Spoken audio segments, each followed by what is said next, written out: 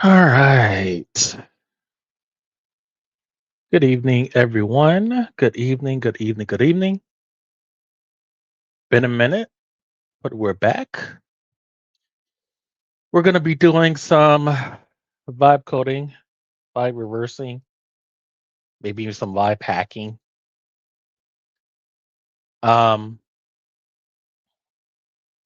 I was really hoping they was going to give us a month. There was rumors that they was going, Anthropic was going to give us a month free, um, because of that day of the outage.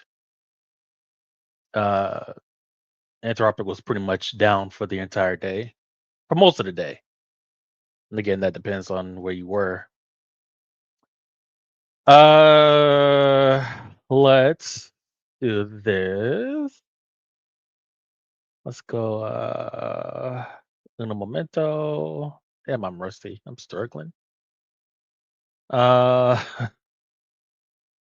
let me do. Well, damn. Can how you get the damn? Okay, there it is. Entire screen here. Okay, still can't do that. Okay, that is a okay because I'm not sharing an audio.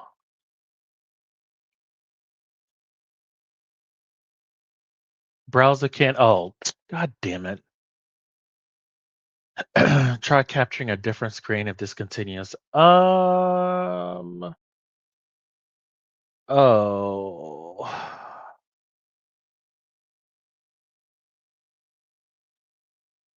I need to. Yeah, we got to find out how to get around this because this is like a new thing. Not really a new thing. Browser can't access. Okay. All right. Let's do troubleshooting with this first. This is so annoying. Of course, I may have to start from. I may have to start from Firefox. I may. Uh,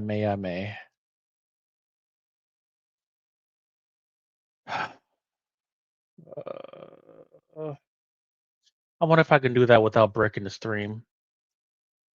Um,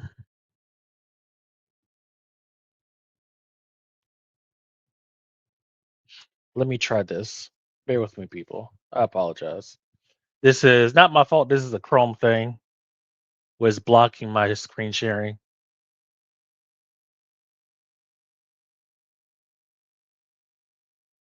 Okay.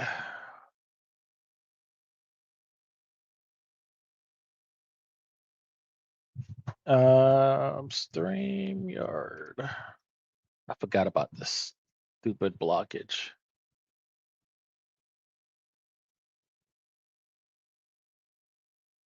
Hmm.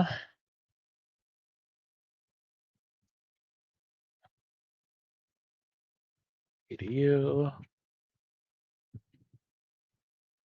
Of course, it's making me re-verify. Or are you like this, Google?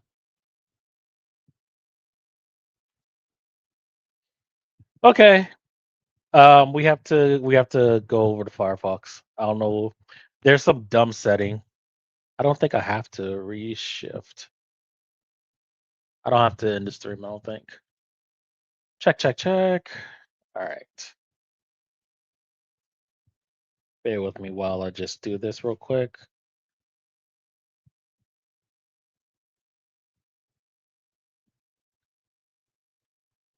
I don't want to do that.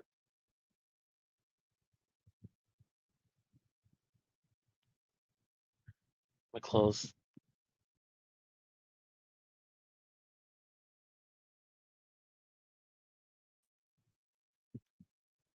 Please? I see my audio levels going up and there's no feedback, so that's good.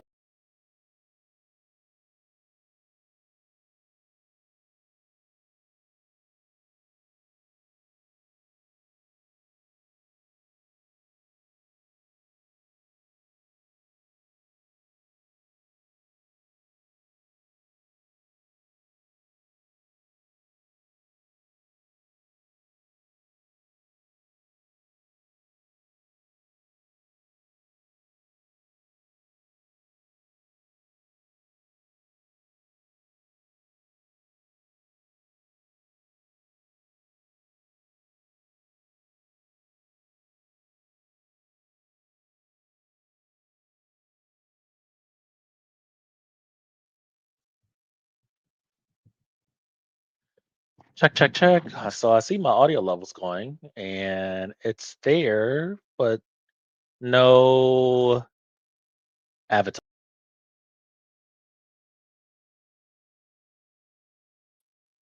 of course. Let's try it this way.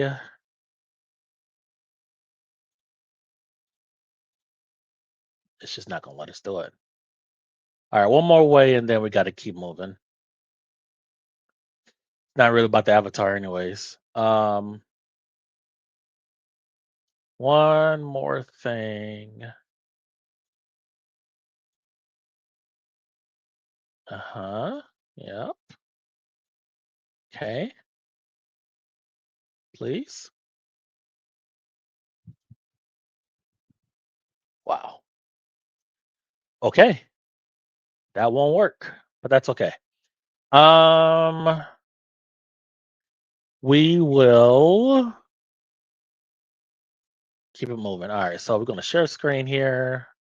Yes. Mute website notifications. Screen one. Yes. Okay. There we go. Sorry about that. I don't know why. I do know why. It's a Google thing. I got to figure out what the hell is going on with that, but whatever. Okay. So we're doing some Claude code reversing, some hacking, some programming. A little bit of everything today. But I could never just get these right. Can't do that. Can't do that. Can't do that. Can we do this? So I see like the little nothing. What's the word? There it is. Okay, so you can only do it from there. That's odd. Okay. All right. So project number one. We are hacking our um Marvel vs. Capcom 2 game using Claude Code, and we can move this since it's not important. Um, we're hacking that. We have here's what we have. We have the character sprites. We have the background textures. We have the sound. Um, and right now we're working on like the AI, like modifying the AI to make it super aggressive. We haven't really gotten much headroom with that, or headway with that, because we still trying to figure out where that is exactly. Second project is we're making a notebook LM skill and also a YouTube skill that retrieves information from videos that we can then the agent can then funnel into other skills. Um, this is going to be kind of like our documentation part of the harness. So, for instance, and again, skills are just encapsulated uh, uh, encapsulated skills or encapsulated knowledge of work, if that makes any sense. Yeah, skills are just encapsulated skills. No. Uh, okay, so skills are just kind of like markup files that has elaborate prompts, right? And these prompts do things, right? They kick off tasks. They may start scripts or applications or servers or MCP servers or APIs or whatever. So basically, you can you can mimic or clone or replicate uh, a body of knowledge or a body of work inside of a folder within Markdown files. Keep things very simple. Um, right now, right here, we're working on our notebook LM skill again. And we're using the. We can move you back over here. We're using Notebook LM Pi. So it kind of what I know it uses Playwright. I haven't really dug into the code. It uses Playwright for automation, and I'm guessing that it uses kind of like an hidden API to interact with Notebook LM since Notebook LM or Google doesn't give a public API to interact with NotebookLM. Okay, so we're going to start with our Dreamcast project, and then we're going to go over to NotebookLM. Okay, so the not really Dreamcast project, but that's where I started. So the Marvel vs. Capcom 2 project is a video game. And again, we're trying to make the AI super aggressive or aggro aggressive. And to do that, we have to kind of figure out where it is that the AI logic resides in the game. Um, I spent a couple of hours on it a few days ago, right after we figured solved the sprite problem. Let me go there. Okay, so what is it? References here. So to go back to the sprite problem, so these are sprites from the Mugen game engine, and Mugen is just a 2D fighting game engine. If you want to, or what we wanted to do was kind of like, okay, well, yes, our goal is to extract sprites, but not for the purposes of reusing them in another game engine. We wanted to extract them from the game just so we know how to do it. And so especially for like other games, because we know Capcom likes to reuse assets. All right, so this is from a sprite from someone else extracted, maybe from an emulator or whatever, right? So the goal isn't the sprites per se, it's really how do we extract sprites and textures to where we want to replace them or to edit them, replace characters, replace backgrounds, so on and so forth. We know how to get them from the game. And again, these are from someone else. It's not from the game themselves. And after about 20 hours or so, uh, Cloud Code, after a lot of exploration and research, we finally figured it out. The reason why it was so tough because sprites are scrambled, and they had to be scrambled because again, the Naomi game engine is only 16 megabytes of RAM, and so capturing an entire sprite sheet like we're used to seeing, like where one animation is done in one sprite sheet, or even all animations are done in one sprite sheet. That takes up megabytes of memory, and we can't do that. So you had to split up the sprite in very small pieces, and they're composed in real time or during runtime. Now where did I put this? Was it here and then here? And I think here. I've got to organize this stuff better. And no, this is not it. But yeah, just to give you an idea of how they're stored originally, kind of. They're not exactly like this. This is after Claude. This is after about 10 hours of uh, trying to reverse engineer the sprite encoding and decoding algorithms. You still have this, but this is how kind of how they're stored the sprite sheet natively in the game. They're actually worse than this, but this is kind of like I don't know, a third of the way, sort of after cracking the algorithm. And again, it's not really an encryption; it's just how people stored sprites back then. And again, Naomi and Dreamcast architectures are pretty much identical. Not exactly one to one, but yeah, Dreamcast is what is a system that's derived off of the Naomi game architecture, which is why their games are pretty much arcade perfect or are arcade perfect. Um, this is what I get for being away. Yeah.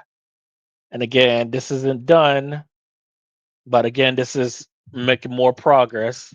This is before the flipping and um more compositing. I forgot where I put them. I got to clean this up because these files are all over the place. But these are all, you see all these Python files? These are all the files and a lot more that Cloud Code makes to encrypt and I keep saying encrypt and decrypt. It's not accurate. It's more like encode and decode.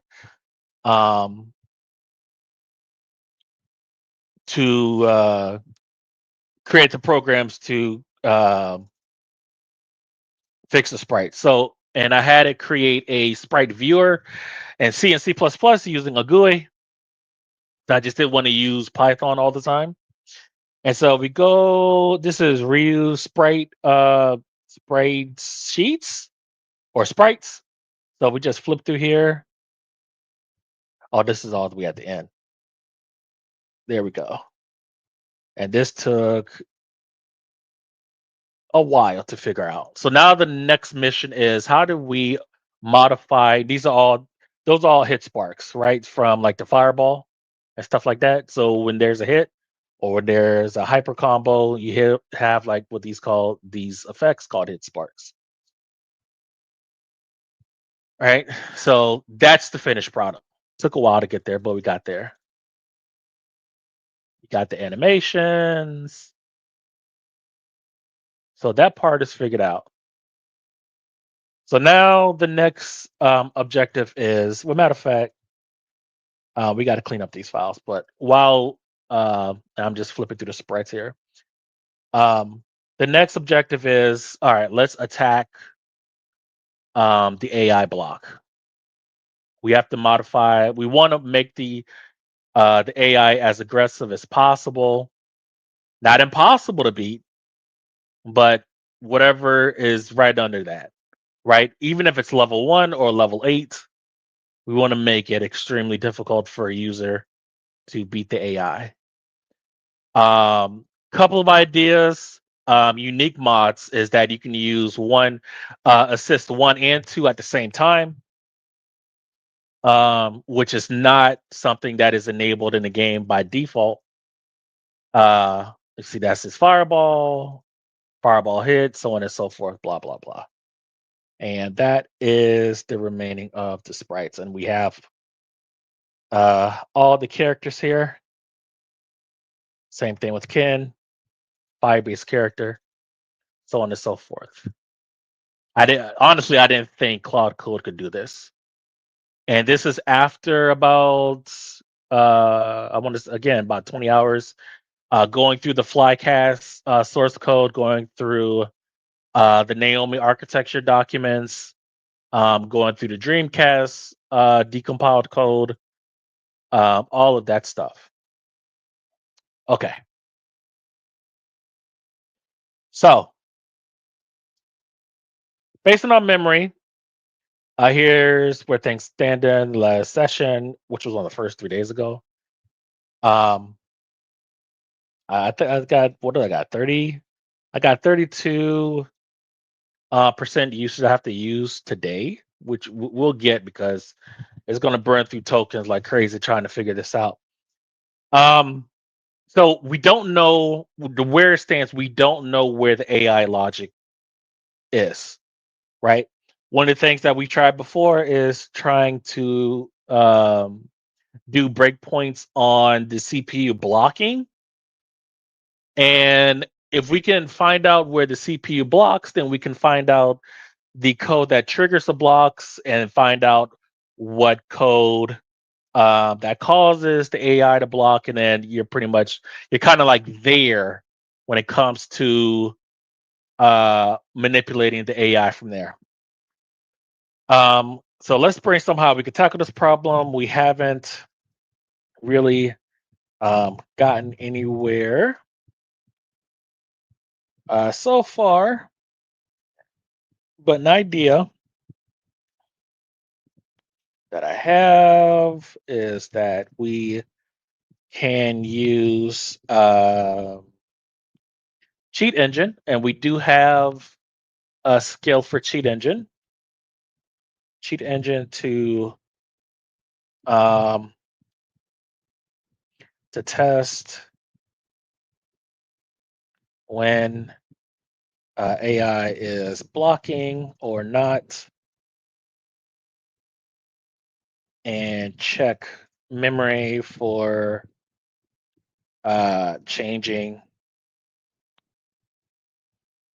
values. Um, what do you think?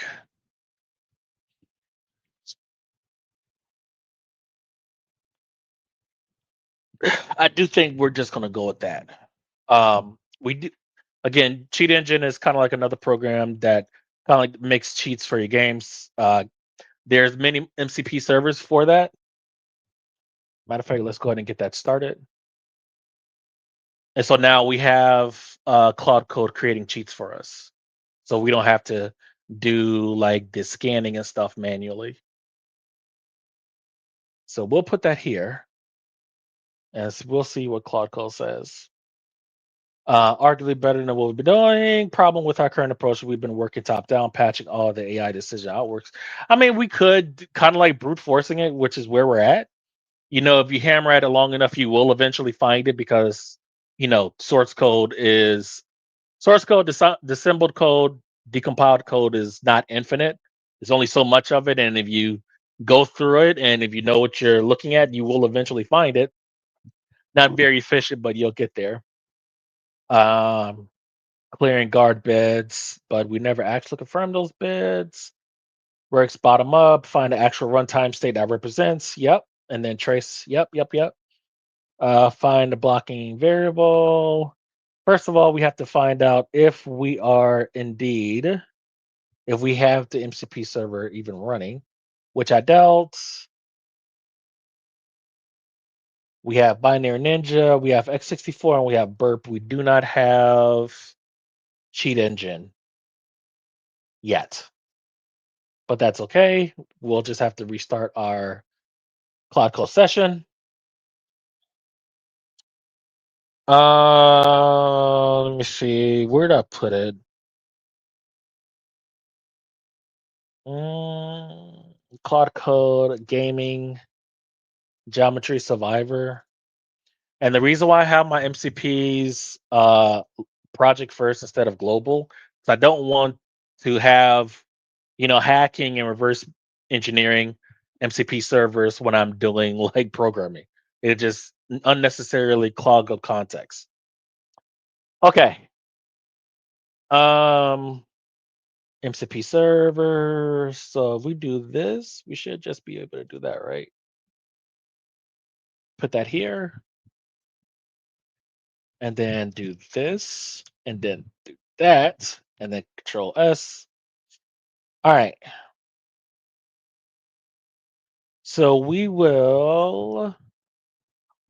can close this out. We haven't really done anything so far. So we'll do Control C, and then we'll bring that back. We just have to restart the session. So well damn.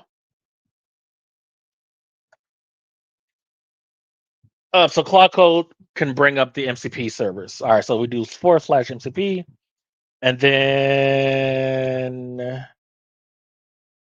really, we're in the right. Hold on. Oh, this is probably the no. That's the right one. That is the right one. It may be malformed. I don't see how this is because it's not picking up any of these, which means it's malformed. Okay. All right. So let's fix that. All right. So check my mcp.json file to ensure well formed. I don't know, probably the wrong way of saying it, but y'all get what I'm trying to say. Or correctness or whatever. I did something wrong with it because it's not picking up any of my MCP servers. It may be an extra character. It looks right, but whatever. What did I do? Oh, I forgot the comma. Of course. Yep, yep, yep, yep, yep. Okay. And I do want to reload and then Control S to save. And so now I have to restart the session again. And I'm not going to clear out this because this is still somewhat important. All right, let's go again. All right, so now /MCP, and now there's all of our MCP servers right there. Binary Ninja's running. We're probably, we'll see. Maybe we will be using this. Maybe we won't. Um, I don't know why I have burp. That's fine. Burp shouldn't be in there because we're not doing any sort of man in the middle attacks. Cheat engine is connected. X64 for dynamic analysis. We will be using that. Okay, so cheat engine is running. Let's go ahead and start our game. Go to references.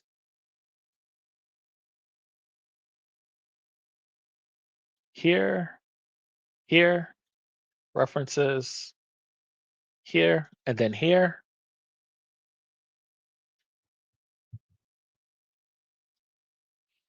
All right, and then we're going to turn down the volume. Actually, I should have connected my controller.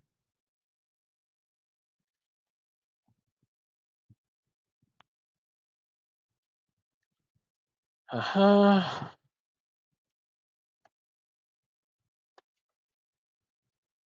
Okay, it's still on mute. Good. Let me plug in my controller here because you cannot access the game with a keyboard unless there's some super secret way of doing it. But like the normal keys will not work.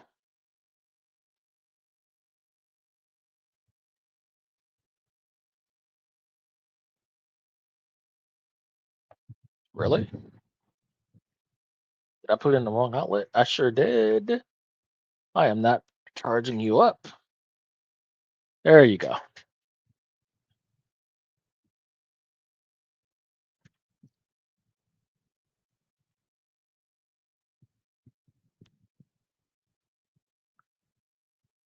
All right. What is? Oh, okay. Never mind. Can't do that.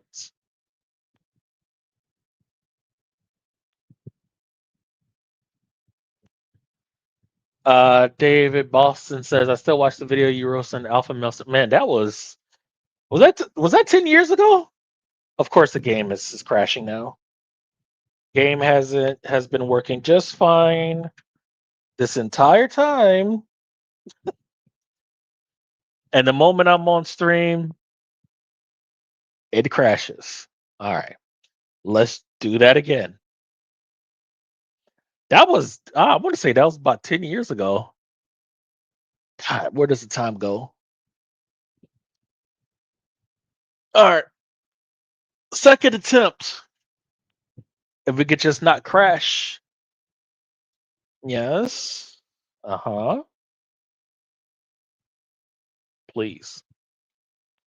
This is why you always make backups of your games, people. Backups of everything that you're working on. Okay, it didn't crash. It's so weird that it crashed. That was so random. All right, so we'll let that run.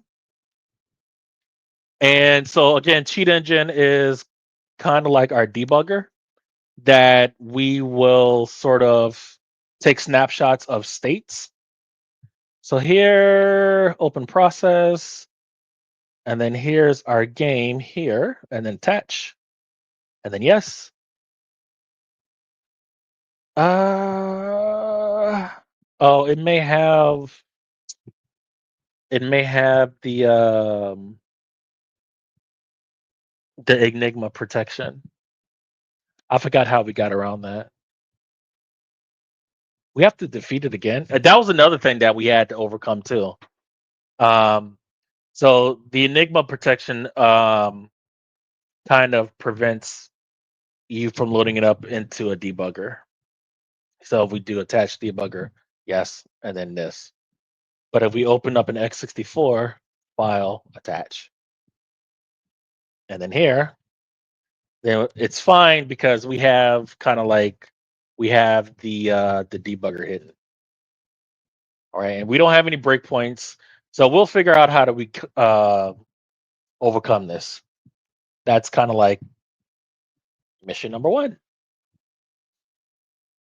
We may have been using an older version. We're going to detach for now. Okay.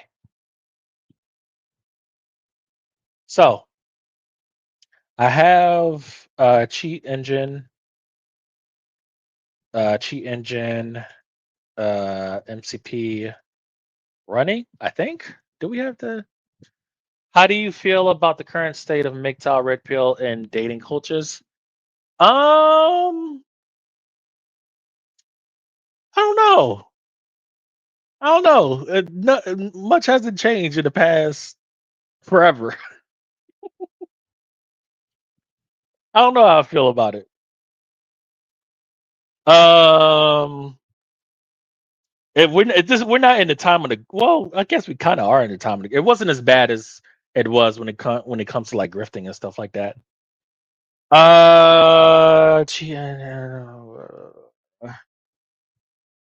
G engine MCP running, but CE cannot attach to the game. I suspect uh, Enigma is preventing us uh, attaching, but we can do it in x64 DBG because of the I think is debug enabled uh, uh, avoidance is running, but I'm not sure. It's what happens. We take some time away. You forget everything that you done. Not everything, but most. All right. So let's go from there.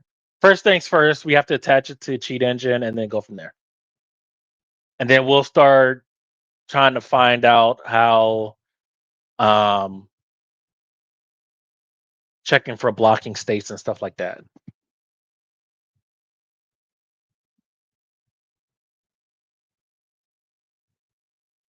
So CE's MCP bridge pipe isn't even found. And is it? Cheat engine. So let's reconnect. I forgot how I did it. This is an Enigma anti-attach problem. The CE Lua bridge server isn't even started. Yep. Uh-huh. Yep. Which problem are you hitting? If it's number one, you need to make sure CE Lua bridge is running inside. Um, Kenny, how do you do this? I'll just have to ask. I think it's table, show this, but then where did I put this? Because I know I saved it. CCG files. Let's just X the bot. I really got to organize these files. It's a crap ton of files. All right. I forgot how to connect CE MCP, and I detached from x64. Uh-huh. And of course, guys, if you have any questions, please ask. Still not connecting the MCP. Reconnect message fired, but to see and blah blah blah. You need to execute the bridge. Little script. Do you have? I forgot where I put it. It's somewhere on here. Um, or is it? You know what? You know what? You know where I think I put it? The other directory. Casual Economist, how's it going? Iridium Kush, how's it going? Here. Geometry Survivor. References here, maybe. No, it's not here, actually.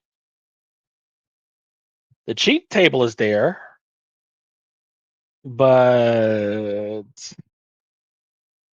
yep. It's somewhere. Come on, Kenny. Fucking amateur hour. Where'd you put the damn file?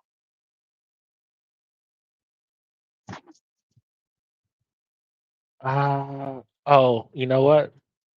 It's in my MCP servers. I'm an idiot.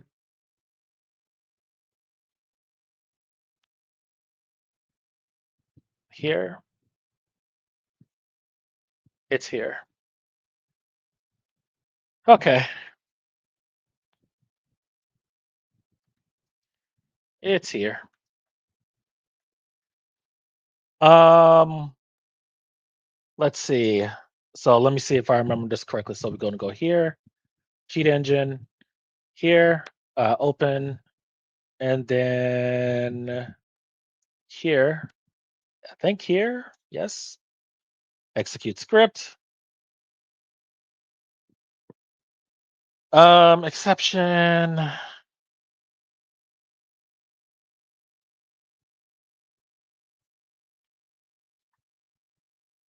Oh boy.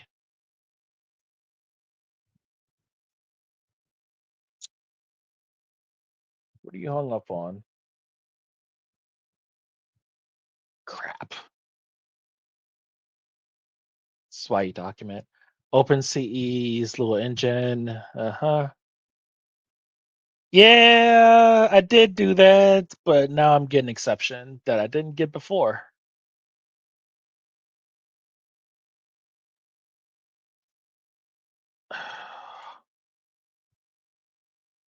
Exception table.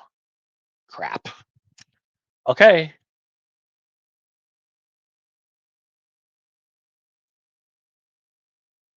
We got to do it the hard way because I didn't document and I forgot because I wanted to save on usage because I was using a lot of usage. Okay. I forgot how we resolved this problem the first time. I stopped watching Red Pill and Manosphere videos in 2019 because it became too diluted and full of contradiction. Yeah, contradictions. Eh, I watch some every now and then. Certainly not into it like I once was. The hard coded file back past line 12, but the actual files when you paste a script into. See, that's the thing. I didn't paste it into the. That's fine. Fix the fallback. Okay. All right. So let's close. And the reason why we have to close Cheat Engine is because it will not clear out. I guess I could just delete it and just reload the file. Open here, please.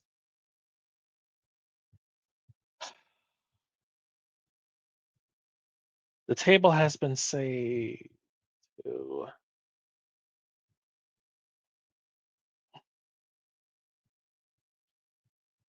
This fallback script directory was pointing to cheat engine source instead of cheat engine. Reload the script and see easily.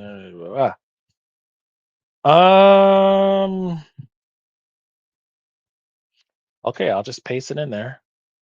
And this is this is the main thing I hate about Claude Code is that uh it's not gonna get well. Uh, um. Oh, you know what?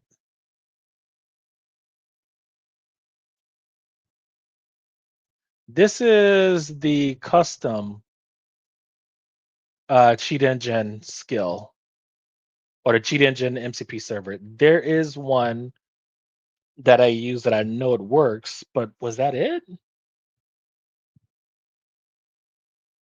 Where did I put it? It's this one. Yeah, I was in the wrong. I have to. Okay, so okay, background. Um, so there are plenty of cheat engine MCP servers.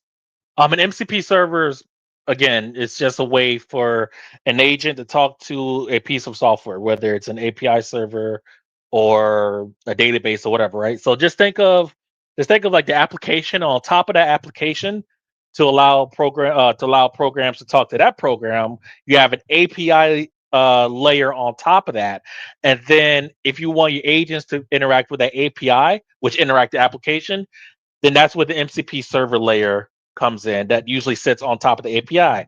MCP talks to the API, API talks to the program, program does some stuff, and it goes back up the layer stack to the API and the MCP, and then back to the agent, and then back and does some stuff. Last question: how did you discover MGTOW, and who made the best MGTOW videos in your opinion? Uh, how did I discover MGTOW?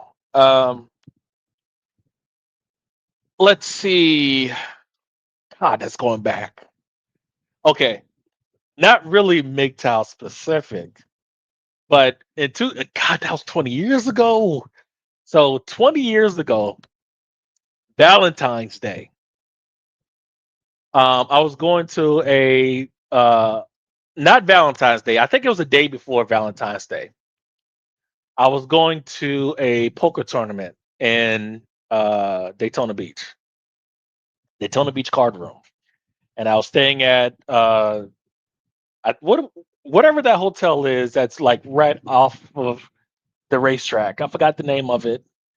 Um, and I just turned on the TV. Right. Sometimes you just want to turn on the TV, to wake you up through your day and so on and so forth. And it was on Fox News, and there was this guy named Mark Rudolph, uh, the no nonsense man, and he was on that channel debating some woman about Valentine's Day, about how it's a scam and it's used to extort men out of money and stuff like that. And it caught my attention because I'd never heard anything like this on TV before. Like, what? You can say this stuff because he was saying all the things that we were thinking, and that was kind of like my first foray into the manosphere. From that, Black Men Vent podcast, which unless they restarted for a third time, um, and Black Men Vent and the No Nonsense Man turned into Tom Likas. I'm pretty sure all of us hearing my voice have heard of Tom Likas. Tom Likas turns into well, actually no. Mark Rudolph goes on, does a podcast with Tom Likas, and then from the YouTube recommendations, that turned into um who did that turn into? Patrice O'Neill. That turned into Patrice O'Neill. So now we have Mark Rudolph, we have Tom Likas, now we got Patrice O'Neill. Again, YouTube recommendations. Then that turns into Thugtician. Then that turns into um uh what's the guy's name? Paul Elam. I'm rusty. Then that turns into uh God, what's the name of that podcast? With Karen Strong, Typhon Blue, and Paul Elam and the other guy. I forgot his name. Uh, that podcast. This is before the second podcast with this is when Paul Elam called himself the happy misogynist. Okay. From there, then that turns into Barbarossa. This is 2011. This is when shit really picks off. 2011 is where things kicks off. Patrice O'Neill is at his height. May he rest in peace. It's also the year he died. Tom Likas, Barbarossa, and Stardust, and Girl Writes What? They're all together. You know how things they kind of like converge, or I think it's called synchronicity, where things just are related, highly related things just happen at the same time, unrelated but related um, sort of things happening. They don't know about each other. Well, actually, no, I take that back because Girl Writes What and Stardust and Barbarossa knew about each other, but they didn't. They wasn't creating content based on the other. Okay, so we have um, uh, Paul Elam's podcast. We have Girl Writes What. We have Barbarossa. We have Stardust. Then a few years later, there's other guys as well. Um, man, I'm really blanking. A few years later, this is around 2014. I come in. BGS comes in. Um, who else? A bunch of people. Uh, there was another guy. I forgot his name. Sandman. Sandman is comes in later. He doesn't come in 2011. He comes in 2014. Or 2015, whichever one. He's been around for forever as well. But yeah, Sandman was not welcome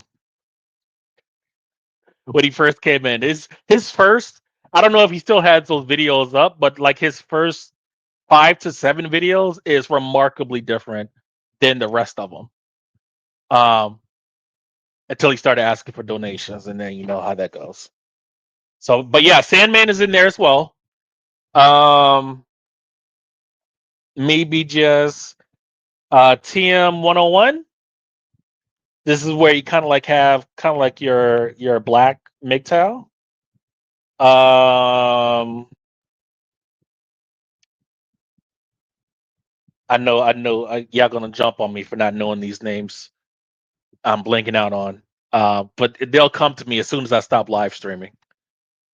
Uh, and then after 2015, that's when the floodgates open, right? So this is way before Kevin Samuels and Andrew Tate. Way before that, before Pearl. This was kind of like the dark ages, the golden but dark ages of the manosphere, where it's like um if you were big enough, you just got swatted. Eventually, you're gonna get your channel taken. It wasn't profitable. People didn't do it for money. I would say that Sandman was probably the first content provider that was really asking for money like that. I could be wrong about that, but I'm trying to think. I can't remember before him. But no, people, we were just all doing it because let's just get the information out there, save as many lives as possible. It wasn't a money thing, and for me, it's never been a money thing.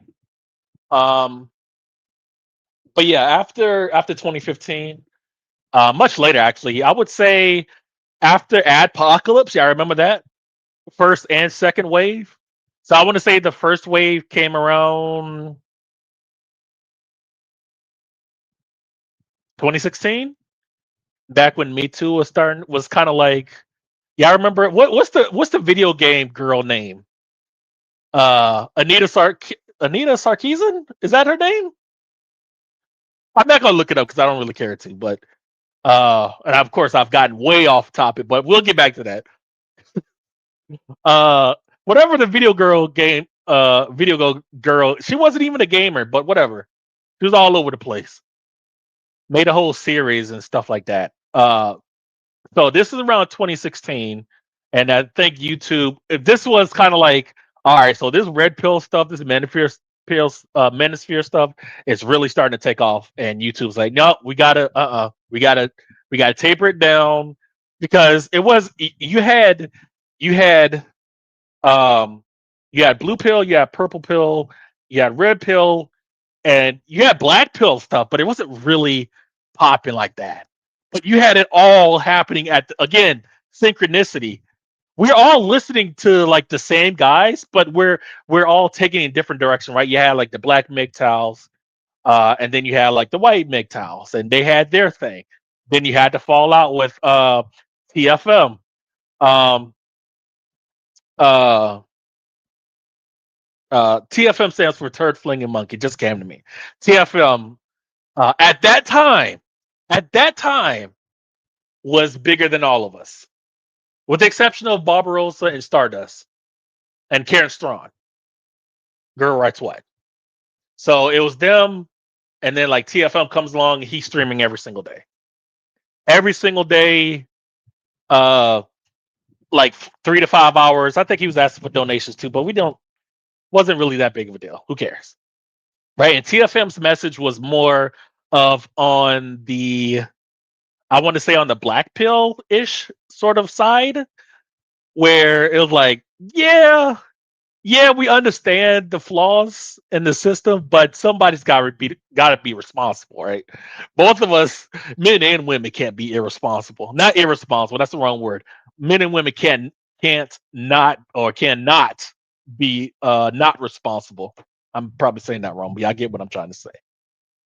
So TFM was kind of like Tommy Sotomayor. Yes, David, but he wasn't really doing the MGTOW per se. It was kind of like more of kind of like an awareness, right? And definitely more of like on the black side of um of uh of the manosphere. It's kind of like black men watch out sort of thing, but it wasn't like just don't participate. I'd never gotten that from Tommy Sotomayor at all. Him and his 50 channels because they kept on shutting his ass down. This dude would have 750,000 people, 750,000 subs.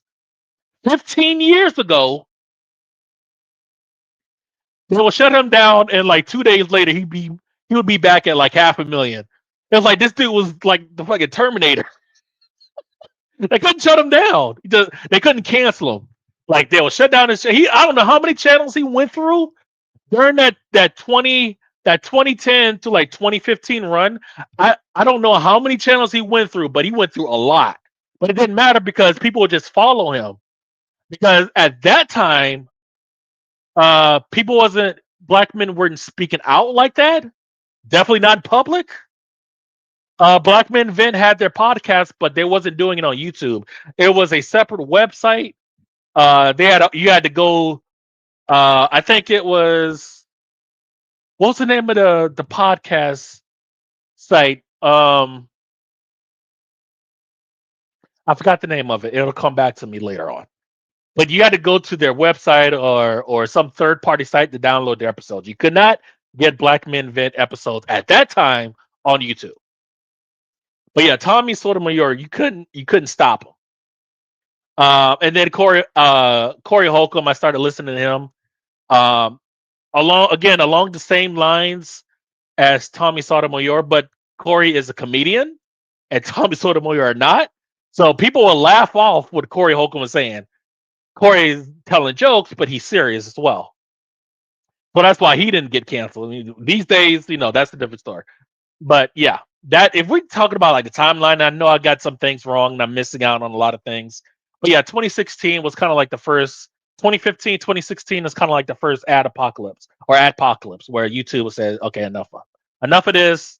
Sponsors, the manosphere space is growing exponentially from all different directions, and we gotta taper this down. Even on Reddit, like the MGTOW subreddit, if you look back on the archives, it's huge, like hundreds of thousands of posts before it got inevitably canceled. And yeah, there is some hateful shit in there. I'm not even gonna lie to you, boy. I done heard some wild shit uh in the manosphere, things that I was like, okay, guys, it's bad, but it ain't that goddamn bad. Jeez. Okay. Uh, After I'm gonna say 2017 is kind of like where people started poking their head back up. If you survived the first two rounds of Adpocalypse, then you started poking your head back up Um, Matter of fact, I want to say between 2016 and 2017 for that whole year, I didn't post anything because I had two strikes, right? I had two strikes at one day. I didn't have a single strike on my channel ever. And then one day, one day I got two strikes back to back, bam, bam. And they say, back then it was a three strike system. If you got a third strike, your channel is gone. Don't ask for it. The shit is gone. Don't matter how much you beg.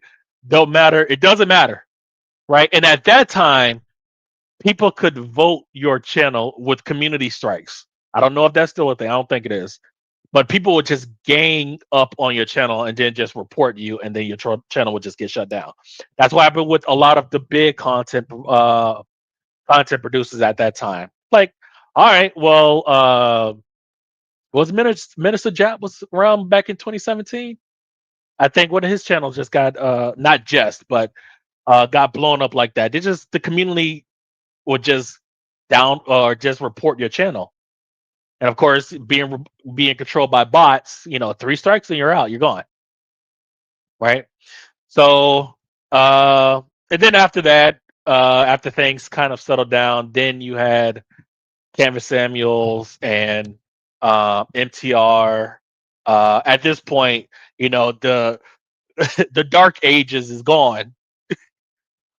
Me Too is not really a thing anymore. Um, there was a whole lot of shit back then. People was trying to pass off. Y'all remember man spreading? I think I think that's still a law in some books in New York. Sitting with your legs too wide gets you a ticket. In New York, I know that was the real thing. And I know Visual Grape was they was trying to make that a thing. Man, that 2015 to 2018 run in the Manosphere, uh, it was a pretty bad time. Not the best. I discovered MGTOW in 2015 and to save my life, but in 2020 it almost ruined my life because it became infiltrated by dating coaches, simps, and women. That's always been the thing though, because you always gonna have grifters. You're always gonna have grifters. Um, as far as dating coaches is part of the manosphere. Uh, that would be considered purple pill, right? You see the same errors, you see the same issues that MGTOWs are saying, but it's kind of like your solution is different, right? Your solution isn't to walk away and to opt out. Your solution is to, all right, so you know the variables, you know how the game is stacked. This is how you uh, this is how you maneuver through that game, right? And simps are always going to be simps. And then women, look. Um, Guys want sometimes. Me personally, I just find like what at that time, I wanted to just kind of like pick the brain of women and see where they stood on all of this. But there are some content creators that they know who they are, that openly invite women on to their channel, and yeah, that you could do that can go that goes about how you pretty much how you expect. Uh, and then yeah, there are some women content creators that would do like the manosphere stuff. Some fake, a lot fake. Woolly Bumblebee. Uh, why can I remember that name like it's nothing, but I forget all the others. Um, I want to say, I want to say, when SG and Concrete Rose came around, is around that 2018, 2017, 2018 sort of run after the Dark Ages. The Dark Ages of the Manosphere, everything's uh I wouldn't even say I don't even want to say what came after the Dark Ages is a renaissance because post 2017, everything after 2017, even with Kevin Samuels, cannot compete, cannot touch what came in between 2005 and 2015 to me. And maybe I'm just the old guy on the porch telling people to get off of it. But that 2005 to 2015 run is undefeated to me. It's uncensored. Uh, there's nothing is neutered. People weren't doing that for money because you wasn't getting paid. You weren't getting sponsored. You wasn't getting ads. None of that shit. If you were creating Manosphere content, you did it for the love of the game. So yeah, that 2005 to 2015 run, undefeated, undefeated, myself included. Y'all know I used to do, I still do, not still, but I used to do like the midnight run videos where I used to talk about all kinds of random shit that relates to relationships, roasting special needs kids and all this other stuff. Um, but yeah, that the Barbarossa, the TFM stuff, early BGS, early myself, because I go back and I listen to those videos and I'm like, yeah, I was I was on one. Definitely a different place in my life at that time. But yeah, it's fine, I guess, these days, but you got the algo talk and it's polished. I don't even want to say it's even polished, but it is what it is. I wouldn't even call it an evolution either. That 2005 to 2015 run needs to be studied. It's really, really good. Really good. From everyone, no matter who you were. All right. Back to work. All right, so this is the MCP server from GitHub that actually works. The one that we were trying to use is my modded, not even modded version. I was trying to create an MCP server from scratch. And why would we try to recreate the wheel or reinvent the wheel? Because I want to not only use Cheat Engine, I want to use Cheat Engine in tandem with either Pro and Gitra. Um, so to do further investigations on memory location that Cheat Engine flags. But we're going to use this version because we know this one works. So Cheat Engine, go here and then go here. If I remember this correctly, and I think it's here. Execute. Worker thread started. Okay. Did I do this correct? Let me check the NCP Cheat Engine main. Yeah, this is the correct one. Is this the correct one? It is. Okay. I loaded the wrong MCP server, CE MCP server script. The correct one is here.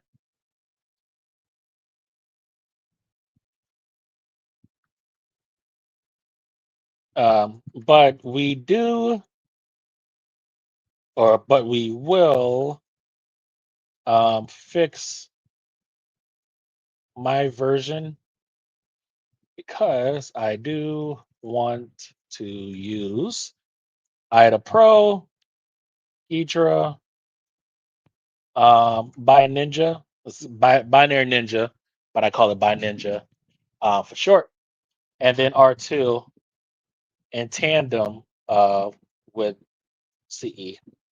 But we'll do that another. God damn it, Kenny. Come on. Another time.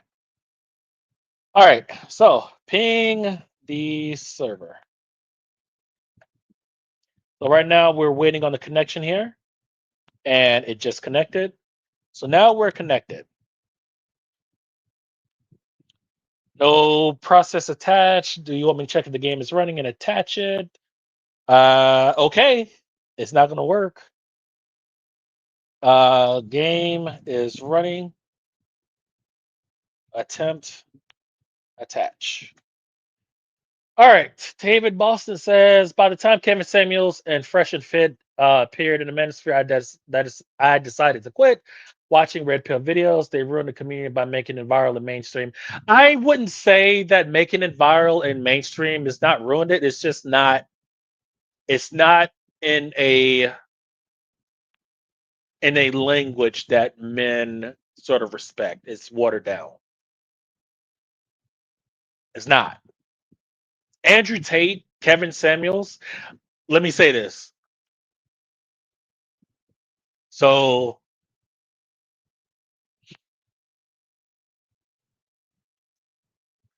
Andrew Tate and Kevin Samuels.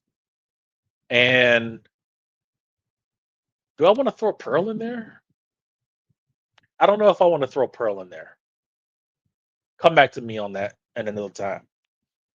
Was kind of like the last remnants of sort of like that no holds barred. Not as extreme though. I don't even extreme is not even the word I want to go with.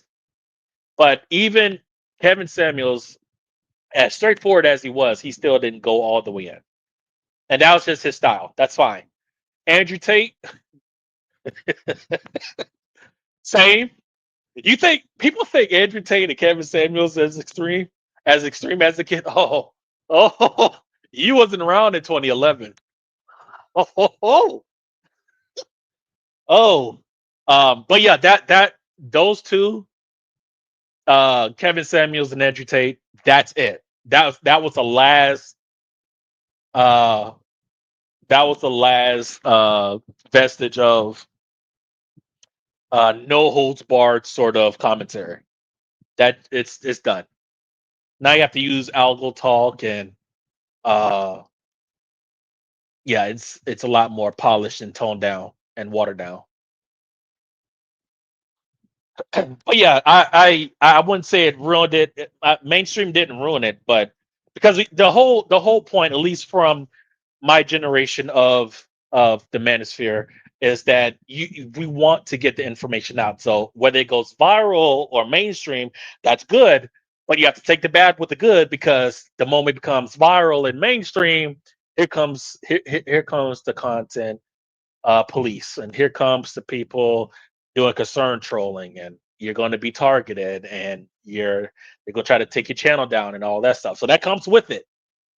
In 2011, we didn't know that because we were just speaking from the heart.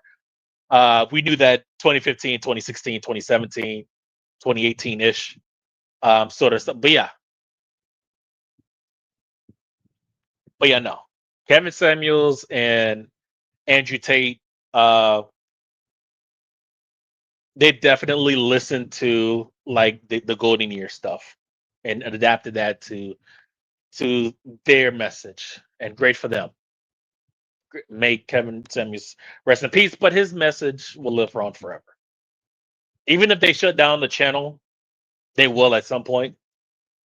Uh, his videos are going to live on forever, forever and ever and ever. You see people still reposting his stuff. What has it been? 3 years? 4 years? I don't know how long it's been. What did he pass? 2022? 2021? I don't remember.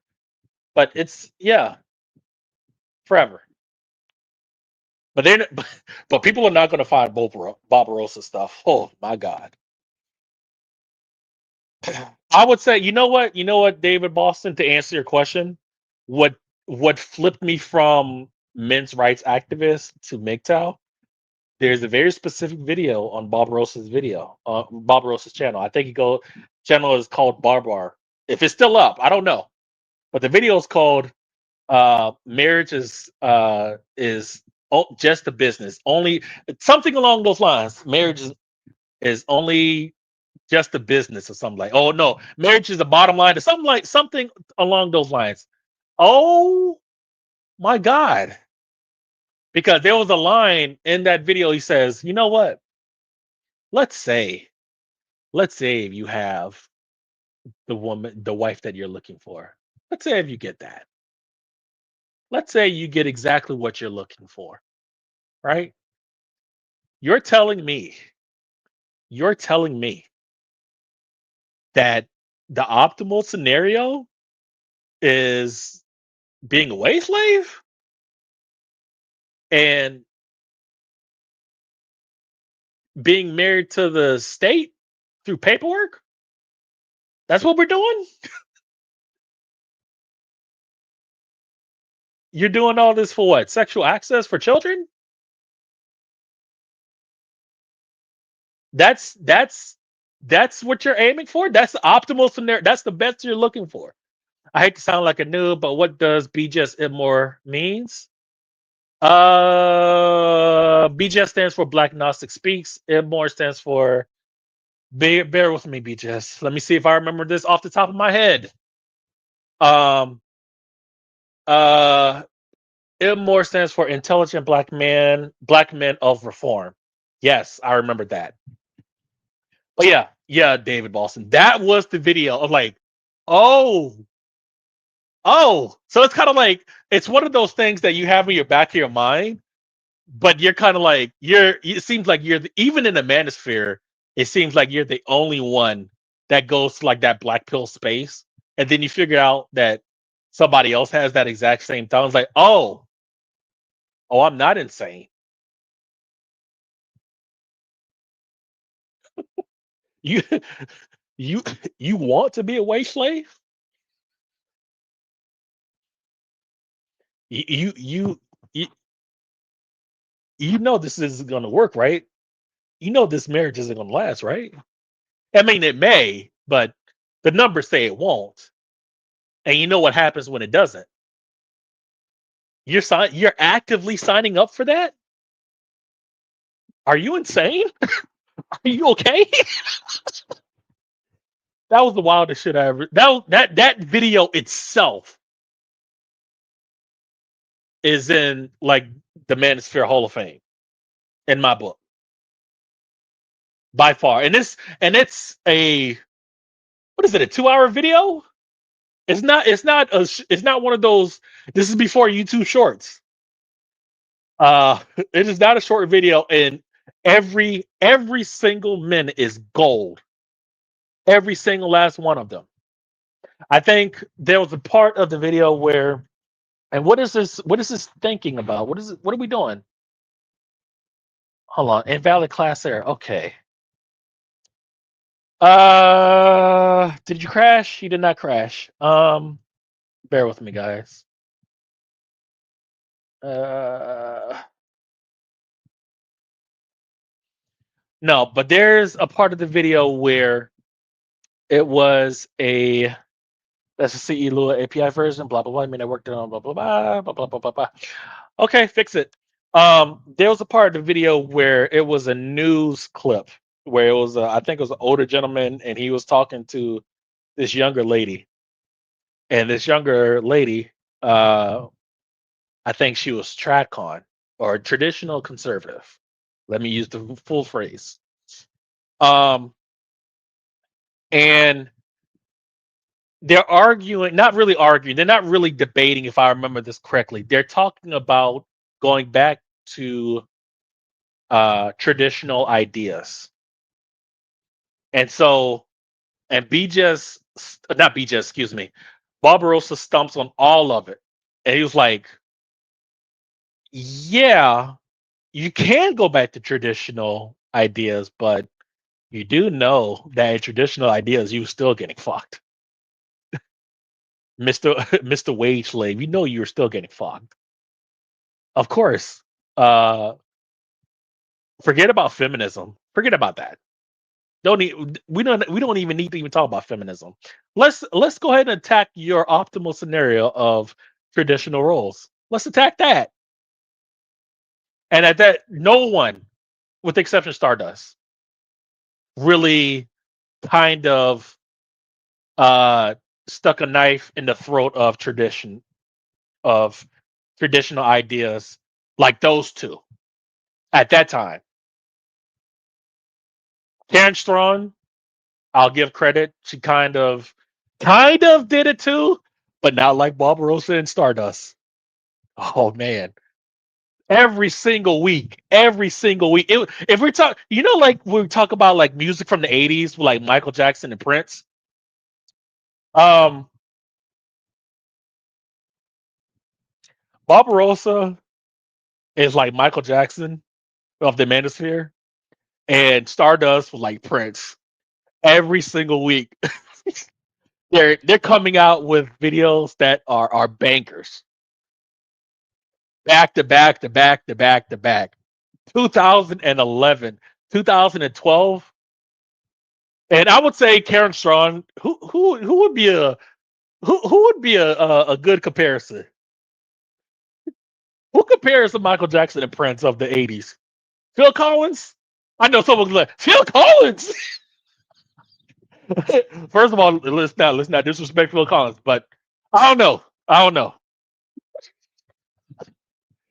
Let's just say Girl Writes What was like the Phil Collins back then. She was coming out with bangers too. And Girl Writes What was the introduction. And there was another white woman. I forgot her name. She had like those big ass headphones. Another blonde. I forgot her name. It'll come to me again after I stop live streaming. And Claude Code is getting on my last nerve right now with all this thinking. Um, but she was another one, right? So I would say Barbarossa number one, Stardust two, Girl Rights War three, and the other white chick. I forgot her name. Known for wearing those big ass headphones.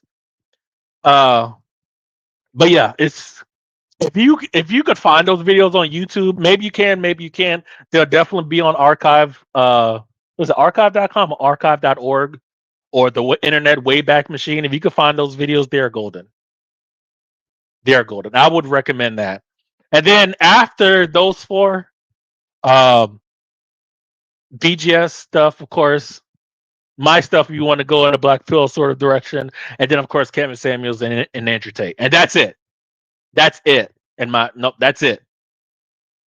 TM 101. I also recommend. There's another one I'm missing. Uh, TFM as well. Um, there's one more Black MGTOW I'm missing. Um, it's been a long time. But yeah, that's about it. About 7 people, 8 people. That's it. Of course, Tom Likas. Tom Likas is Tom Likas. Patrice O'Neill. Um, but like even as great as Patrice and Tom Likas was, they wasn't going to push that line because they was on radio.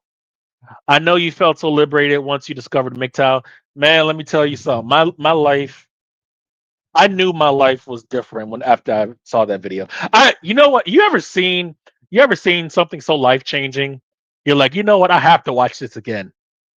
I have to stop everything what I'm doing, and I have to even if it was a 2 hour video, I have to stop everything what I'm doing. And I have to watch this video again to make sure I soak everything up. That was that video for me. That video changed everything. Everything. Threw me in a completely different timeline. And you ever ate something so good that you're like, you know what? If it's not like this, I don't want it. So if your content wasn't like Barbarossa or Stardust, I didn't want it. My I they my messages was kind of like modeled after theirs, but no, but my thought process, I've always had like a uh talking crazy sort of thought process, but they gave me the confidence to actually say it because I just feel like even with Black Men Vent podcast, they didn't go there. They didn't challenge the traditional stuff. Tom Likas uh, and Patrice O'Neill, as outspoken as they were, they still didn't go there.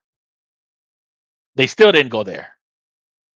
And I get it. You're on radio. You can push the envelope, but you can't shove the envelope off a cliff. You can push it across the table. You cannot shove it. Not off the cliff. You can. Your ass will be off of radio. Because what the fuck are you talking about? What are you talking about? Men shouldn't be getting married to these women. Why? No, no, you're not going to do that. Well, no, after I heard Barbarossa, that video from Barbarossa, I didn't want anything that wasn't like that. What are we doing? The cheat engine, evaluate. Okay, this is not working. All right. How did I fix this before? I did this with. Hold on a second. Hold on. Install that required AI. Yes. Okay. I did that already. Let me make sure.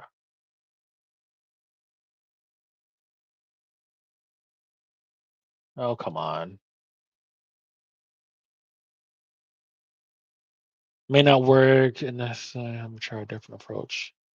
What do I need to do from my end? Because worked before with a different game. I'm doing something wrong. We ain't even took off yet. The CE reference one is different from the custom one. Are you seeing the error in CE or are you rejecting the tool call in CLI? A few things to check on. Attached to the game. In CE's main window, does it say no process? No, because I already told you that I cannot attach to it. So let's try this again. The game is in. The game is running.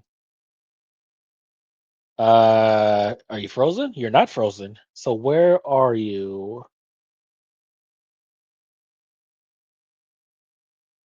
Where the hell are you at? There it is. Just don't have an icon.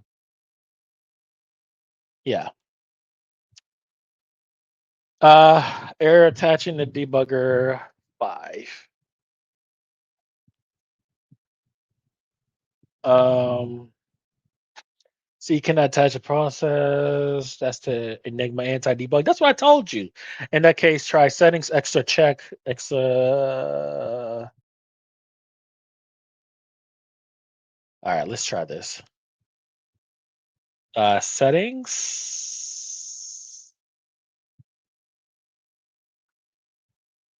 Okay, settings, extra.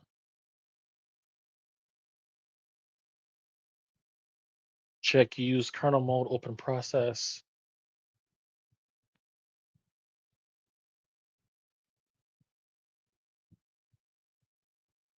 Won't have into Windows debugger. Use kernel mode, open process. Um. Oh, I'm blind.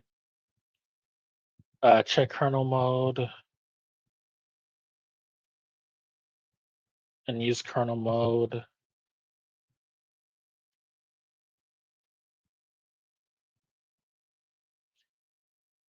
That's fine. Use kernel mode, open process. Okay. I really hate getting caught up here. I've really got to document it this time. It's a pain in my ass. Okay.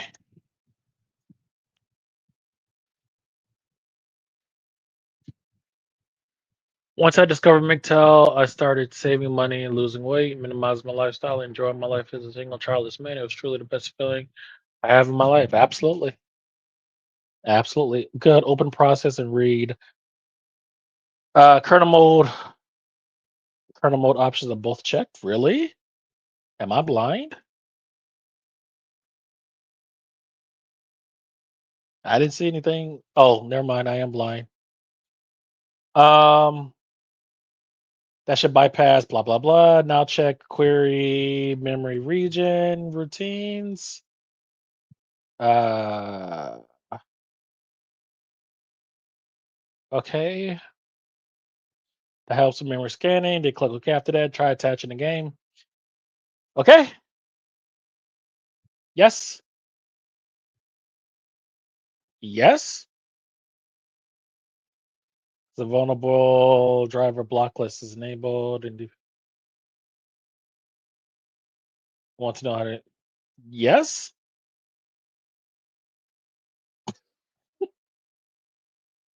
Um. I didn't have to do all this the first time.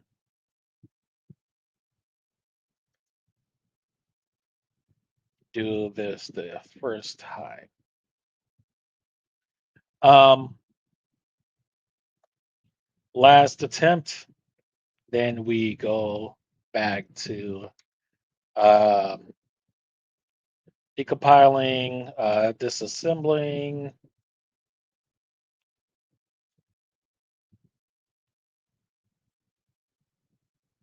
Um, educated guessing, because that is what we were doing. So your MGTOW stuff is still up on the channel. I privated those videos. Because someone again was trying to attack my channel, so I just privated everything. I'll unprivate it again.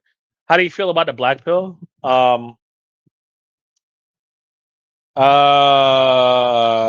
that would be my route of choice. Just what makes you happy. Black pill stuff is still touching a lot of people.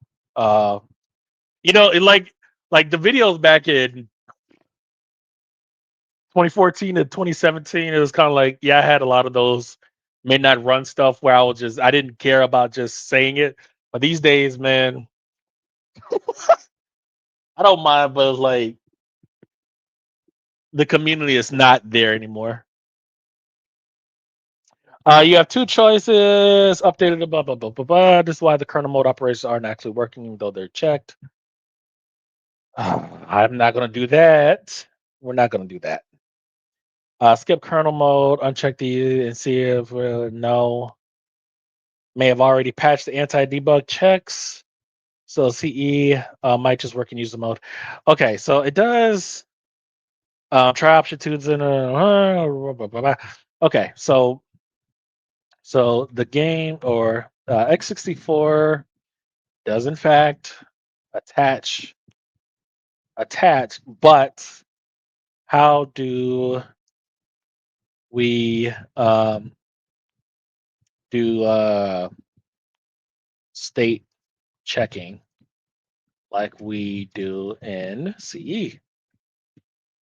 Because I don't want to scan all of the memories in the registers every single time where I hit pause. But if that's what we have to do, that's still better than just guessing, shooting at the dark and hope we hit something. We will hit it eventually, but I'm just trying to save on time. Yeah. Can do most of what you use CE for. We already have a ton of known addresses. All right. For example, we know the game say blah blah blah. Want me to know? I don't. All right. So let's get started. Let's get to work. I'll attach. Um, I'll attach the x64, and you can get to work. And I'll load in by Ninja. My Ninja. Um, until we make, um, I don't know, significant headway, we will be using a swarm of 3, and this is going to be Ida, Idra,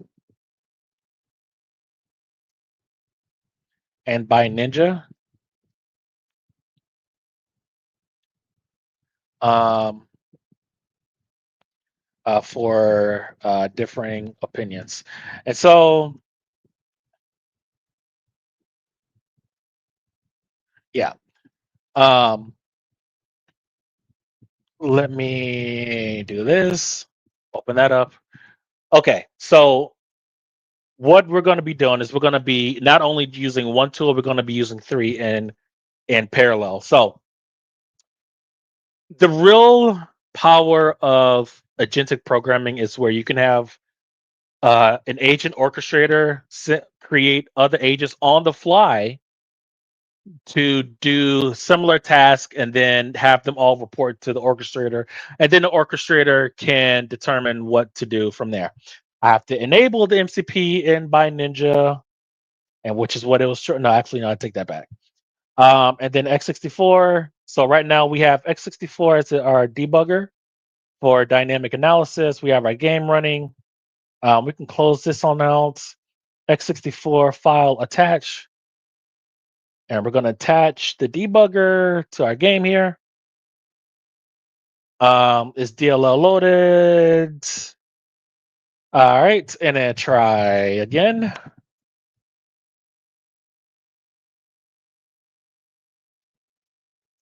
Debugging is true. We're live. Let me confirm. Yep, yep, yep, yep, yep. All right, so we loaded the binary into by Ninja. IDA and Geetra, you don't see because we're going to be running those in headless mode because we don't need MCP servers for what we can do on the command line. Sampanji, how's it going? I appreciate you for answering all my questions. Works should be very enough. Yeah, man, appreciate it, David Boston. Thank you for the questions. Attached. Yep, yep. What are we working on today? Did you forget?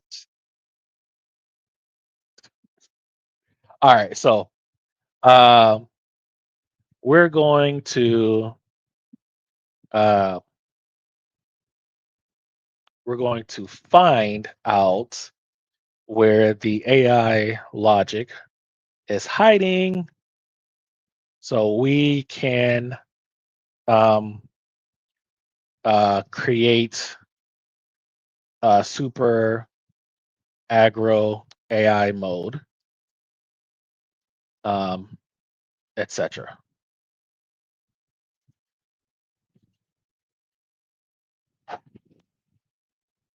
All right. And then while we get that started, then we'll be working on our YouTube Scout skill along with our Notebook LM skill as well. Working on both of those at the same time. I kind of am tempted to just do decompilation because we just have a lot of usage that we need to dig into. We actually have significant prior work on this already. I know. Blah blah blah. Current state v3 never block is applied testing. Going deeper into the AI decision tree, understanding how. Yep. Building new behavior modes. Um, so all of stop it. All of the locations we found so far doesn't do what we want. So let's go over the past few attempts to ensure they don't work, and then we'll go from there.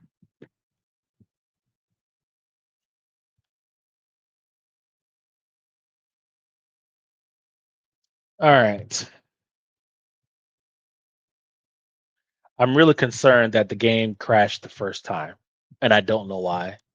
Because that was the first time it did that. And it really wasn't supposed to do that at all. So we're gonna hold off on Cheat Engine for now. No, no,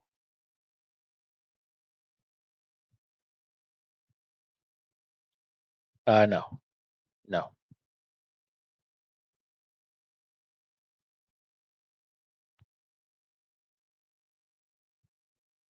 You know what? We didn't open in admin mode, and that could be what was different from before. Let's try it.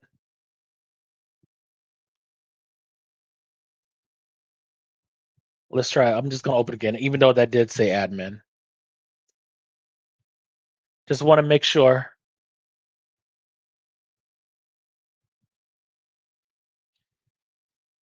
No, I don't.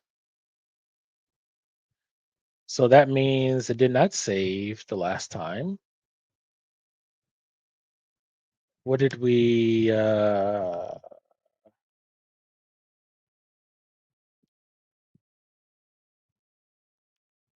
why are you asking me that? Open process. Okay. Let's restart again as admin. Let's go ahead and detach from x64 because you cannot attach multiple debuggers to one process. All right, again.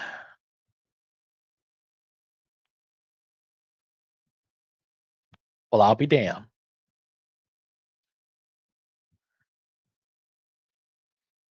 Stick a fork in that for now. I managed to get MVC2 attached and CE.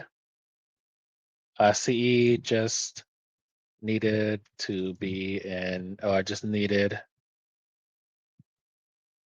elevated access. Ready to go. All right, so back to our this here, because we have to connect to the MCP. We can delete this, and then we're going to go to here, and then here, open. That's the correct one, and then execute. Go ping ping the server, and we are attached in CE, as you can see here. All right. No, no, no, only one.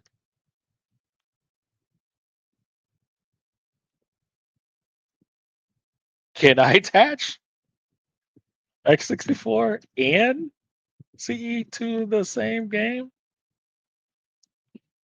I thought that couldn't be done. I should try it, right? But I'm 95% sure the game will crash. Otherwise, the game would crash.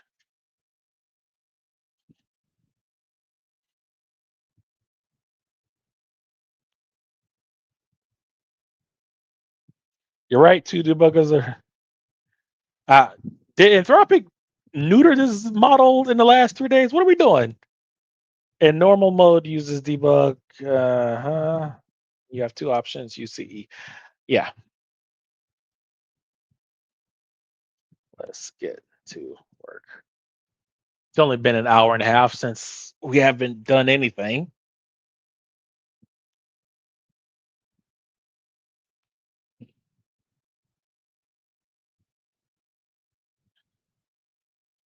Let me get our bearings.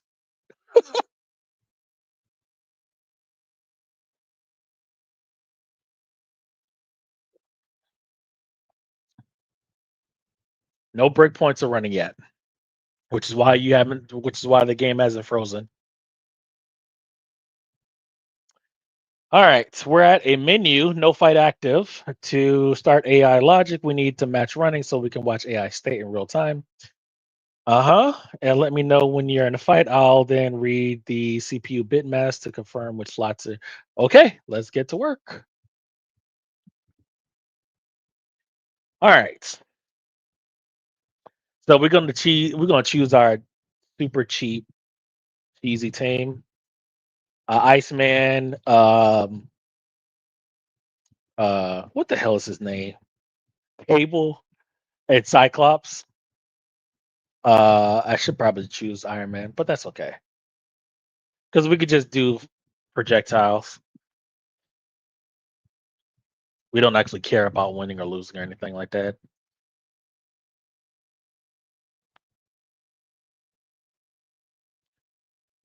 Okay, and then we'll just let it go for a few more seconds. All right, in a match, I'll I'll play while you scan. Yeah.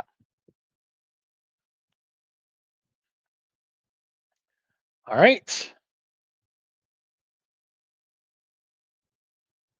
And we'll just keep doing this because it takes a ton of chip damage.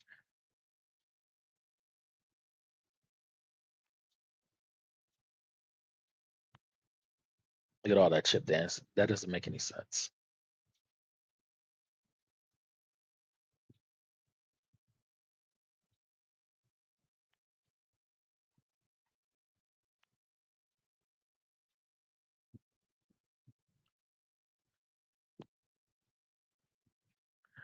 Do I still live in the States? I sure do.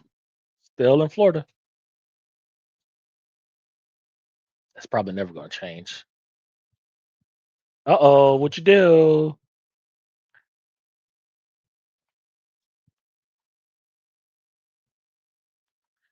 So right now I'm just letting it scan its memory while I'm play. While it kind of like does like live analysis.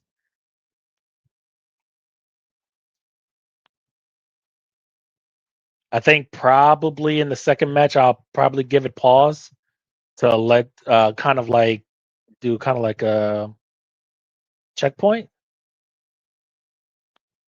And then, of course, we have the same binary loaded up in Binary Ninja, so it can do kind of like static analysis. And then IDA Pro and Geetra is kind of like second and third opinions because there are some things that Binary Ninja misses that IDA and Geetra catch, and vice versa. There are some things that Geetra and IDA miss that Binary Ninja catches. So why use one tool when you can use all three at the same time for three times the price?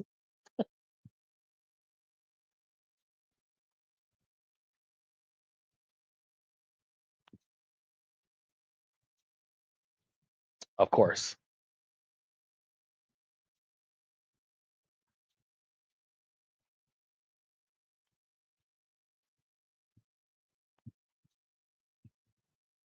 Okay.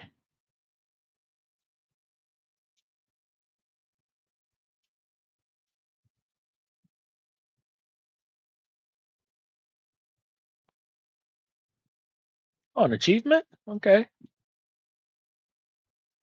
course.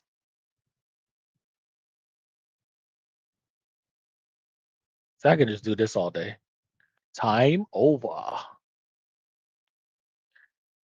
Three named AI functions. Okay, so he's decompiling. All right.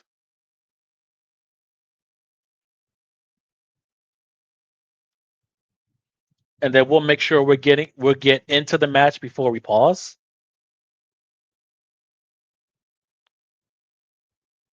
All right, so we'll stop it there and let's see what we got.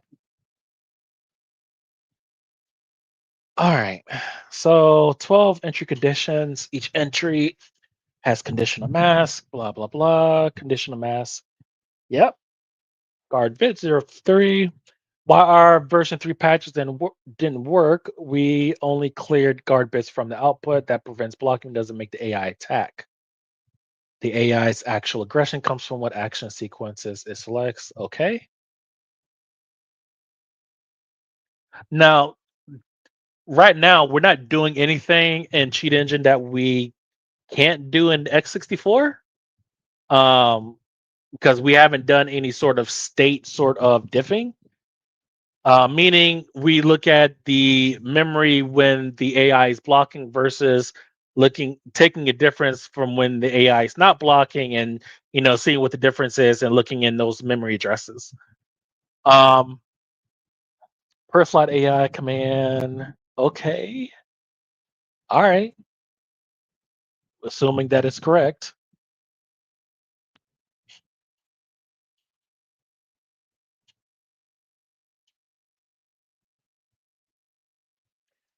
I didn't know it could get controller inputs. Interesting.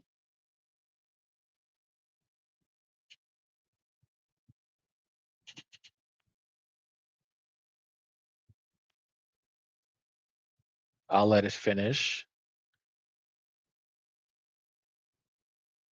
I do want Geecher and Ida also in on this. I don't want it to just be binary ninja. Get controller just reads raw controller states. Okay.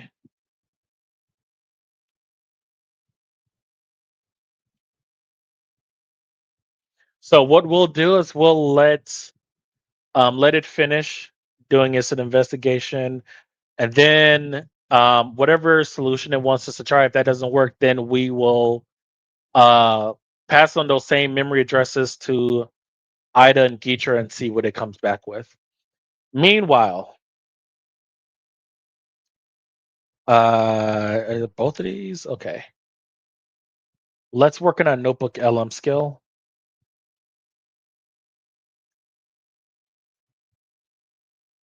All right.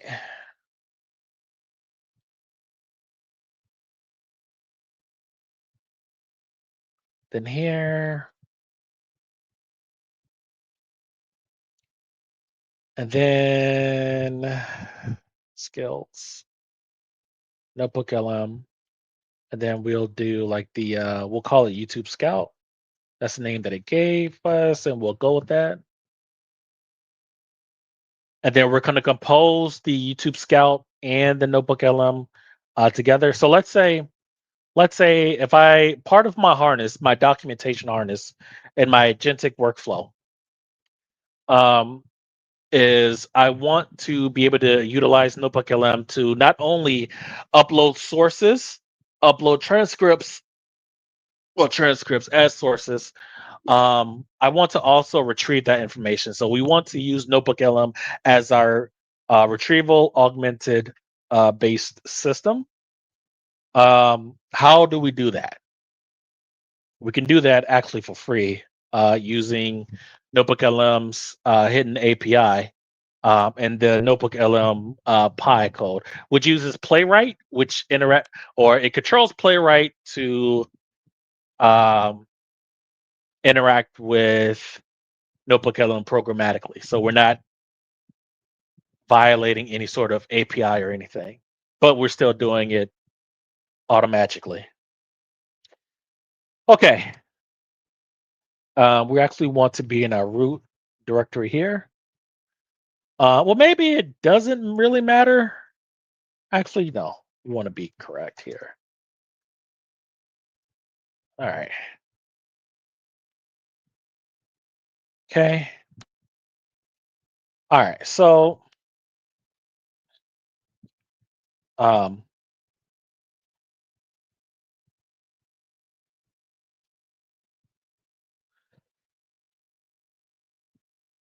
how do I want to write this out? Part of my documentation uh, pipeline of my agentic harness is the following. Work in progress, of course, as always. Um, YouTube Scout. YouTube meta data retrieval. skill. Uh, this skill, given a URL or a series of URLs, will then fetch all of the metadata from said uh, YouTube URLs.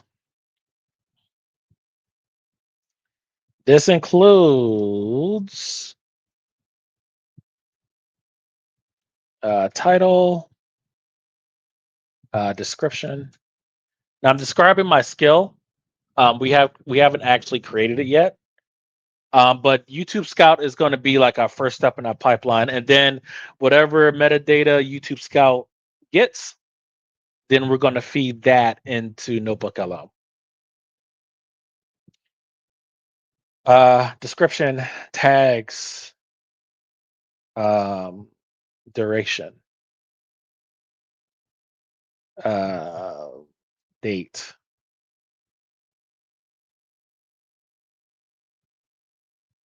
date published,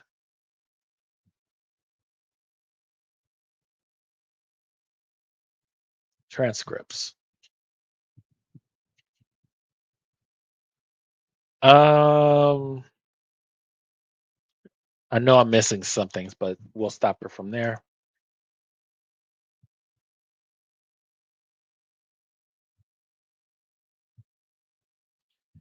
Um, how do I want this? How do I want the deliverable from YouTube Scout?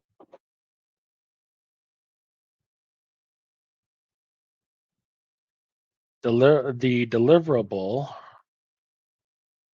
will be a file with all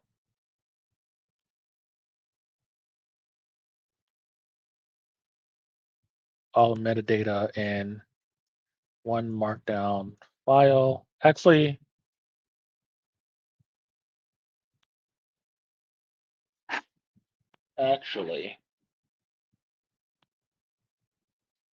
I'm thinking about if I wanted Markdown or if I wanted JSON. And I actually thought about putting in JSON format in a Markdown file. Um,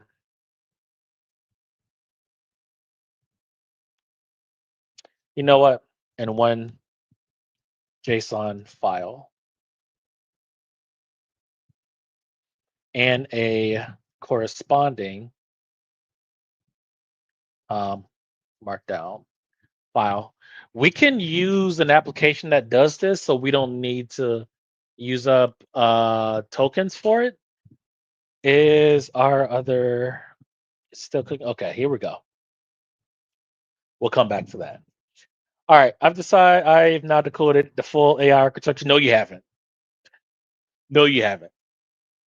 I can't tell you how many times he's told me that. The AI is three-layer system, conditional loop, move selection, action sequences. Yep. Find and modify the difficulty parameter. There must be one that affects AI behavior. Let me search. Hack the RNG selection. Force always pick attack moves instead of random selection. I'm not sure what you mean by that, but we'll come back to that. Um, yes, A and then B, but yeah, A and then B. Swarm of three. Ida, Gitra, by Ninja. Actually, no. Let's do a swarm of four. And R2, which is radar 2.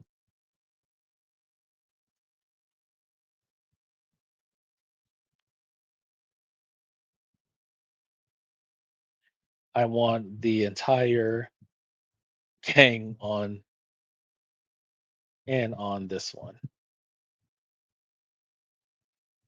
Um, I heard that your agents and your agent swarm could talk to each other.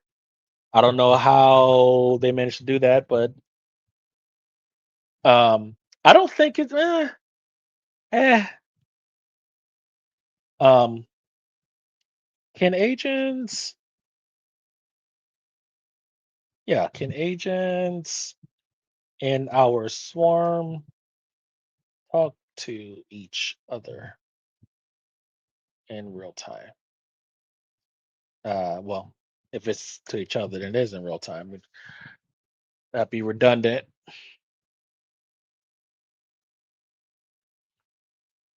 AI block goes down today or tomorrow. The other 30%, we got a lot of things because I also want to create I want the Gemini CLI to also generate um documentation as well. So when I do kind of like my pre-context or pre-compact hook, I want to also send off.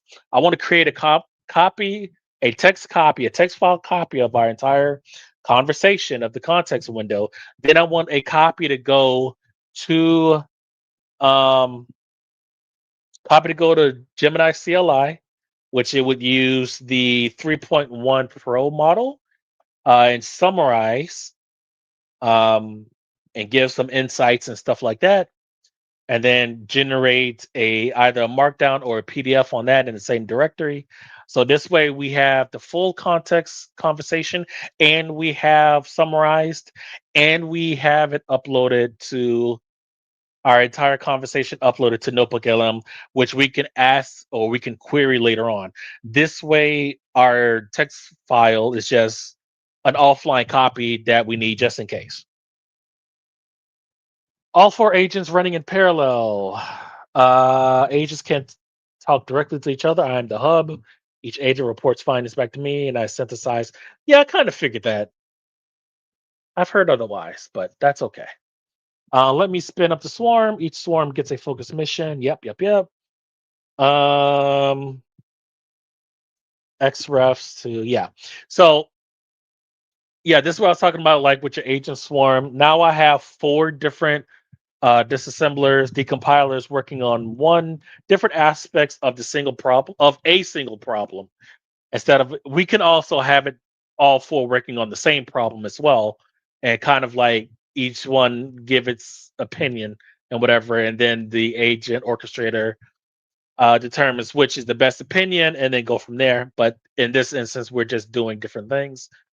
They're all each one is doing a different thing, and then we'll go from there. Okay, back to our skill. The deliverable will be a markdown file with all the metadata. No, uh, will be a JSON file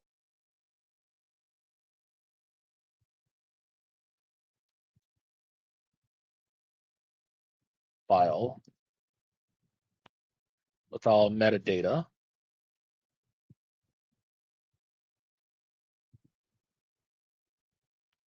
with all the metadata,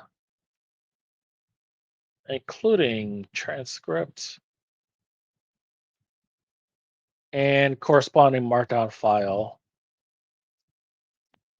with the same meta data, but in markdown, I don't know, headings. Okay. And this skill will then pass the URL to Notebook. And the reason why I'm writing this in Notebook or Notepad++ is so we have like a backup copy of this prompt in case we lose it. Um, Skill will then pass the URL to notebook LM. And BLM fetches all metadata automatically. So no need to uh, manually upload from there. Well, can it involve if all Notebook LM needs is a URL, then why do we need the YouTube Scout part? Well, the metadata we get from YouTube Scout can be used in other workflows. So we can do like a channel analysis or um, for strategy analysis, so on and so forth. Um, Trends, stuff like that. Um, so now,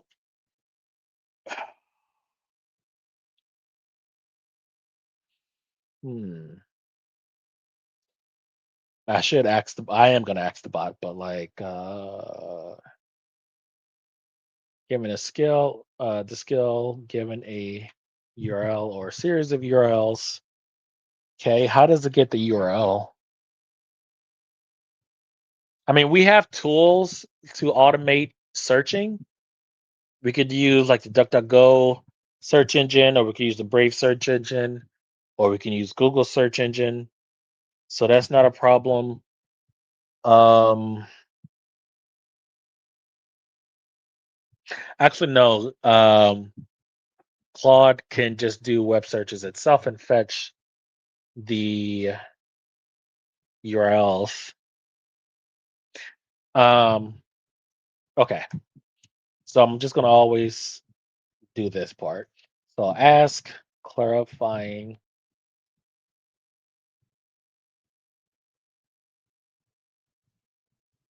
and then in our folder, the one way I usually do things is docs, and then screenshots, and then references, and then research, and then ccg dot files for Cloud Code generated. Ask clarifying questions. Um, One example workflow. Um, Cloud Code uh, use web searching to search for top 10 results or top 10 YouTube results requested by user. Um, Agent calls YouTube skill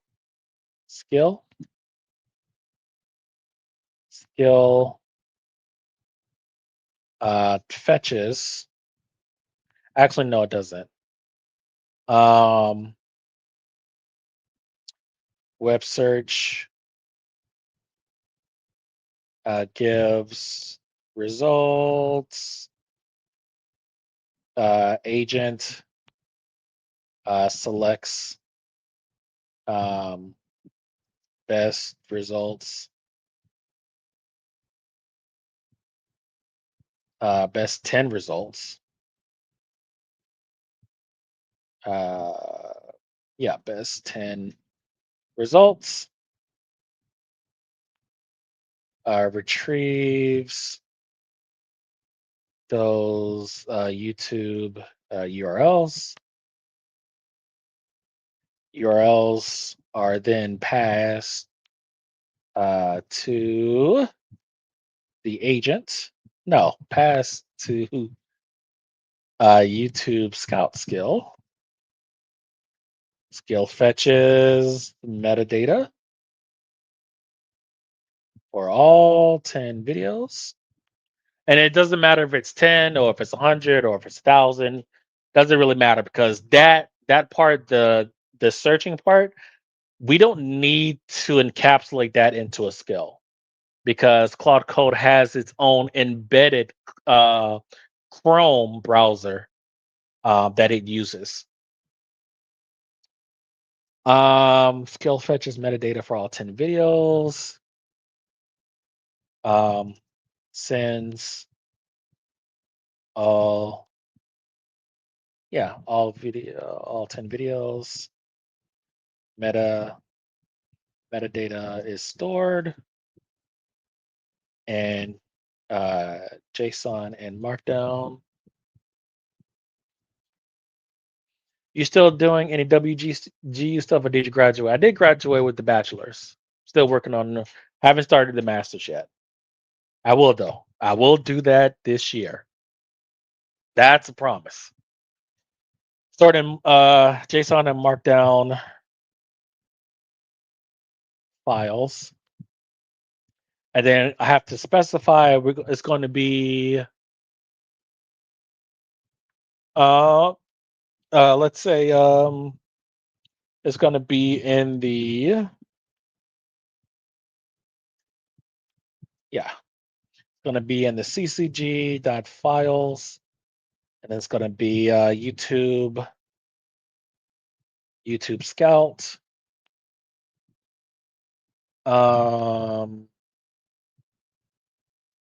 yeah, YouTube Scout folder, and then it's going to say how do I want to name the files? Nice, congrats. Well, casual economist hasn't been. It's going. It's going. Of course, I graduate in the worst time in history for computer science majors. It's no one's fault but my own, because really I should have graduated 20 years ago. But it is what it is. I appreciate it though. So how do I want to name these files? CTG files, YouTube Scouts. Naming them by date doesn't really help.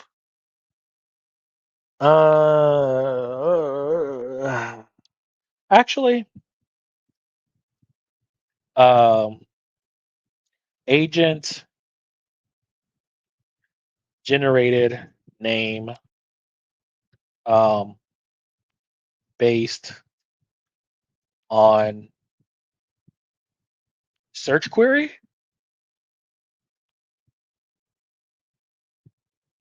dot JSON. Um, Here, and then we're just gonna put this in different line. Dot JSON, and then same thing here. We're gonna make a copy for Markdown here. MD. I don't use my econ degree. Yeah, job market is so cookie. Yeah, man. I'm thinking of going back for a master's, maybe PhD. You know, is that like a normal thing for like all right, well, I got my degree, can't really find a job or career rather in my field or a better career because my job is okay, but it's not a career. Um, all right, so I can continue to keep trying to grind, or let's go back to school and upgrade. I don't know. Maybe it's a trap. I don't know. I don't know if I'm gonna go for my PhD. I don't think I'm built like that. Because computer science is just applied mathematics, and I'm okay at math, but I'm not in love with it. All right. So we have a JSON file, we have a Markdown file, we have our generated names. Okay. All right, and then so Back here. Now this is what I hate about Claude Code. This shit here, pasted lines 1 through 24. They've got to fix that because now I have to repaste this, and again, it's going to repeat. It's not a big deal. It's just annoying. Okay, so that's our initial prompt for our skill for our documentation pipeline. And let's see what we got here. Oh, you have done a lot. All right, agent AI. Ida just dropped a bombshell. Okay, we'll see. Here's what I found: AI difficulties in the ROM param blob. Only 43 bytes. Okay. Command table difficulty, block decision index, difficulty bitmaps, blah blah blah. Don't really care about any of this stuff. Live ROM, param blob values. If I was doing this manually, this would be a gold mine. All right. And again, I'm not going to lose any of this because we're at 90% in, full. Once it get at 100% and we have to compact the conversation, it automatically spits out a text document with everything we've talked about in the conversation, in the conversation window. Current stage is difficulty 1. Alt control, very easy. Okay. Reaction delay 127 frames for both slots. Aggression mode 0. The AI is on difficulty 1. That was true. No wonder it's passive. Let me crank everything up. Oh, wait a minute. Wait a minute. Wait a minute. Wait a minute. Wait a minute. Are you telling me? Oh, we haven't crashed. The CPU should not have max difficulty, 0 reaction delay, and never block. Test it. All right, let's test it. Let me get my controller. Let's see. Now we're on level 2 at this point.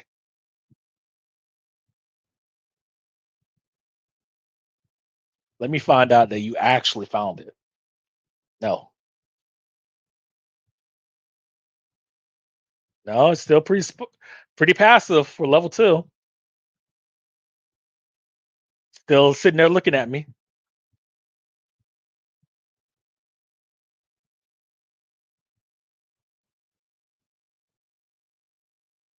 No.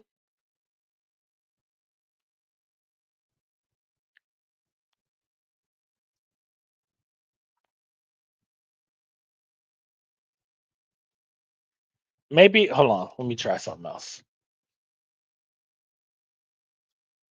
I'm on level 2 now.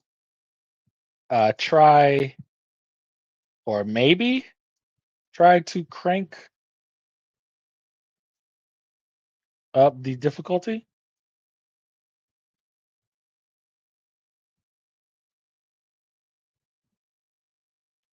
Cost of living keeps raising. Yep. Are you good at fighting games? Man, I used to be. I used to be. I used to be. That was a long time ago. My reaction time is shot. I actually play like an old man. Yeah, this game, man, fucking game ruined my life. Just skip school to play this game all day.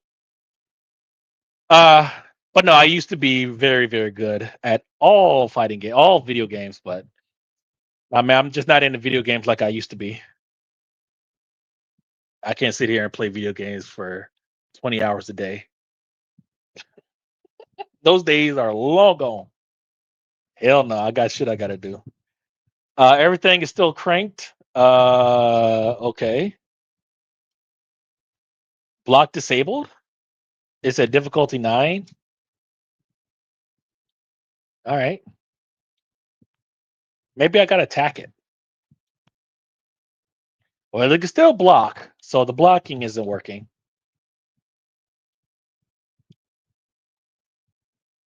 Uh-oh, you did something because it stuttered.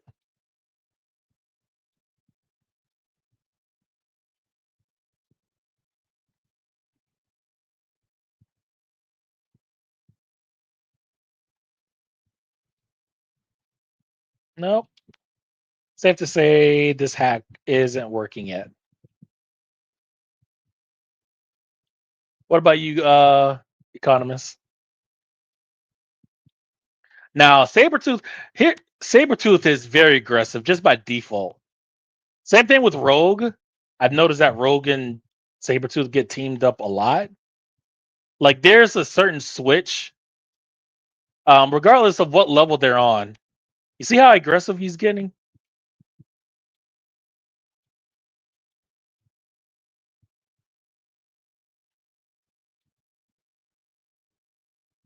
Could have sworn I was blocking down.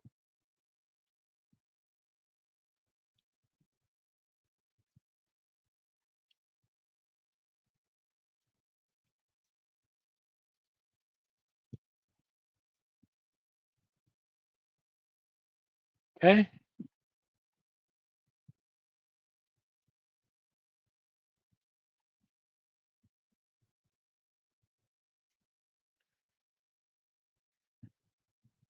I still love fighting games. About the only video games I'll play. Yeah. Yeah. Once I get these hacks down, I'm gonna be doing all kinds of stuff. I'm really looking forward to is the hack where you can call both assists at the same time. That would really be something. Um, Command table is still the same with zero repeatable threshold. With the upper 16 limits with difficulty one, they're all zero. No repeat limiting. No, CPU can still block and is still passive. Level two. We're on level three now. Continuing to test, and I know it's spelled wrong, but that's okay.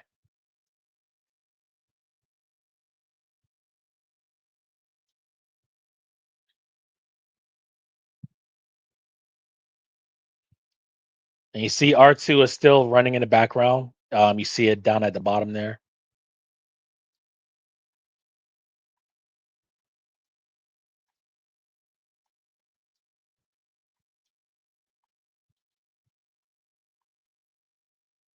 hmm Charlie's another one that gets super aggressive, regardless of what level. Depends on, like, especially if he gets low. Then watch, he doesn't do it today.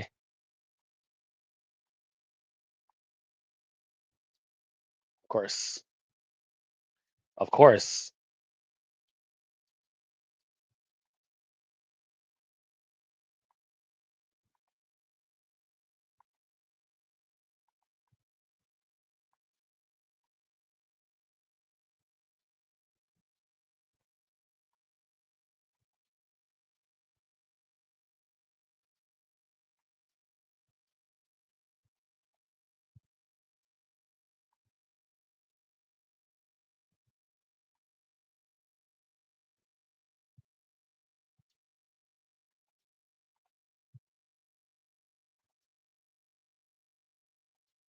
The thing I don't like about this controller, and I'm using the Xbox Elite 2 controller, it's not really registering, and the D-pad on this thing sucks.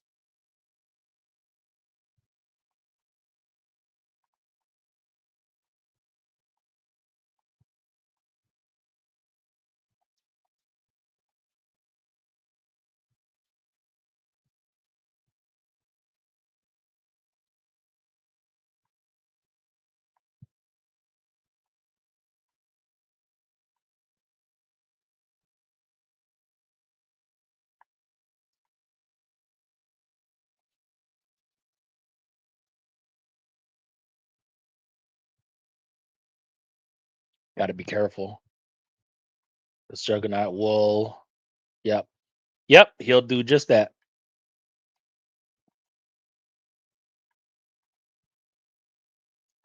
Oh, of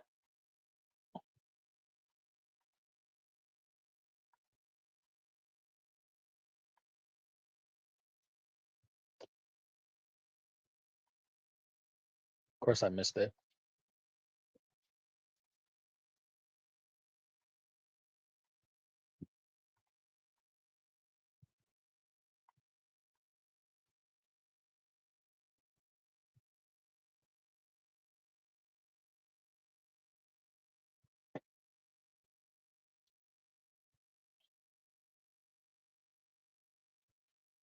So again, I'm just letting the bot scan the memory as we play, see what it could find while we have R2 running in the background. We're at level 4. Does she kill blocking from all 3 sources? Okay, let's find out. Again, we're at 99% context fillage. Um, but we're not going to lose anything because of our pre-compact hook where it saves a text document of our entire convo. So if we need to recall it back later, or if we want to send those documents into another bot for analysis, we can do that as well.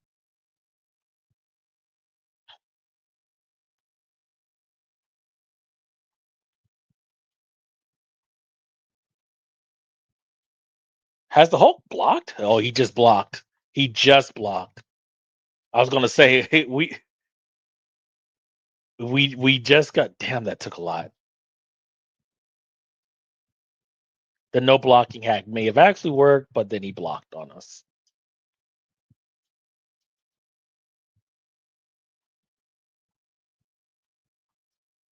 Uh-uh.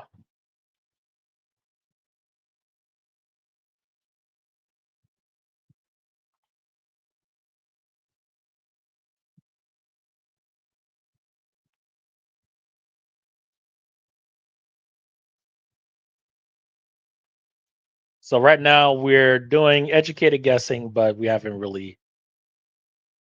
We're making progress. We're eliminating address spaces, but you know, this is how decompilation projects and modding projects can take years because it's a whole lot of guessing. But now with agents and agent swarms, we can do it a lot faster. So what maybe takes years can be done in maybe a month or 2 or 3.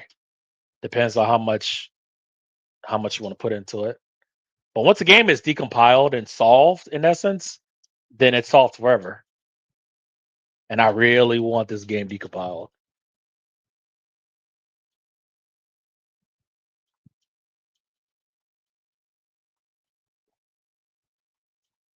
Of course.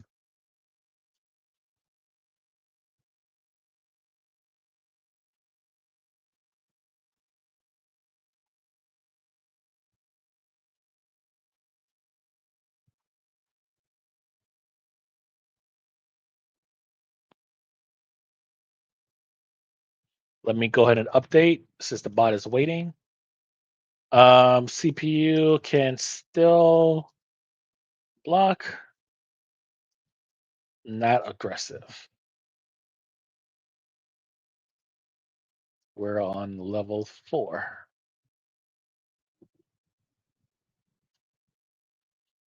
And we continue.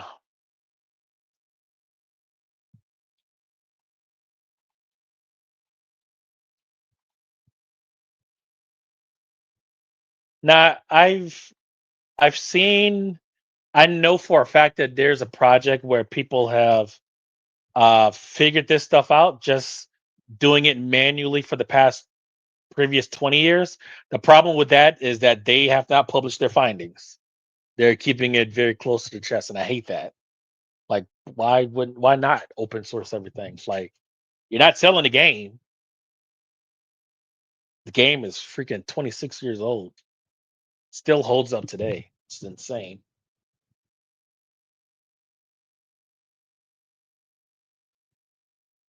All right, so we'll go through this again, kind of like testing.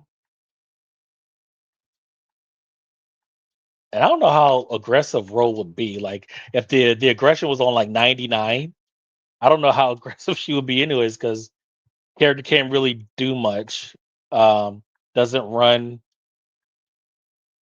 moves suck, got short limbs.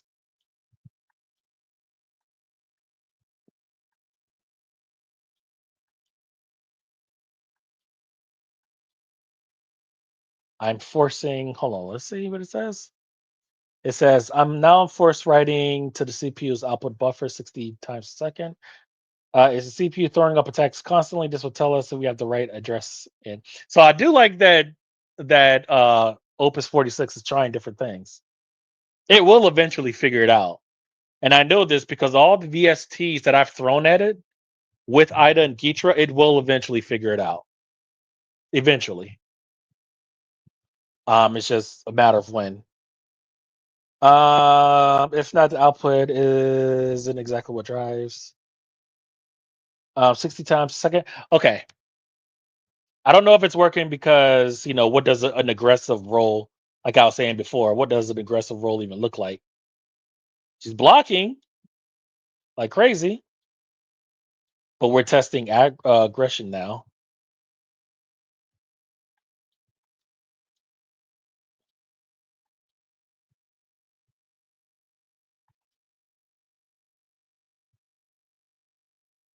Okay.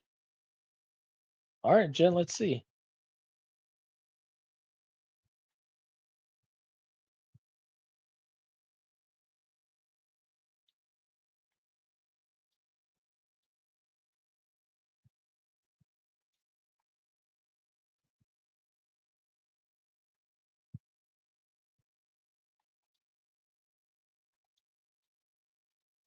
Of course.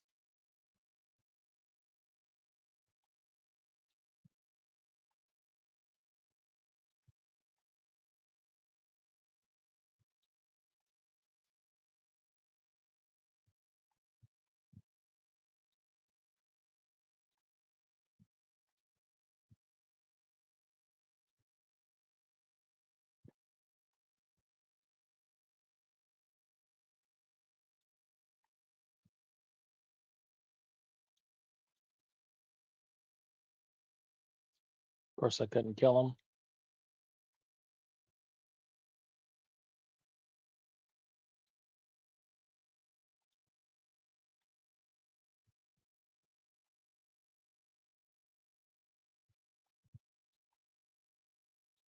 I think it's safe to say that's not aggressive at all.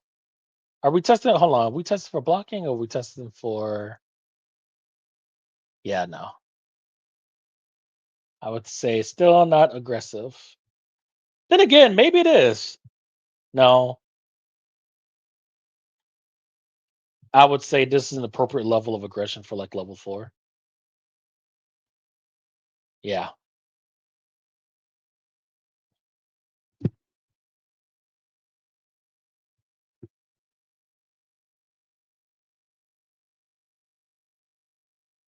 nothing crazy. Level 5. Level 6. Okay, never mind. Yeah, that's definitely not working because that seemed like a normal level 4 or 5 ish sort of gameplay. All right, we'll update. It seemed like a normal play for a level 5.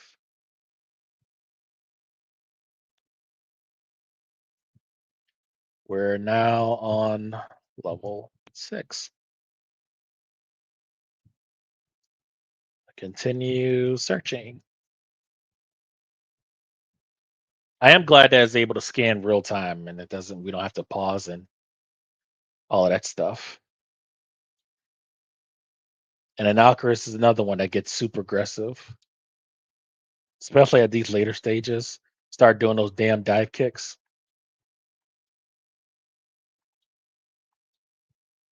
Yeah, the little pyramid jump.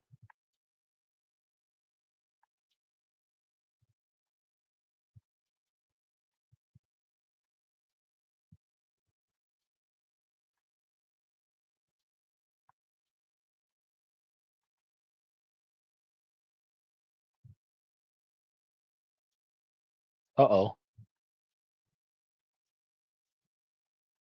Uh oh.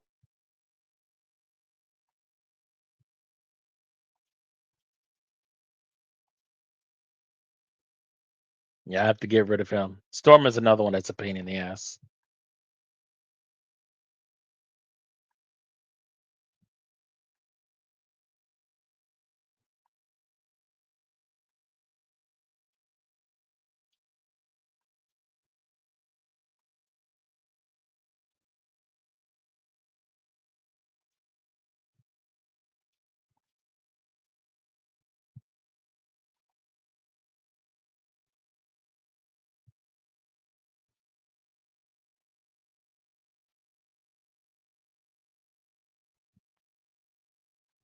Don't start dive jumping on me.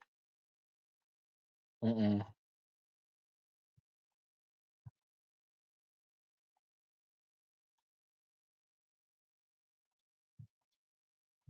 course, I missed.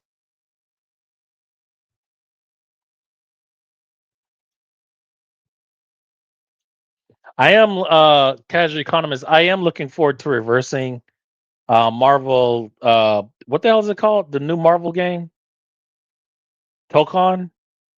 That is a beautiful game.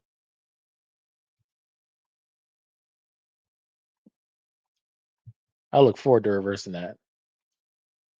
What? I tried to counter, and it just took the hits.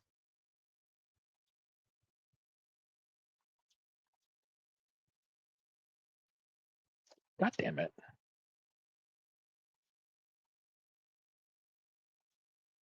Missing all my tiger knee movements.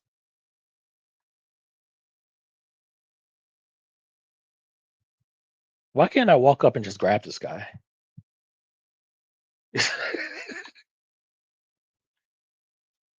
All right, so now it has a compact. All right, let's see. Um, Not expected, much larger. The function. Okay, R2 is still running. Um, we'll let it go for about 10 more minutes, and then we'll quit that too. Because why is it taking? Why is it taking so damn long? Yeah, Tokon looks beautiful. Yeah, man. People say the game is trash, but it looks beautiful. If anything, I want to swipe the assets from it if the game does suck. Because I don't have the reflexes anymore. Then again, if I put 10 hours a day into that game, you can get good at anything at 10 hours a day.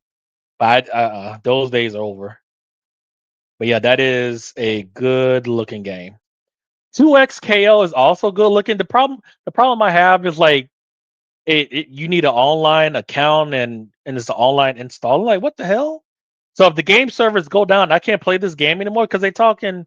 I think they fired like half of the game company or something like that. I don't think this is the game mod. I think this is just Thanos being Thanos. So if the game servers go down, we can't play 2XKO anymore. I love how it moves. There's no reason why a fighting game should be online only. That is just dumb.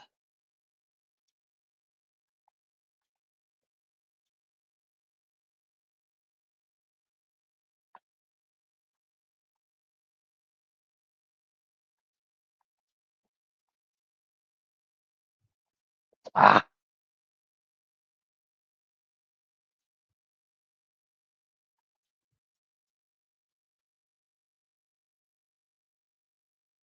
yeah, half of the jobs will crud. Holy shit. Yeah, that's done.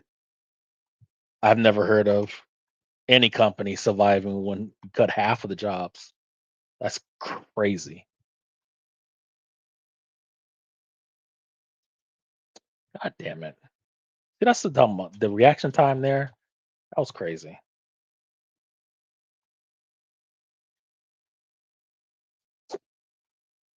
I'm missing all of my Tiger Knee inputs.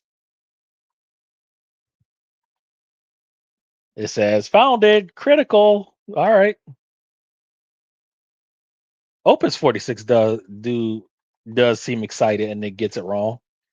Again, that's fine. I don't mind it. Well, I do mind it being wrong, but because it uses up usage, but um it doesn't have to be right all the time. I just need to be right. It just needs to be right once.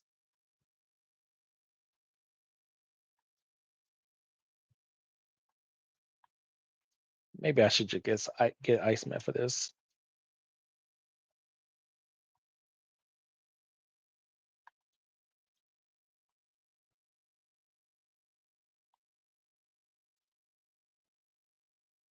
The critical function. All right, let's see what it says. An AI output from blah blah blah and remaps it. Okay.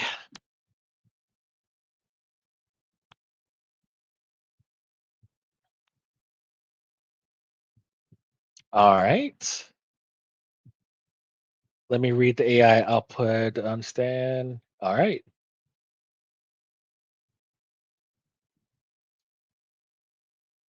All zeros, probably not a match. Let me set up a continuous monitor.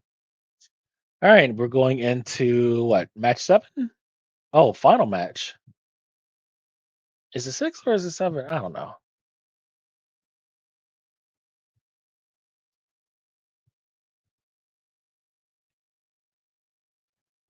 See, we still haven't done anything that X64 can't do even better.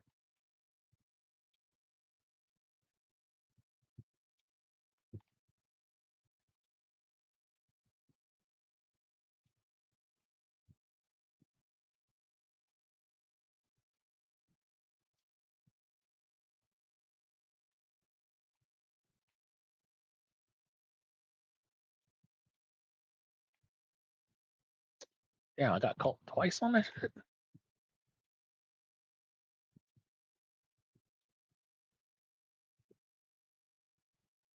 While the sampler runs, odd name to call it. So binary is using binary ninja to decompile now. I really wanted to use IDA. By Ninja by itself been really letting me down.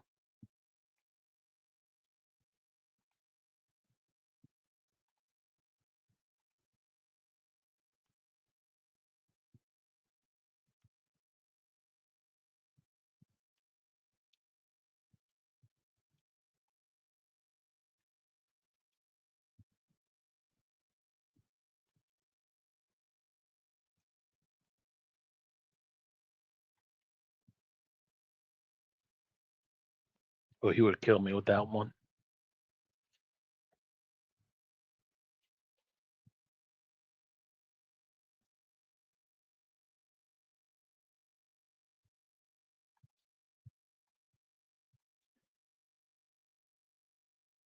Hmm. I need levels.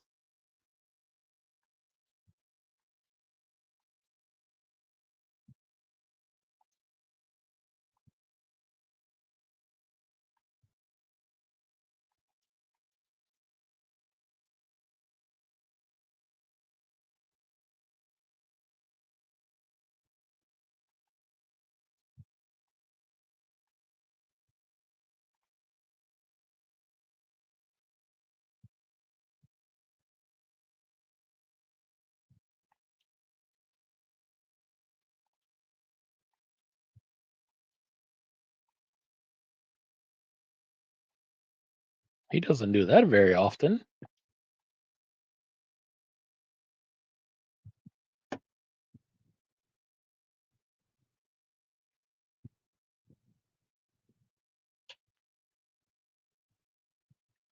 All right. Didn't get it that time, but this is going to be a long haul, I see. I'm probably going to be up because we are going to use this last 30%. We are for sure going to use this last 30% of usage and in these 22 hours for sure. Even if I have to be up for the next 15 hours to do it, we are going to use it. Hacking away at this game. Um, Everything has been decompiled with the exception of like the utility binaries, like for DX11. What's another one? Uh, the network play, which I don't care about. Um, let's see. There's a bunch of other ones as well. This is a major breakthrough. Looking at, I can see the full flow, AI processing, blah blah blah.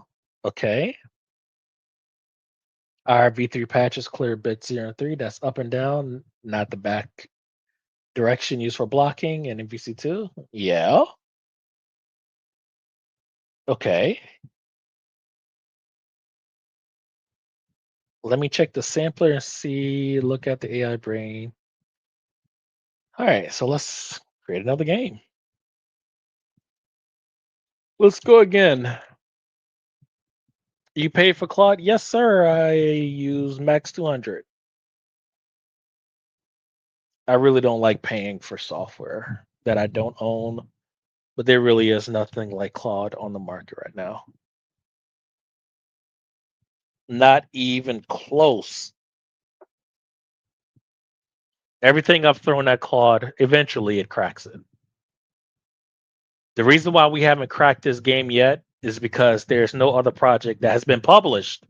I know there has been if you look on YouTube, there are MVC2 hacks, palette swaps, and stuff like that.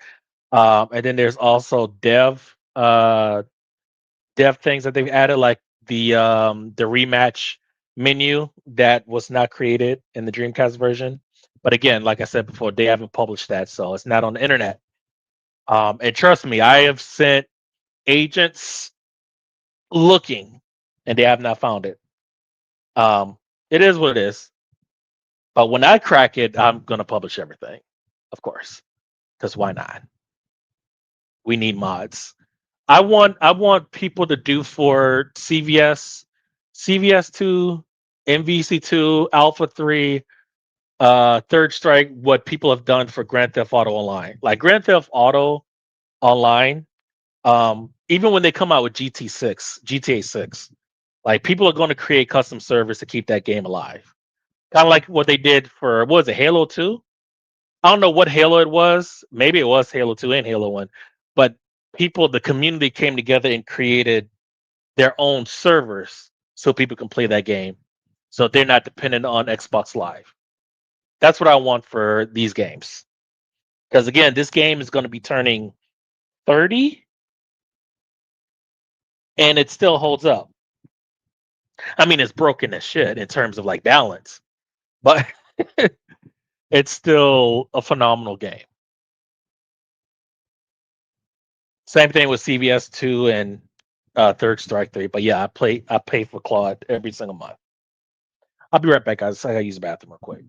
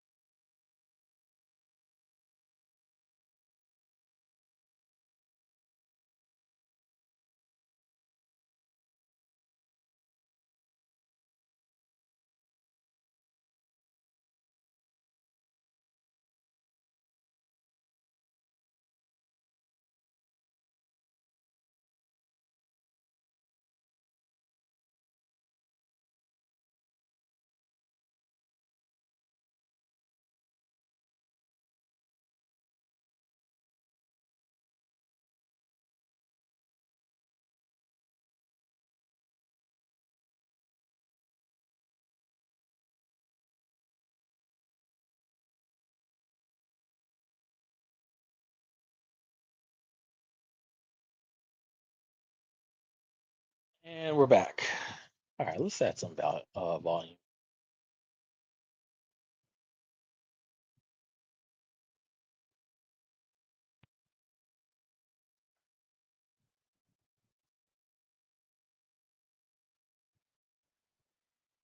We'll cut off R2 right now because it's been too long.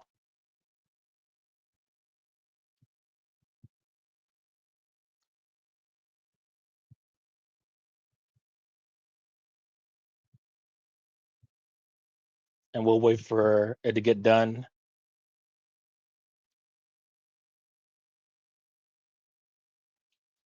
Why did my controller stop working?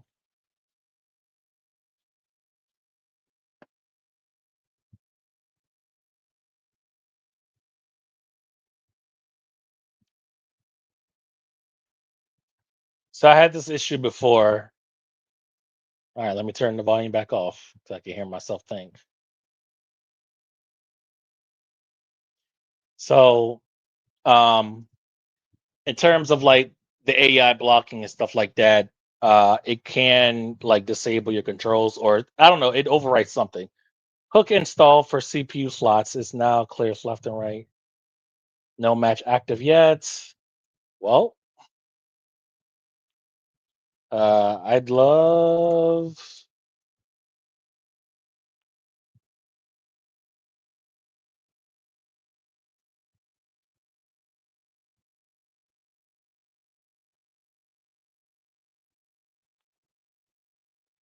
Okay.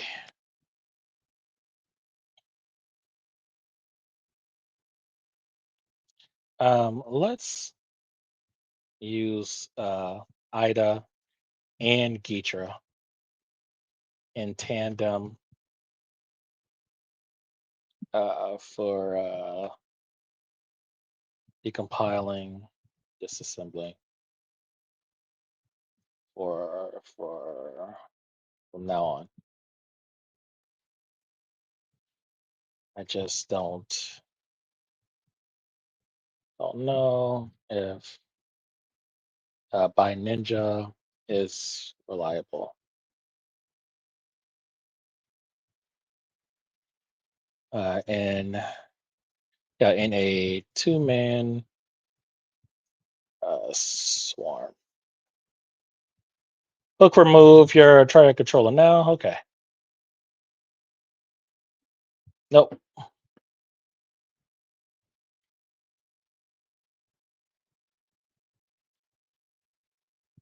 Man, why can't I spell?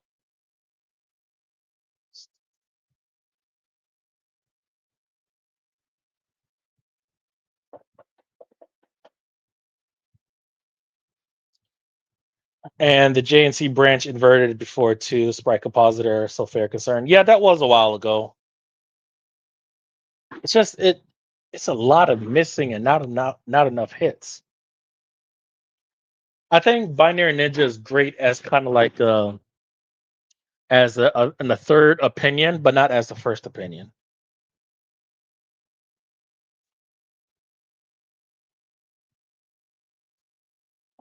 Control is still not working. We'll wait for them to rewrite those bytes.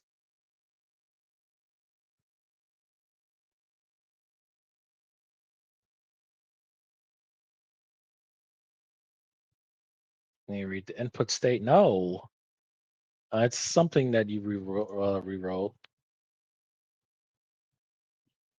And there is, of course, screen. What they call it? Screen cutting or some, but that's okay. I don't really care about that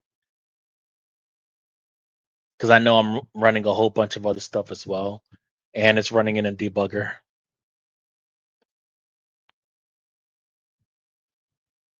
All inputs, and are you on the menu screen?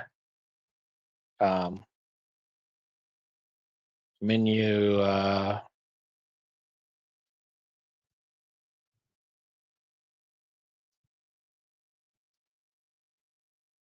Cannot start game. Some that he wrote.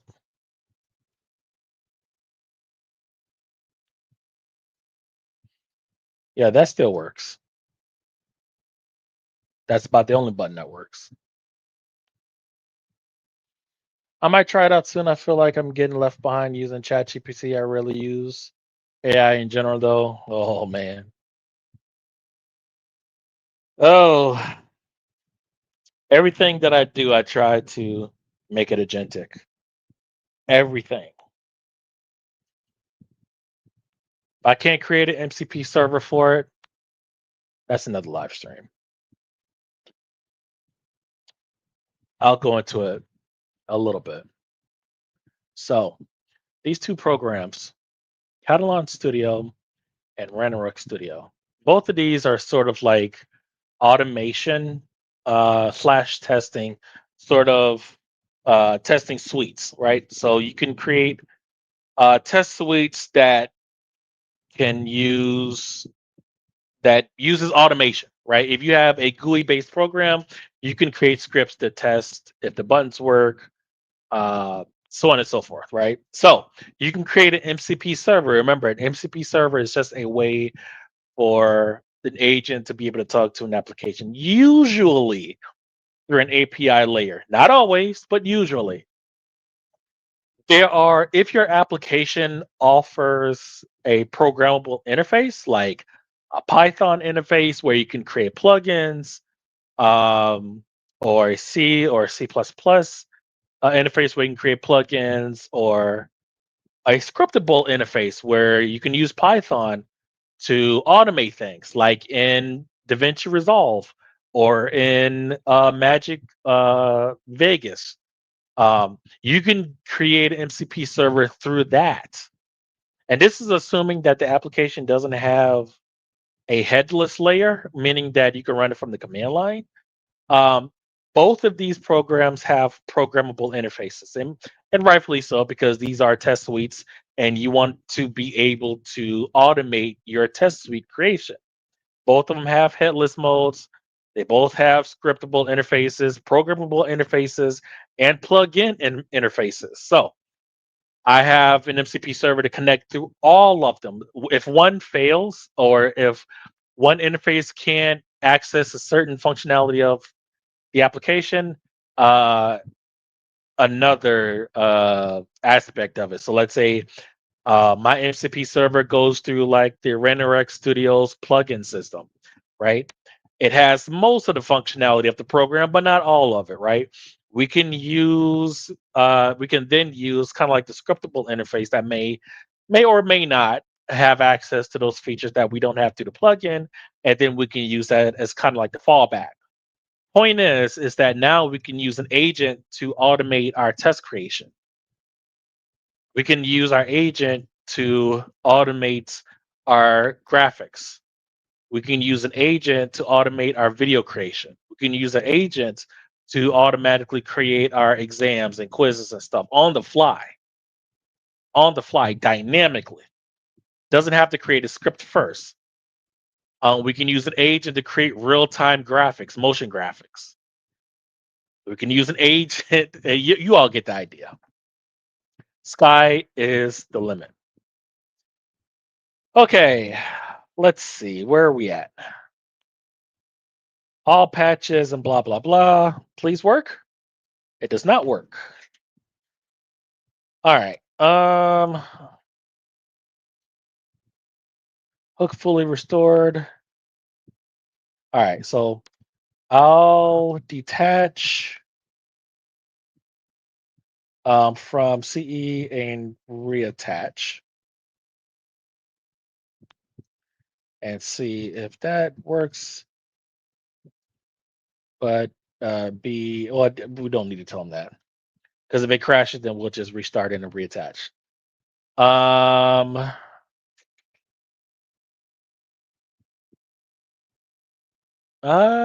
do we detach or do we just reattach? Oh, never mind. Uh,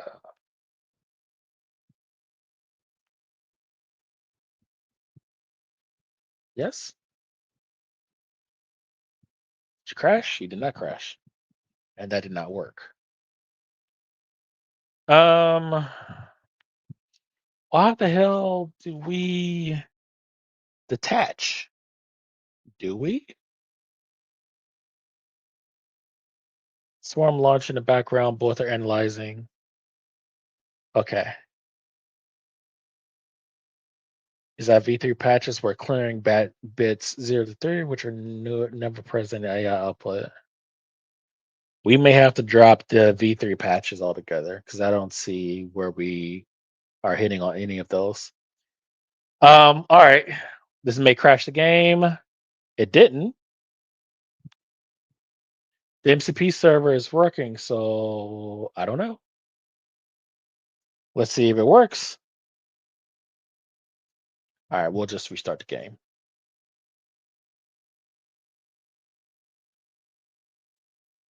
All right.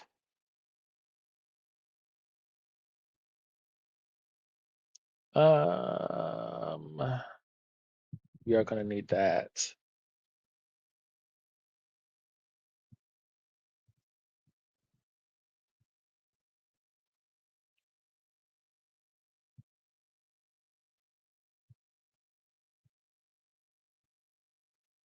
Okay.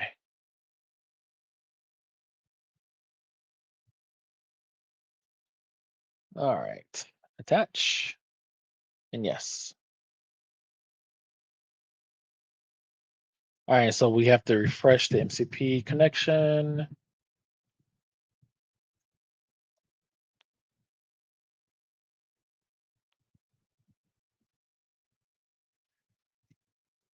I gotta follow HIPAA and healthcare rules at work. Yeah, that is true. That is true. But it won't be long. It won't be long before it'll probably be Copilot in its shitty model. Because that's where most people are on that Office 365 or Microsoft 365 account. All right. So now we know our controller isn't um, messed up. So we'll have it go through its patches again, one by one. All right. To CE and reattach to MVC2. Apply one patch at a time to determine what is disabling the controller.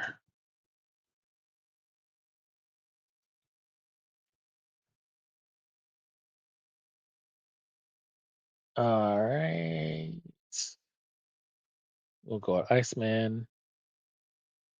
Um,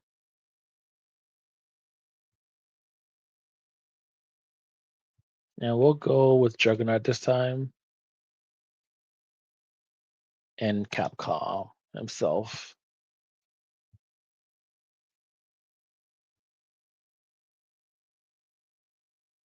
CE isn't responding. Oh, yep, that's right.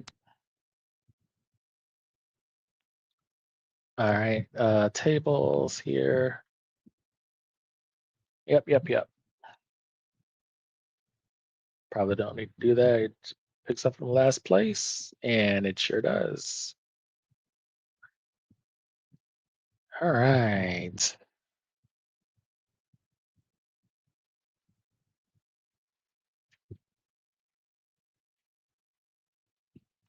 All right. We are live.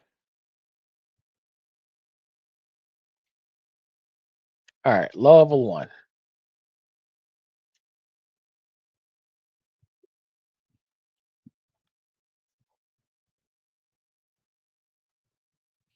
All five.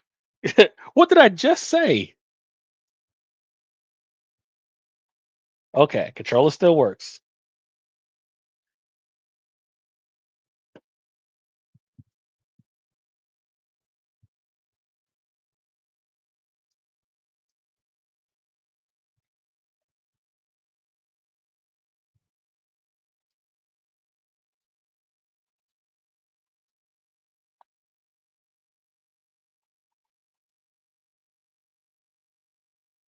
Uh-oh.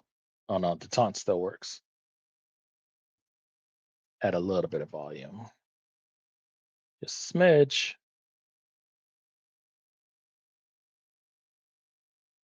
Versus mode patches applied. Test your controller. Still works.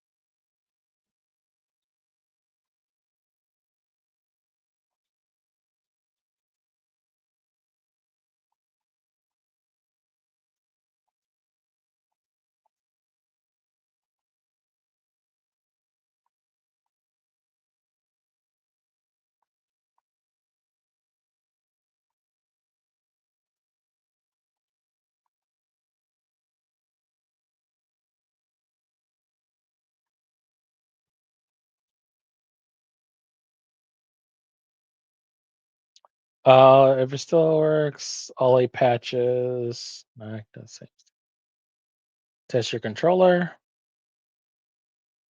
Whenever the problem, the early controller issue is likely to see input hook from the previous session. I don't know. I don't know.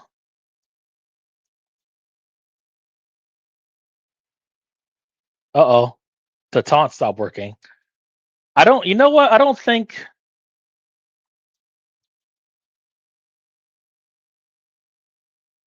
yeah, the top button stopped working.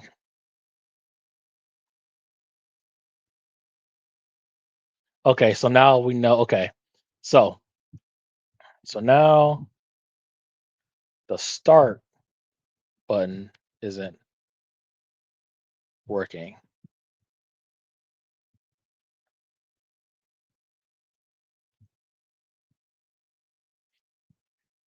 I have a feeling that it was only the start button the entire time, since it's only the start button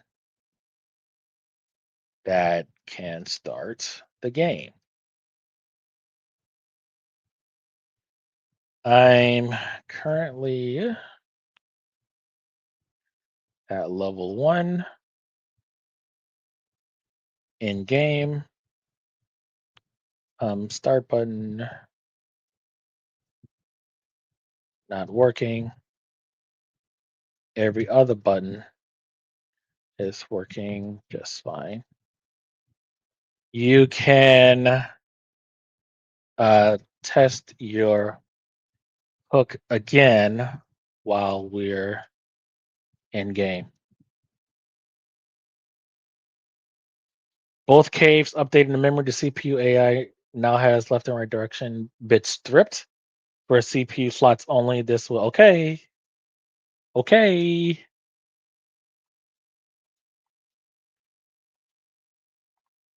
Oh, it works. It works, but it stripped mine too. It's not just for the it's not just for the villain. It's for me too. See, I can't jump. I can't do any special moves or anything.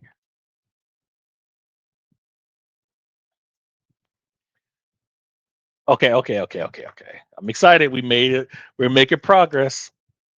Okay. Um,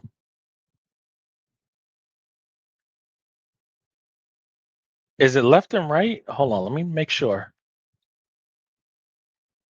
I can block. I can move left and right. I can't move up and down. You see how aggressive this computer is now? Okay. I can move left and right, but I cannot move up and down.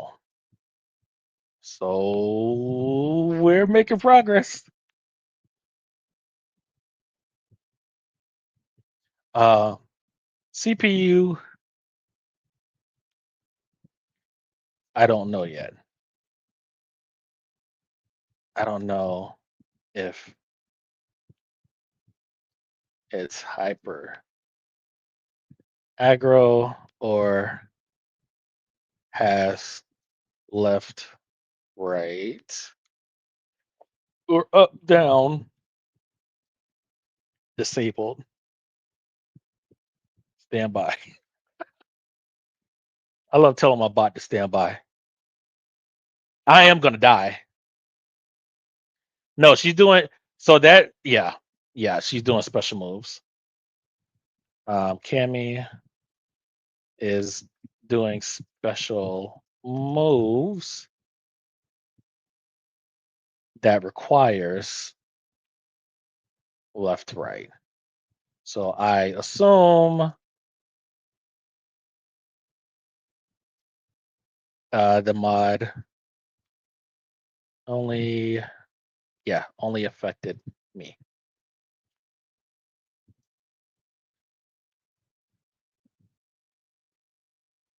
We're getting there though. It only took us 3 hours. Scientific research is so long and tedious, but it's worth it.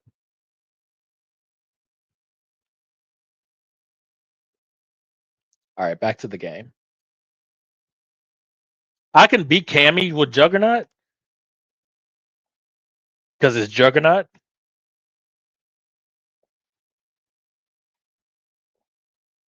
I can't block.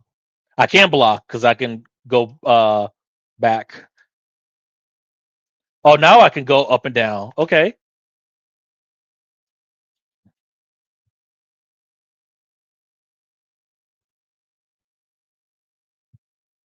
She always does that. She always done that. Does that move?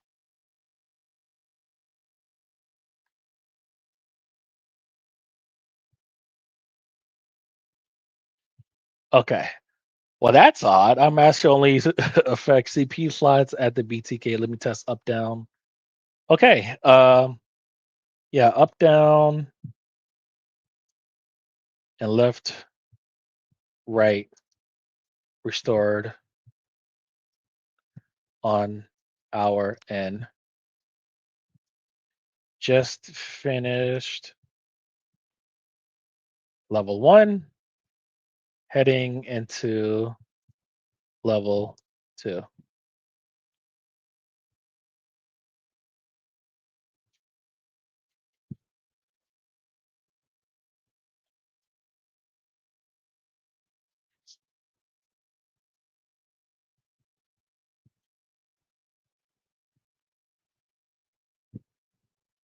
All right, let's find out if they can move left, right.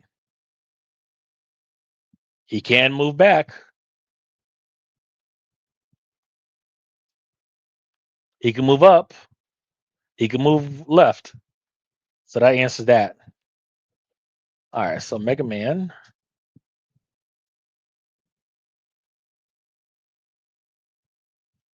All directions. Not aggressive.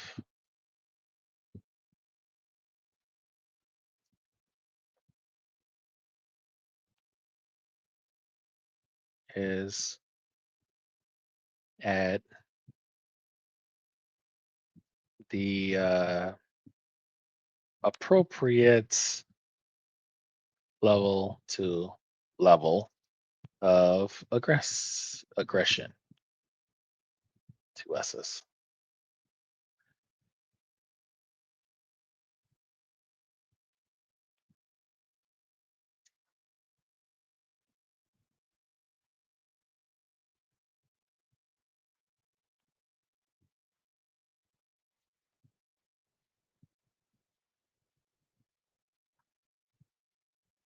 Why are you running from me? Come here.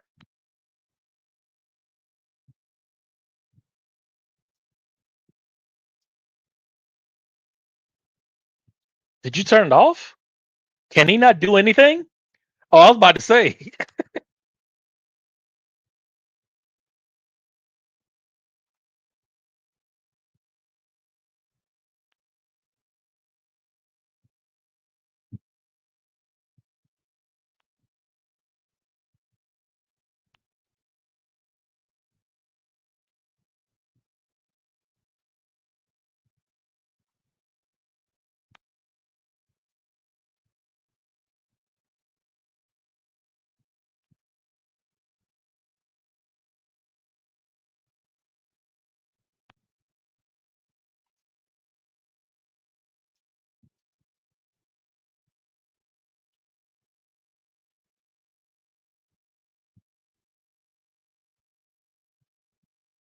All right, so the start button isn't working again. What?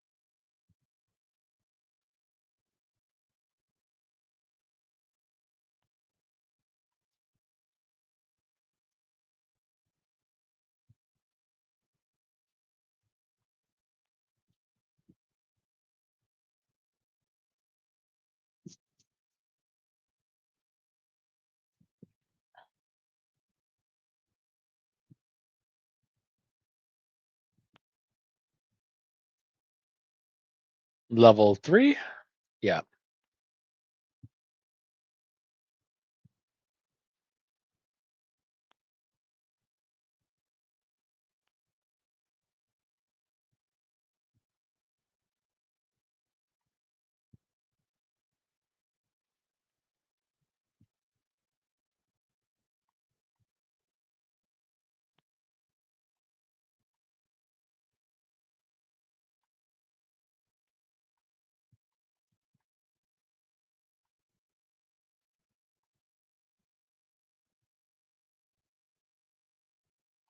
And I lost my up down again.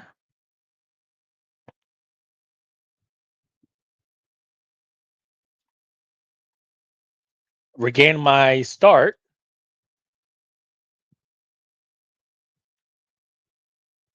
All right, so I get regain my start.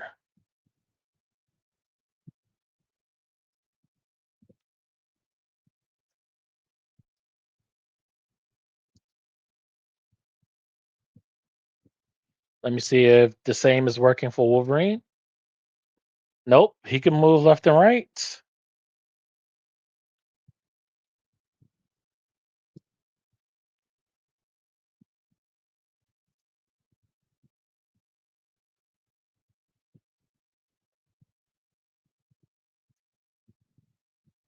And move in all directions.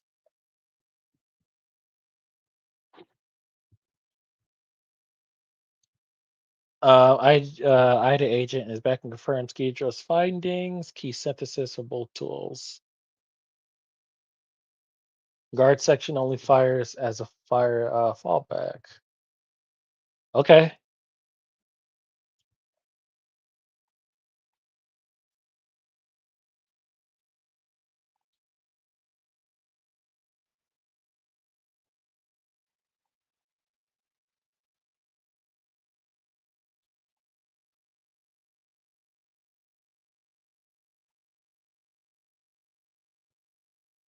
The bit CPU bit mask is inverted. From what you assume, bit set equals human. Has controller bit clear. Okay. You should have full movement, and the CPU Wolverine should stop blocking. Okay.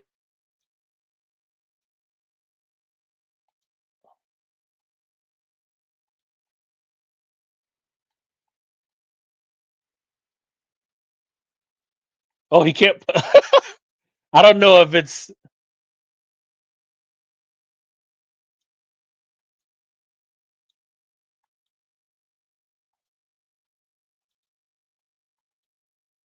No, he could block. I just saw him block.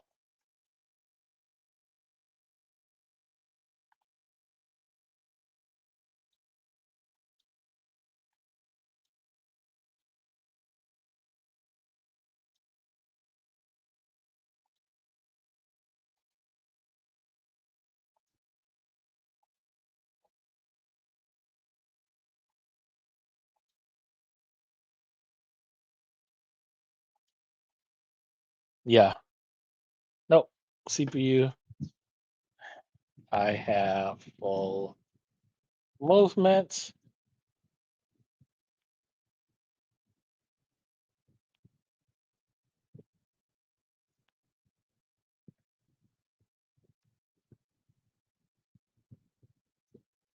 Can still block.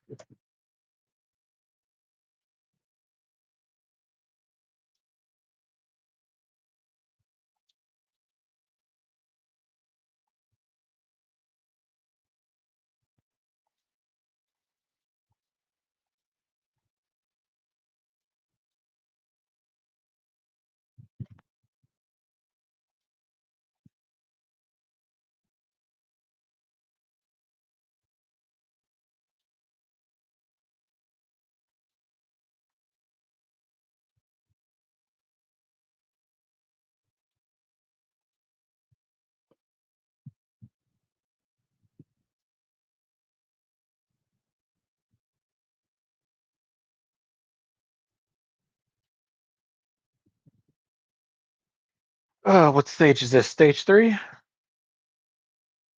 Stage 4.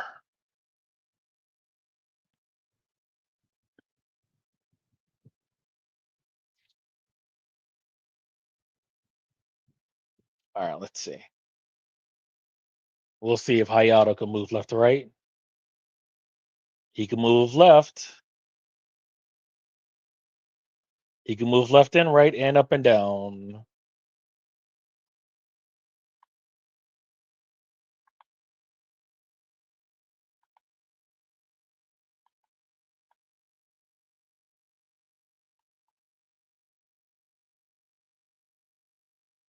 All right.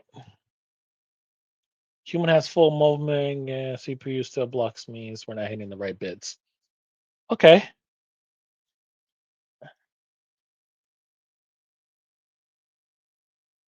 Where you going? Yeah. All right. So level 4,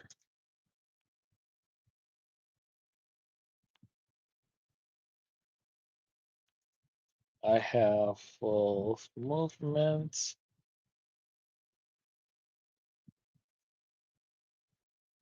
Um, Ayato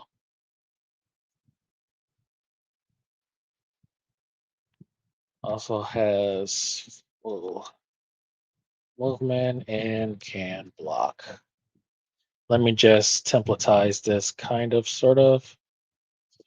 We're on this line of research, and I'll wait for it get done compacting, and then we'll continue. All right, let's see. Back to the notebook LM skill.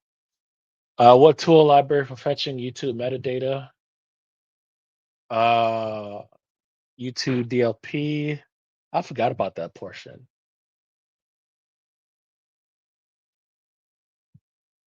All right, so one is going to be YouTube DLP. For transcript specifically, do you want auto-generated captions as fallback when main captions aren't available? Yes, only English. See, these things I didn't even think about, but are crucial. Is it done? Nope, still compacting. Where are we at? 71? We're still at 70? All right. Maybe I should just have it decompile like all the other libraries. From your paths, it looks like one JSON plus one per search query containing all 10 videos confirm it's the intent versus one file per video. From your path, it looks like one JSON plus one MD file per search query. No.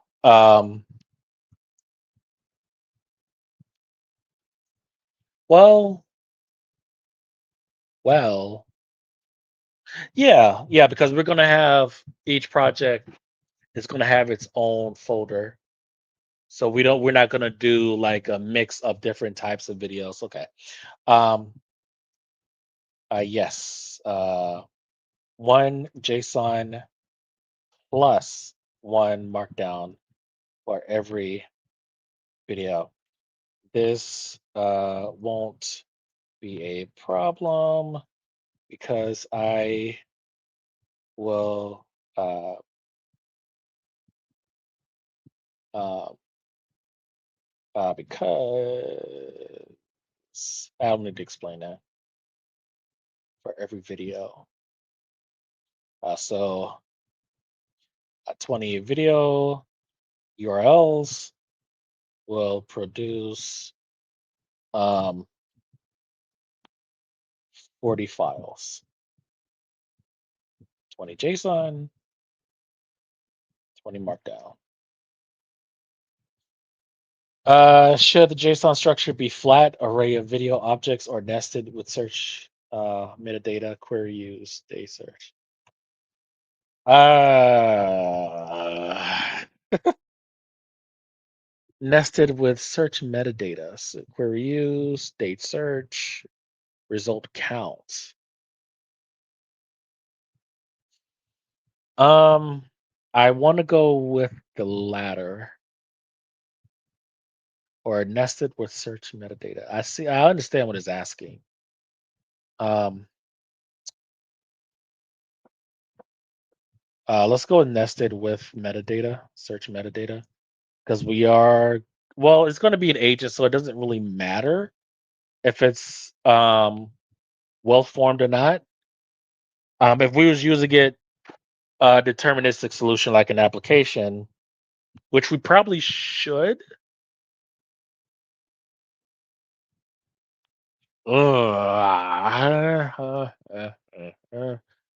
So the question is, when we retrieve the information from the JSON and or Markdown file, do we want the agent to do it or do we want a program to do it?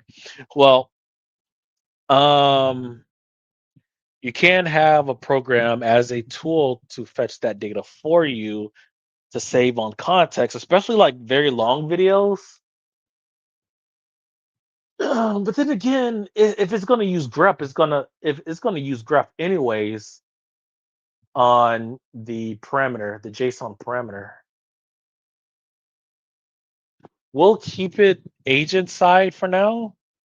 And even though I know that's lazy, we should just create a tool for it. Um, even though the agent is going to use grep to retrieve it, it would just be better to use kind of like a JSON parser and then just fetch it.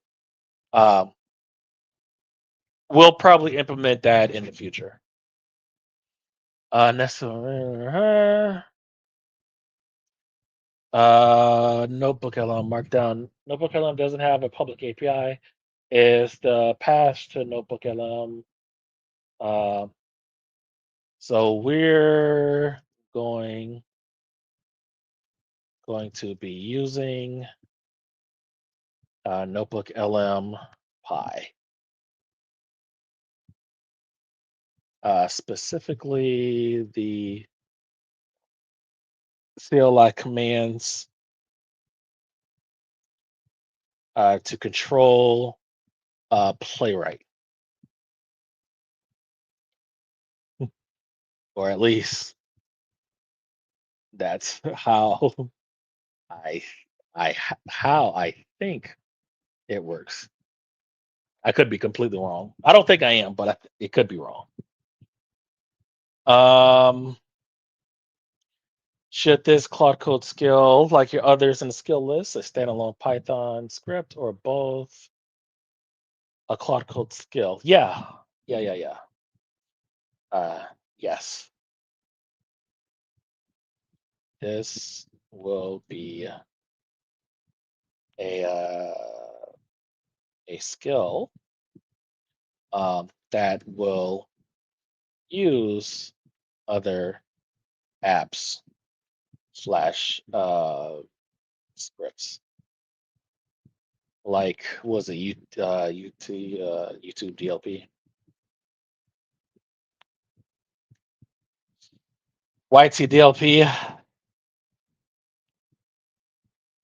Okay. When chaining from web search, should the skill itself do the search YouTube and pick best 18 logic, or does that happen upstream and YouTube Scout just receive URLs? By upstream, I'm assuming is talking about the agent determining. Yes, the agent determine um, the search query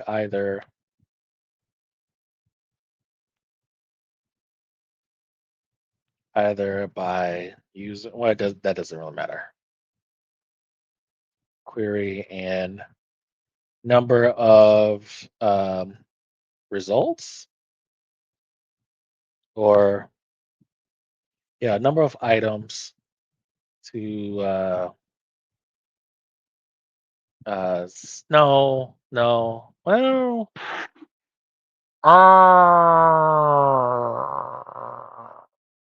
yeah, yeah, because YouTube Scout will just fetch it. It doesn't really matter. It doesn't matter the number it does it. It just does the fetching. Um,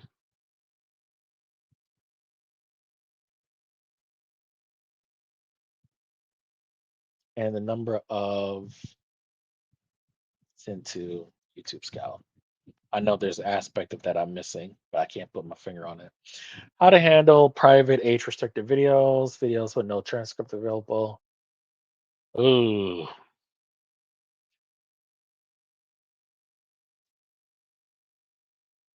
Um, skip private. Uh, get metadata from age restricted if you can. Um, videos where there's no transcript or generate it. What are we gonna do with those?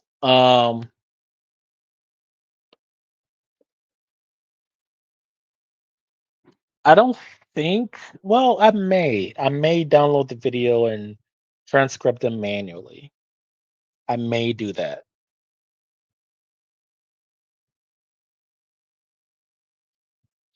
We can say uh,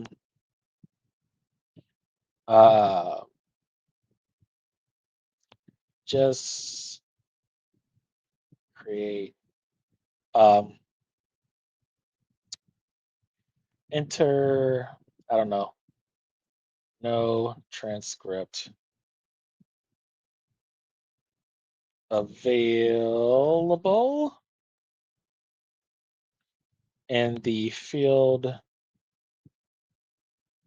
where the transcript would have been. And what was the last part? Live streams. Same for live streams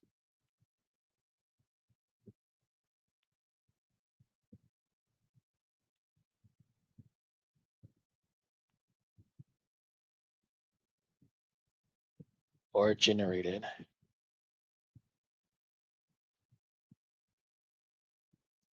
Skip and note and output or fail in batch. Yeah. Then move on with the uh, with the processing. Do not fail. Do not fail entire batch. This batch could have been like just a set of metadata for that one video. And lastly, what Python version package management are you using? Any existing virtual environments or dependency management for this project? Um, what version of Python are we using? What is it? Python dash dash version. Oh, the old version. I know I have 3.11 and 3.12 as well. But 3.10 is fine as long as DLP works in 3.10. I don't see why I wouldn't. Wrong project. 3.10.11. No project files have been set up in YouTube Scout skill as of yet. Notebook LM um, will be worked on at another time because we want to get this done first. Okay. All right. What are we doing here? Why are we back to Binary Ninja? This is pissing me off.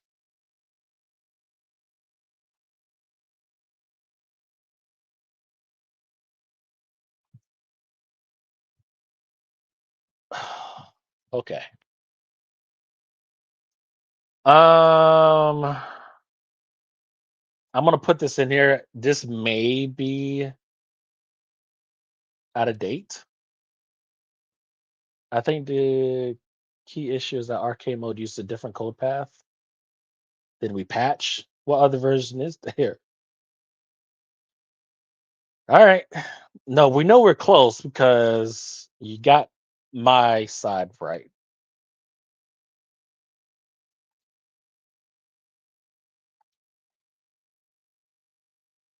That's it? You got hit directly from Juggernaut. That's all the power you lost?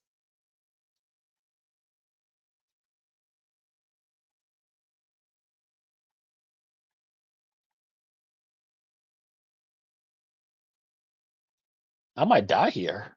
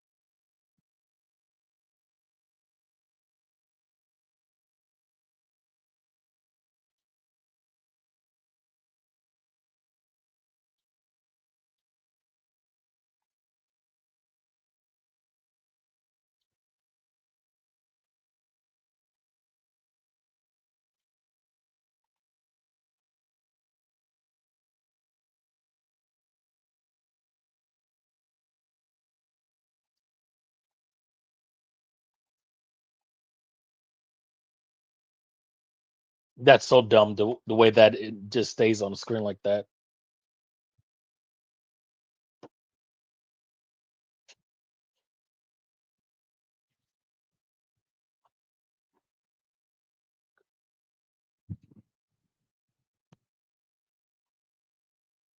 Stage 5.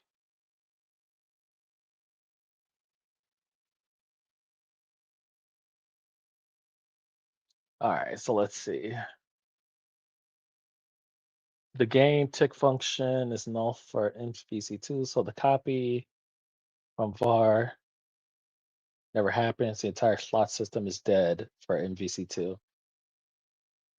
That's partially my fault because I should have checked with the bot because the bot doesn't actually know what it's doing. It's just guessing.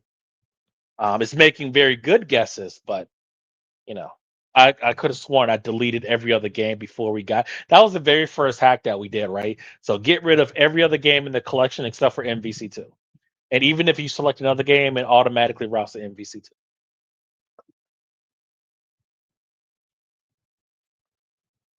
to prevent this very thing from happening.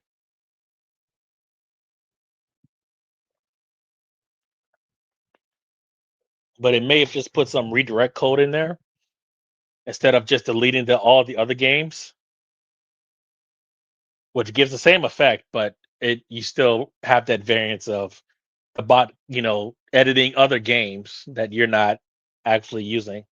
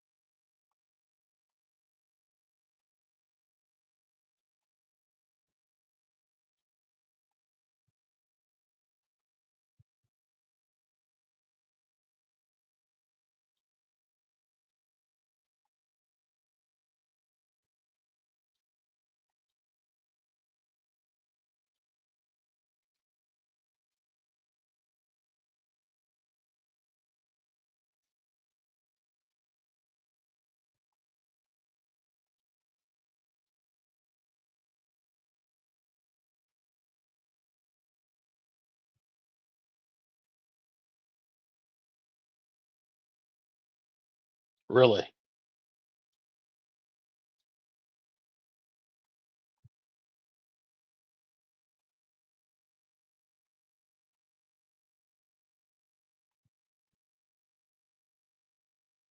How do I do the oh, these controls?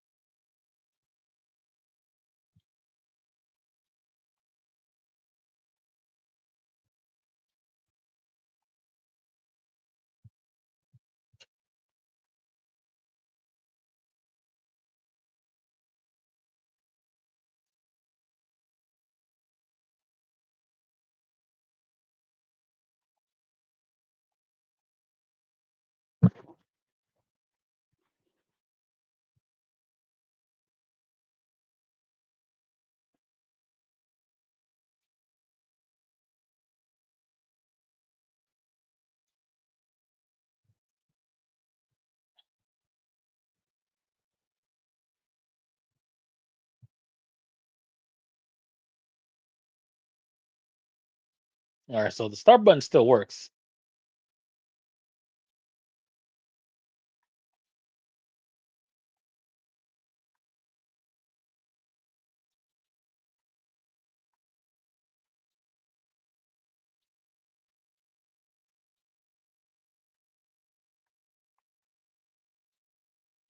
This dude did not just taunt me.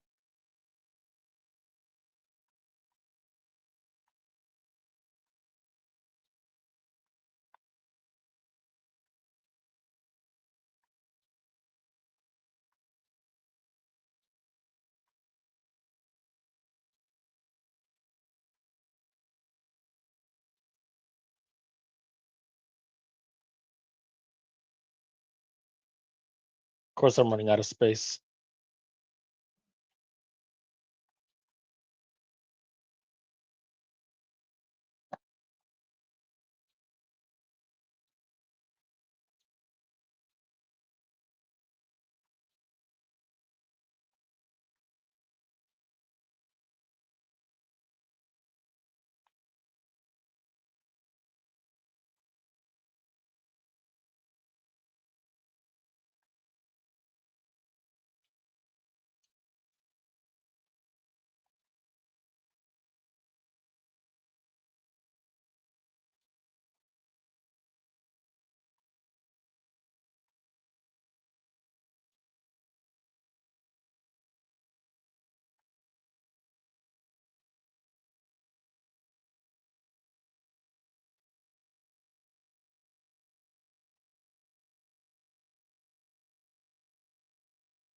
Oh, oh, of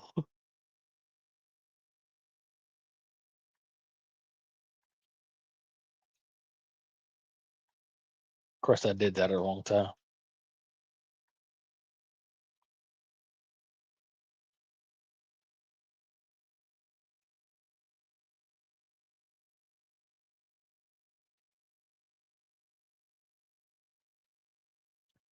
I guess I'm gonna turn off binary ninja for it to stop defaulting into that.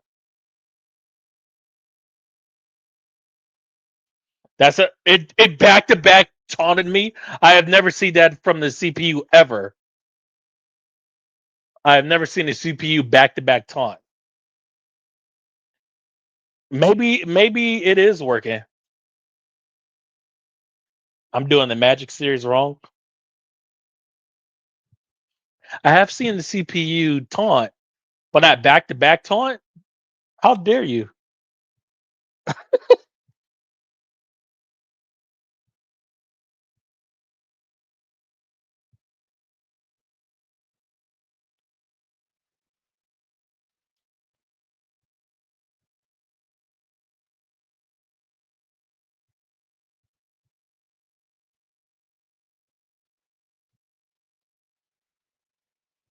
Finally got it.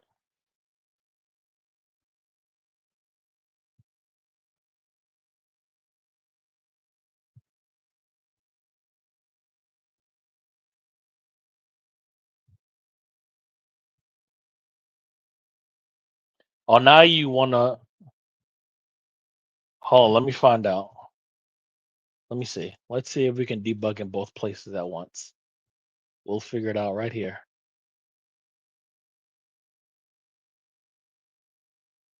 Yeah. Process is already being debugged. You cannot. Did you want me to drop CE x64 instead?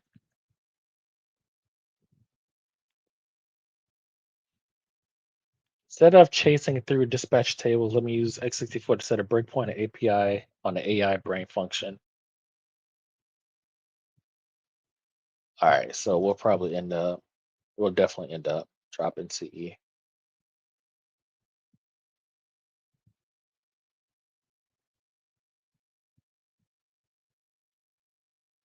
Yeah, let's go ahead and do that. Surprised it doesn't crash, but whatever. All right.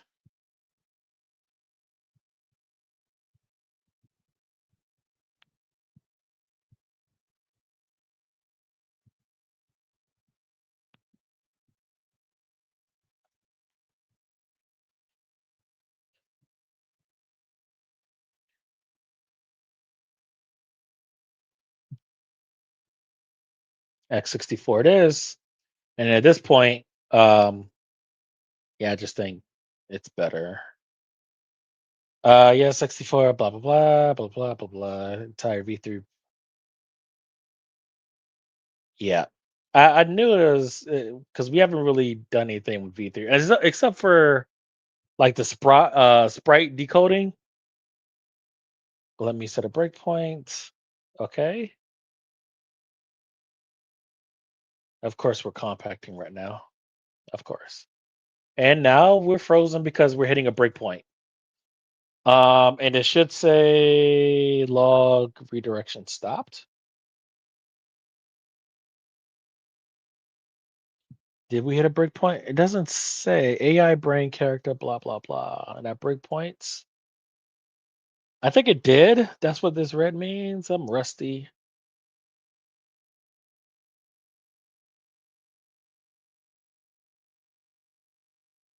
All right, I'll just wait for it to catch up.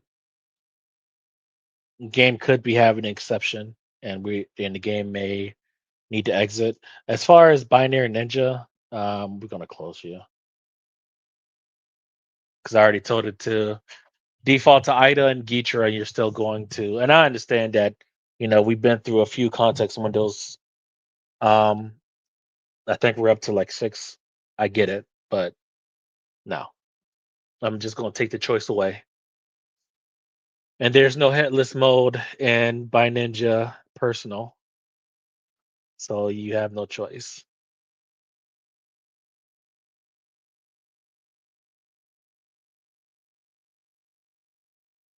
And there's no need for us to keep it running. Okay.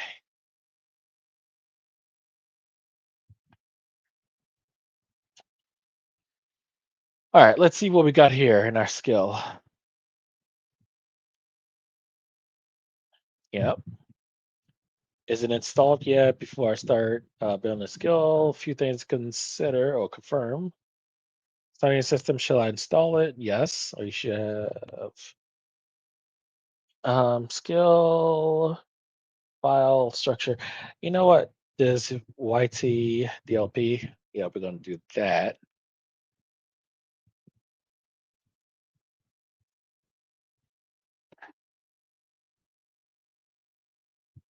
What does DLP stands for?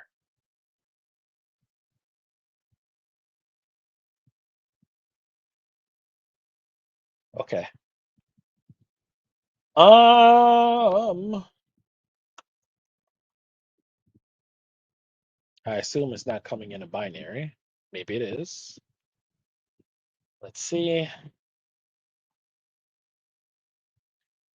It does actually. That's ARM. That's x86. What is the difference? There are 64-bit versions, 86. Okay. I'm assuming this is the one I need. Okay. And let me put you on over here.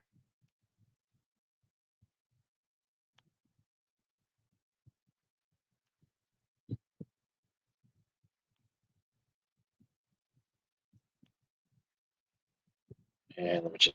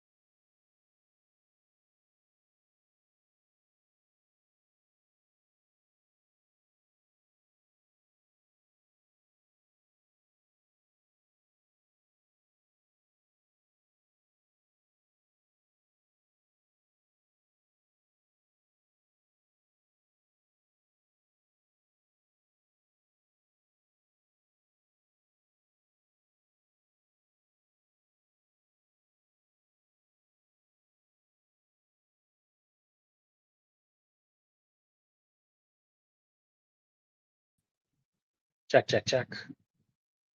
We're still live? Okay, we're still live. Okay.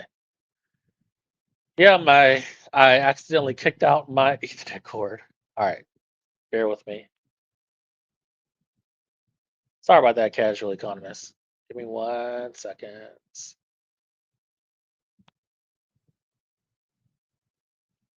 Screen one.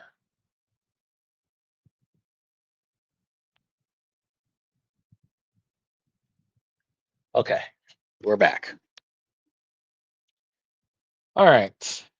Yeah, my USB cord, a USB, my Ethernet cable got disconnected. Um, where was I? X64. We'll just reconnect here.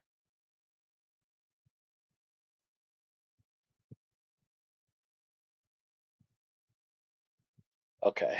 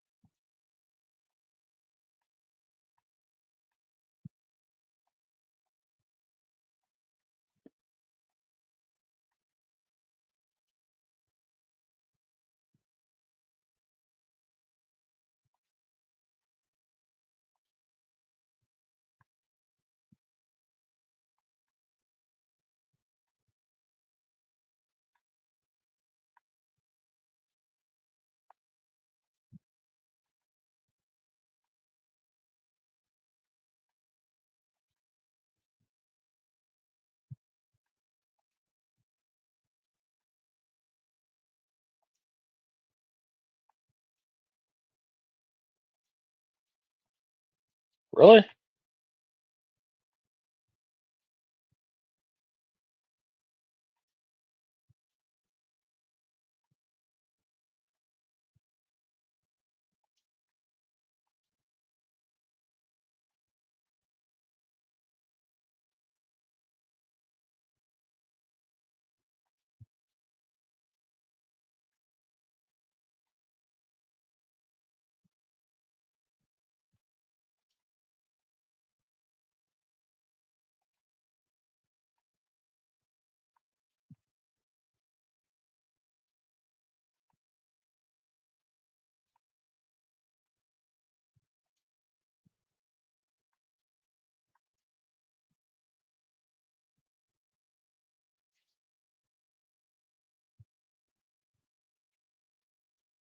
All right. The fast resume breakpoint is firing so rapidly it's saturating. Let me pause the game. All right, I'll pause the game.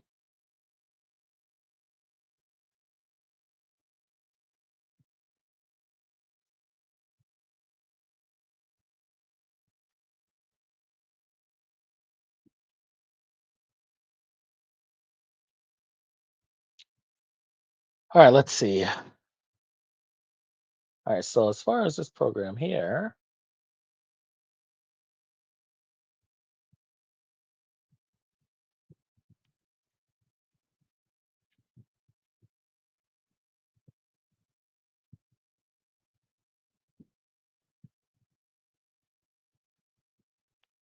okay.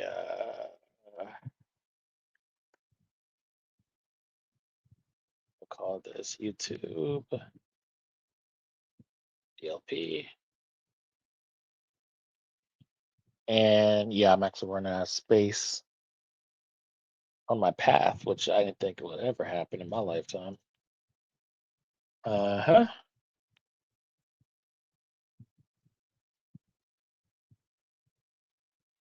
All right, so now that is should be.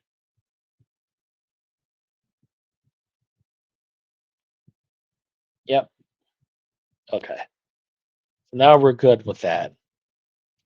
All right, so number one, YTDLP is installed and in the path. Now, it won't be able to use it from this current session because I just put in the path. Um, you won't be able to uh, call it without using the full path because I just installed it, but it is located here.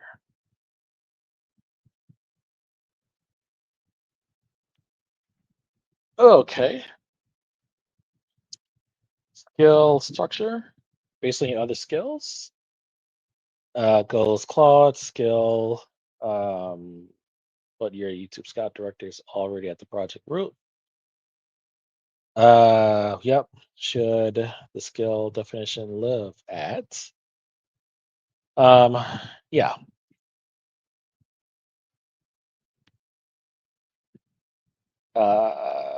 Claude skills, YouTube skill, or somewhere else.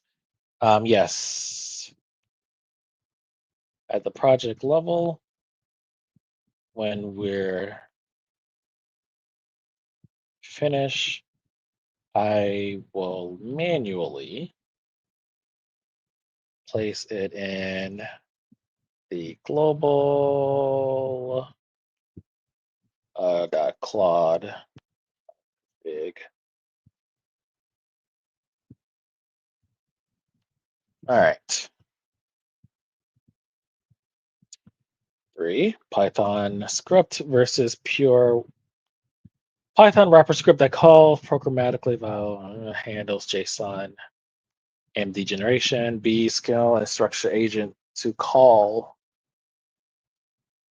Yeah, let's do it directly.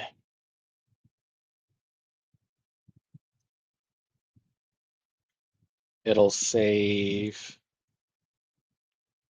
Um, it'll save on context. Tokens. Yeah, have the bot create the script versus because those transcripts, especially like extremely long videos, it'll you know eat your context up. Output file naming. You said this per video files. Should the name be based on the video title, sanitize, or video ID, or both? I did say per video. If we were just to do one JSON and one Markdown, that would be fine, based on a search query. But we can't have 10 of the same. Okay. Um, yeah,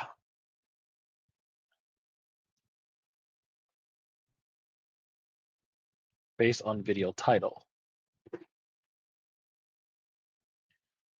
Or both. Um, yeah, you know what? Because there could be multiple videos with the same title. Stop it. Controller. Nope, I don't. Controller slipped out of my hand. Let me place you on over here. Based on video, uh, both, both video title underscore video ID. Okay. All right. Let's see what we got here. Could you manually press F2 pause? Okay. Then check the log tab to see what's captured. Uh-huh. That's a lot.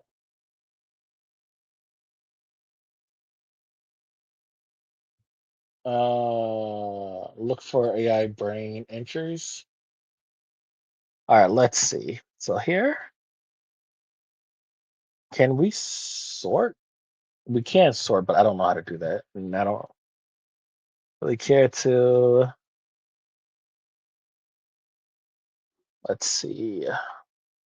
I think we're cleared after this, just to get us a clean log. Uh-huh. Whoops. What'd you do that for?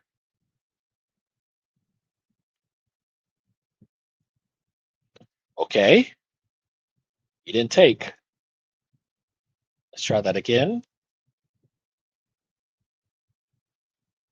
Okay.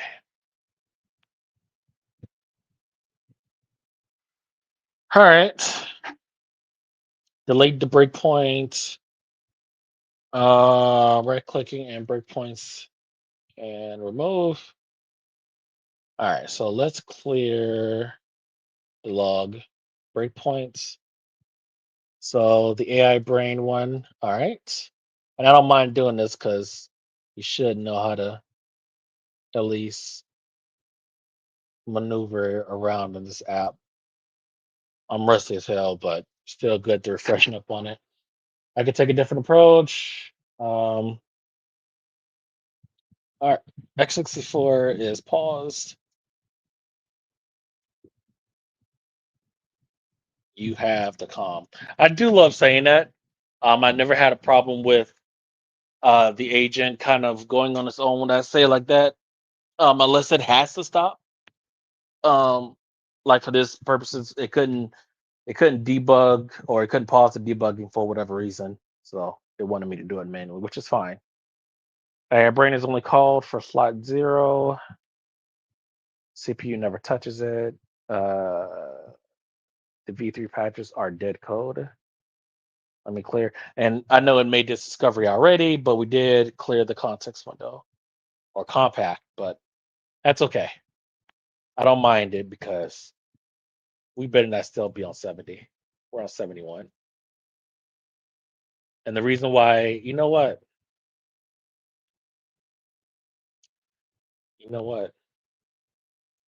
Let's create another project. Not create another project. We're just gonna have Ida and Gitra decompile the rest of the assembler, the rest of the DLLs, the binaries in the game. I hate doing things just to eat up context, but it's got to get done. And this I don't like at all. This I don't like. Let's clean this. God, it is creating files. Mm, we don't need to touch this. Everything in here. That's fine.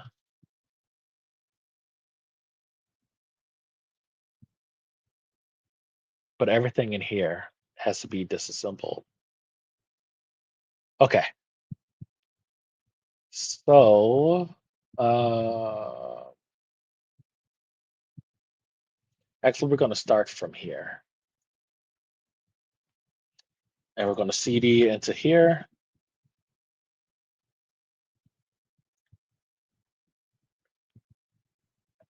And we're going to do that. Even, even, even the binaries that may be auxiliary or have something to do with DX, I want to decompile those too, just in case. Just in case, if Capcom decides to hide something in there, we just make sure. And then plus we can use it for other projects in the future. Um, what binaries haven't been decompiled as of yet?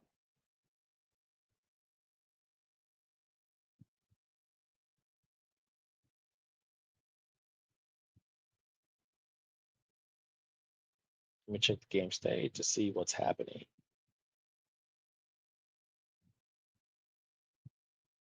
The CPU flag isn't set in arcade mode. Uh-huh.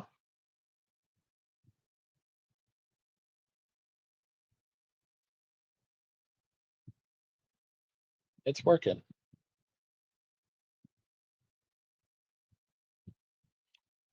I'm just attempted to clean this folder out already. This one, this is a mess. Everything in this folder, Claude Code created. Everything from extracted, well, not this folder. These are backup copies of these game files. These are actual game engine files.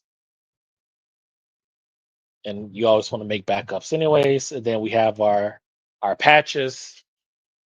And we're currently working on the AI nightmare mode. Um, the Enigma is a protection scheme. This is from IDA. See all this? This is generated from IDA. Just insane. But then again, why am I seeing Geetra files in here? Oh, probably because I don't have them separated by uh the compiler, which is fine, but in the future, just something to note.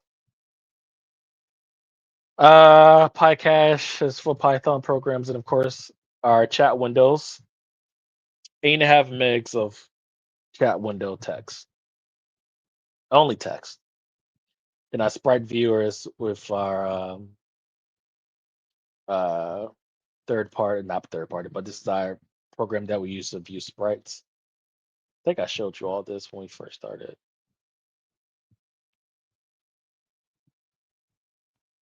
Yeah.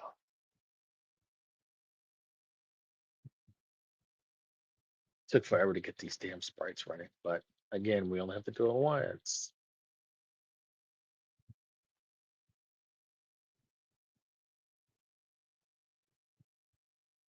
Um, why'd you go in there? Whatever, I don't care. Uh, CCG files, and then more decompiled files here. I want to say this is from this binary. No, actually, I don't even know. I don't know.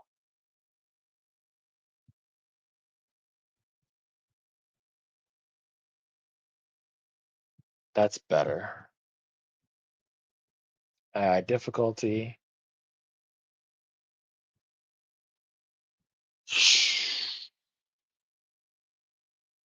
I'll leave it alone. But when we get done debugging or working, then it's going. We're organizing it. Let's see where we're at. Okay, he's doing tracing. Yep. Did he add any breakpoints? No, he deleted the other one. I deleted one. He deleted the hardware breakpoint. Any logs?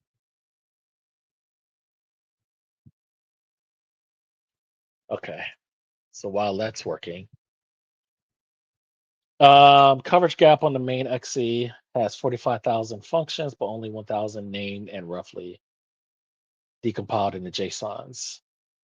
Decompiled errors cover in the main XE. You know what? Yeah, let's fix this now. Uh,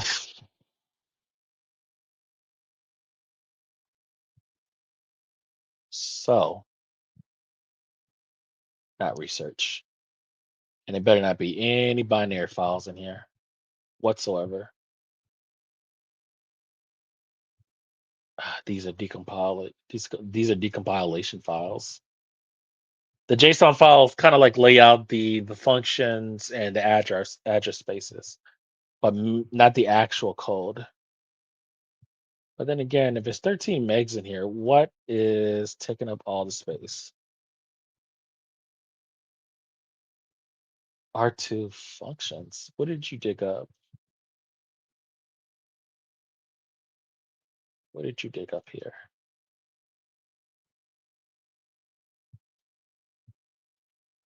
Oh, we need JSON beautifier.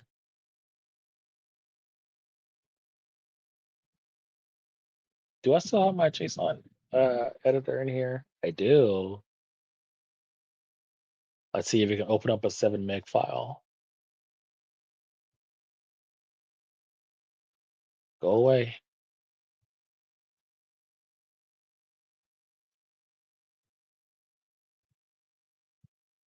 It's struggling.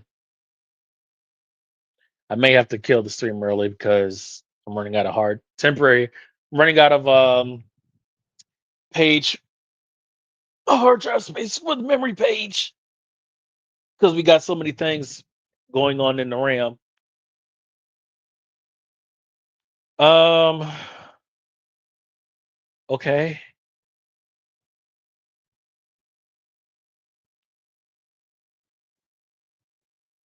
All right.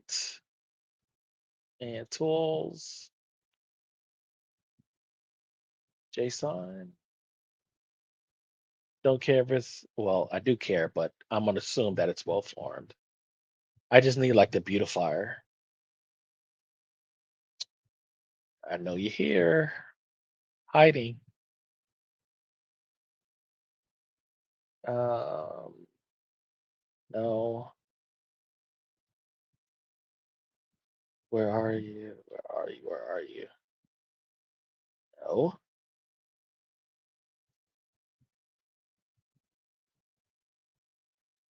Man,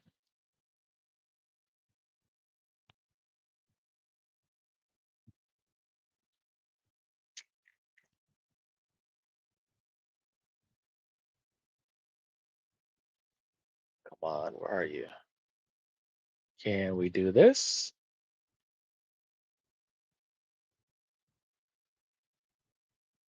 Okay, it's somewhere hiding here. Mm,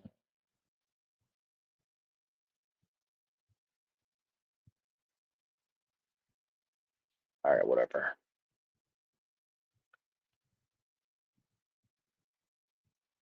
Suppose I can have it has 46,000 functions, but only 1,200 named and roughly. All right,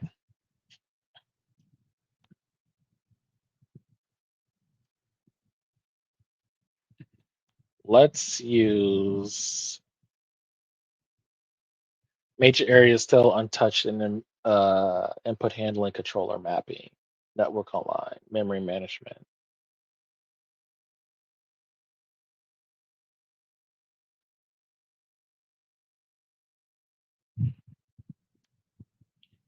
Ugh. I wanted to say like create a swarm of 10. We don't even need to. We just need sub agents because we don't need to report back, or do we? Um, Decompiled areas. Yeah, we did this stuff already.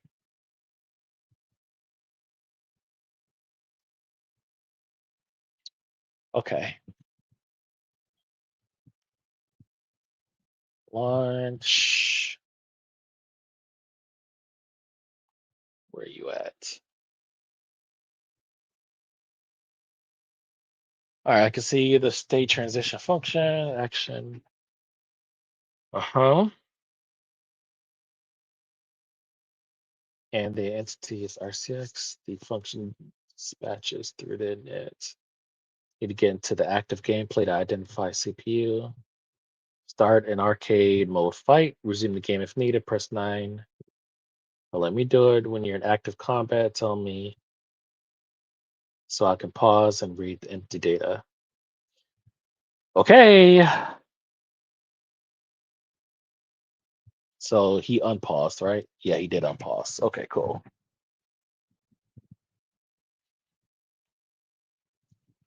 All right, resuming gameplay now.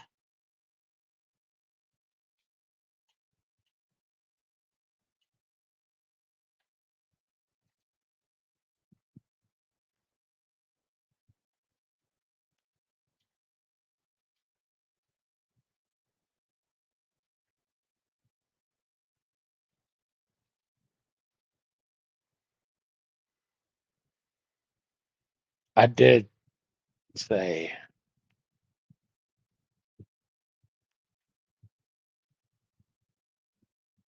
but actually no. Let me just restart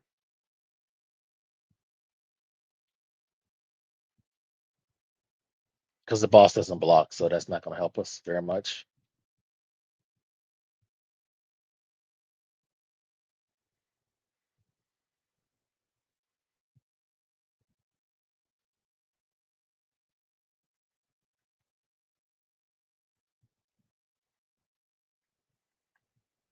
Of course, I can't press up and down. All right.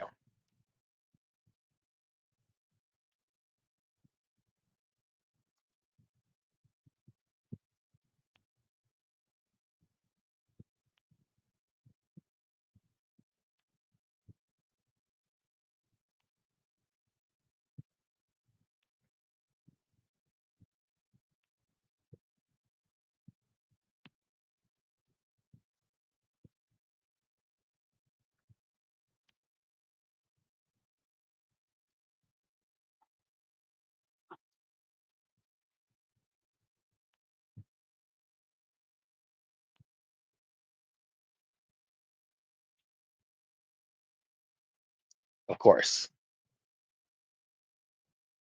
Oh, my timer ran out.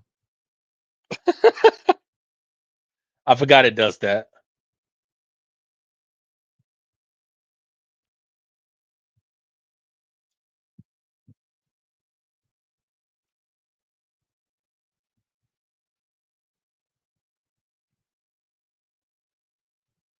That confirms a critical finding.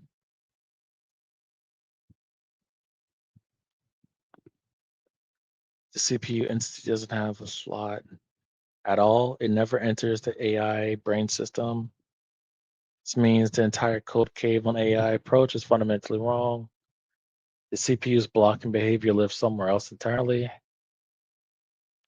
Revert the V3 patches and find a completely different interception point. Um, Restore the V3 patches now, then hunt for where.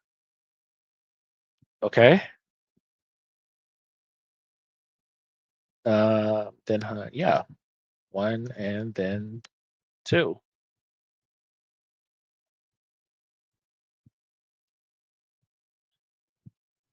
This is where the power of documentation, because I know that he's already made this discovery before. Um, and I'm still working on the harness or the pipeline to kind of like give like an in-depth sort of timeline, but summarize. So uh, tracing through everything that we've done in every single topic. This way we don't have like this repeating. Because regardless, even though like if you compact the conversation, you go through enough conversation windows, like the bot is going to lose its way. The XC is logged because x86 has the CAN process open. Let me detach the debugger first.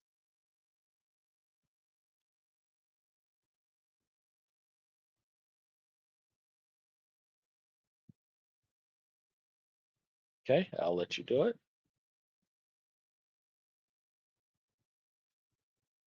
Meanwhile, input handling, network online code, beyond stage render. Okay, launch swarm of 3 to IDA. Actually, no. Yeah, well. All 3 Ghidra, because I want to use IDA for um, decompilation while we debug. All 3 Ghidra.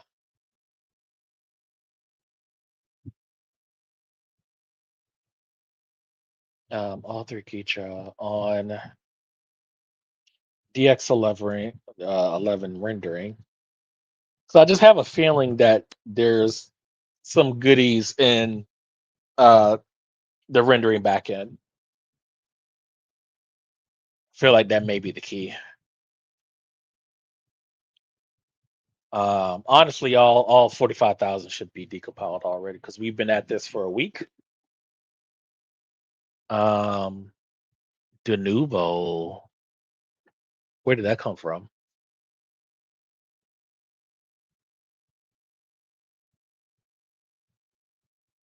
Uh, Not binary per se. Binary is not decompiled at all. So this is in the CCG file folder, which means that this was either this is definitely extracted um, from Opus 46. That's interesting. This is interesting.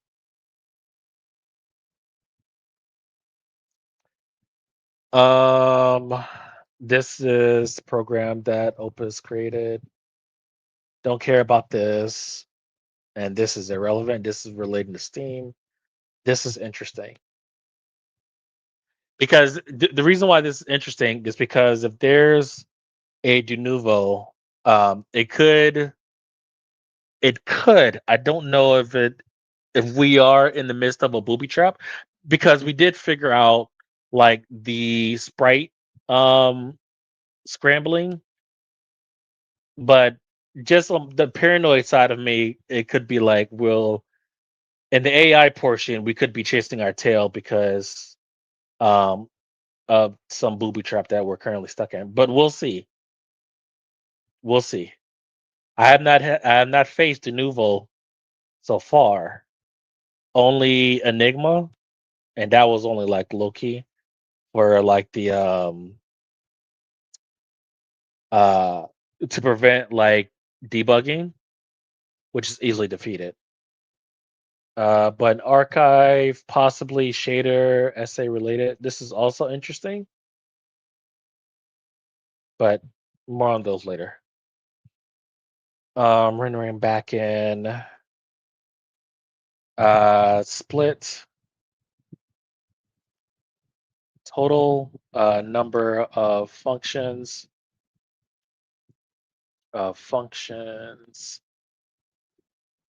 in this domain into three and split. I know I'm kind of doing redundant talk. All three pages, but I just want to make sure to get it right. Okay.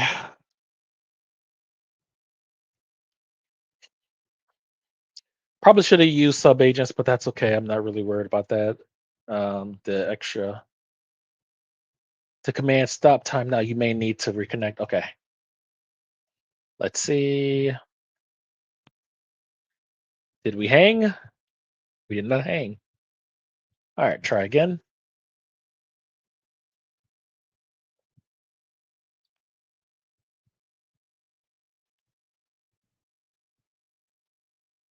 It's still locked. Game process is running with the follow, but you need to close the game completely. Okay. All righty. Game is closed.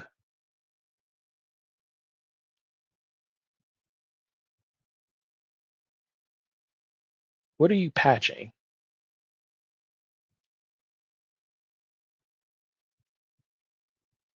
Now for step two, hunting. Launch the game at x64. Okay.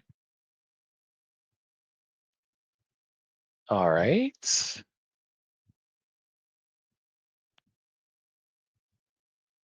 Uh, references here and then here.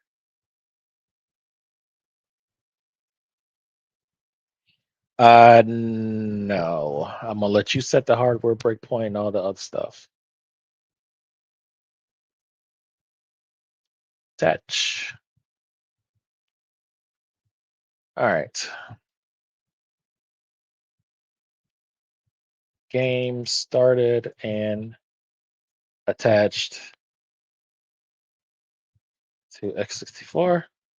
You handle the rest. Trying to get lazy on me.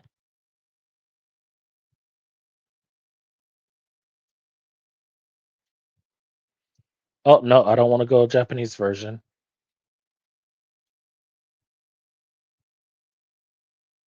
I may have to restore the original if this doesn't work. Okay. Okay. Cool.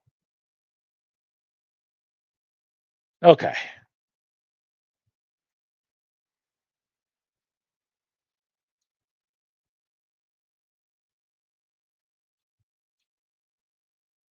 Where's Strawn?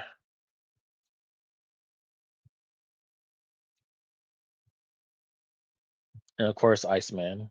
Things simple.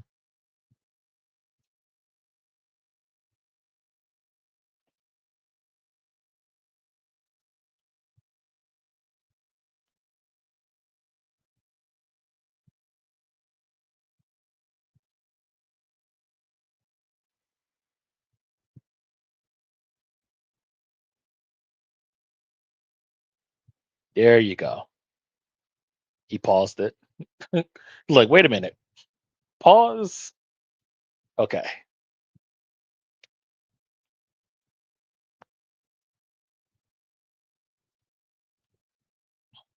I know that this is probably terrible to watch, but like the scientific research stuff, I could do this all day. Not because it's MVC2, but regardless, because seeing what works, what doesn't work, the paths that you take, and stuff like that. It's all fascinating to me. It's even better that I don't have to roll my sleeves up. Um, I need to find a DX11 rendering functions. Let me search for Xbrowse. Okay,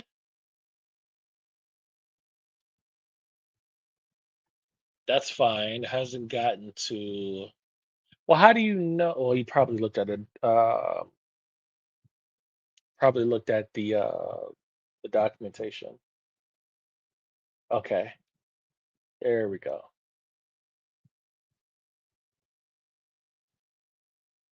Yep, that's what we want to see. That's one agent, one Ghidra agent, and again, Ghidra is you don't see Ghidra on the taskbar because we're running it in headless mode. Ida and Ghidra are running a headless mode. Um, MCP servers are a last resort. If you can run headless or CLI version, use that. This way you don't have to. It doesn't take up context unless it's being used.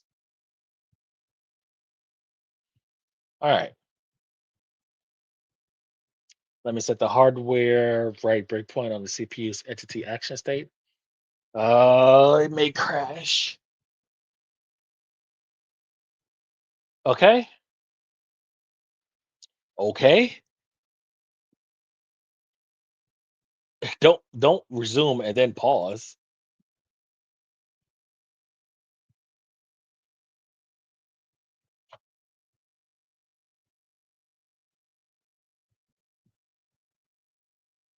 Jump him at zero. Move by just yep. Found the action state writer.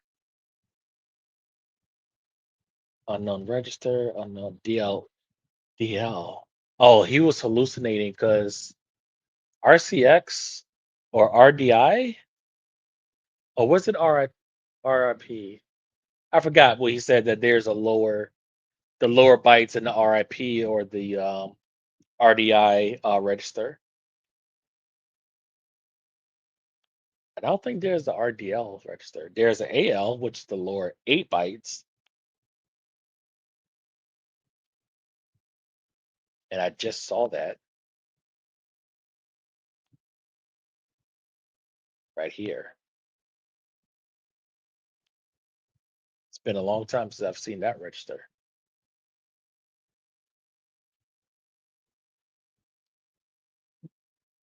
All right, while that's working, all three Keecher agents are launched and running. Why? Okay, I see them. I see them. Okay, it's controlling the game itself because you hear it. He's resuming and pausing. Good.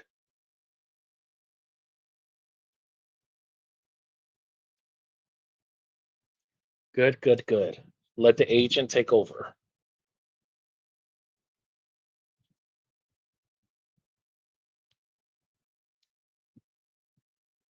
Thinking with high effort. I always want you to be in high effort. Yep. You resumed and paused. And we only this entire time we only use like 2%. That's crazy.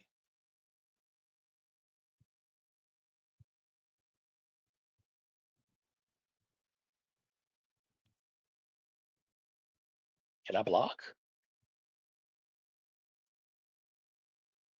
So what he's doing is he's getting kind of like a snapshot every time he runs and pauses. He runs, run, and then pause, snapshot, run, pause, snapshot, so on and so forth. But we'll see where this goes. Let's see how good he is at doing diffing on the fly, especially when I'm not doing anything. But it doesn't.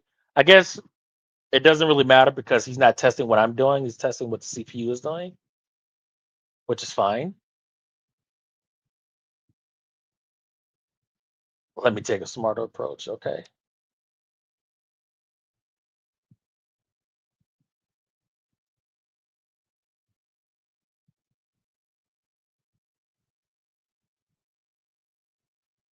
And then our other three agents are, let's see,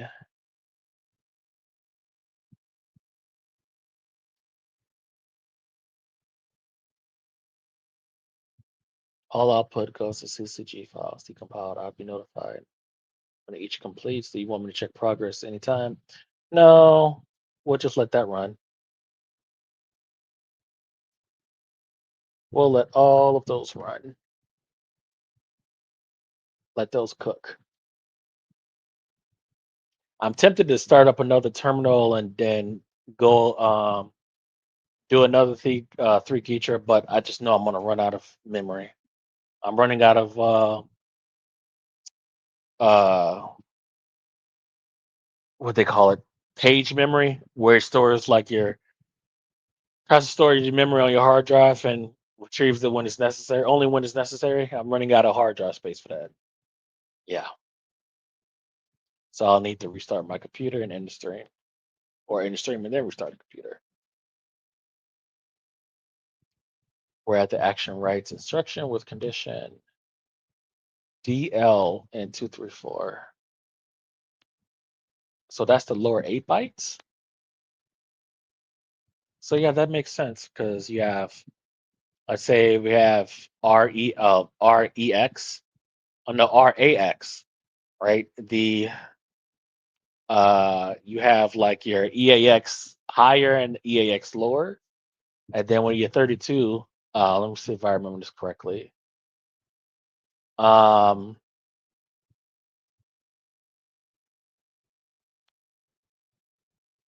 damn, what was the 16 bits?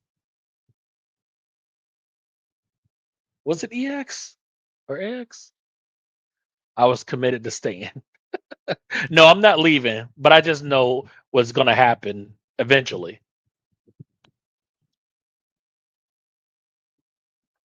I mean, I have until 10 o'clock.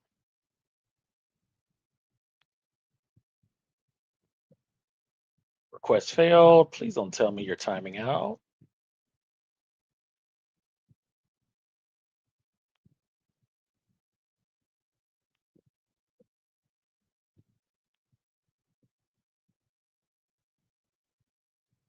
Let me check if the breakpoint was fired. Let's see what breakpoints we got here. Just one. Break if DL is greater than or equal to 2, and if DL is less than or equal to 4, and if RCX equals that. I have no idea what that does.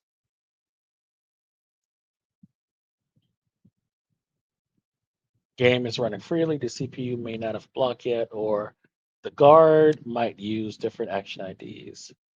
Well, you're not giving me a chance. Are you actively attacking? No, I'm not.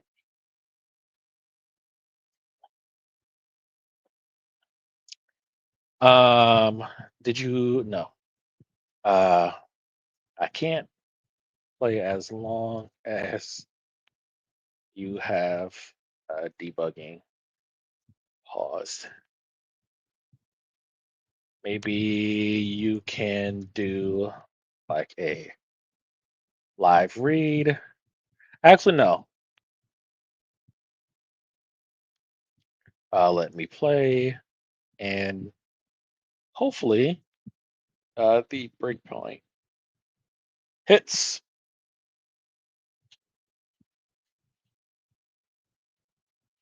But no, I'm not going anywhere.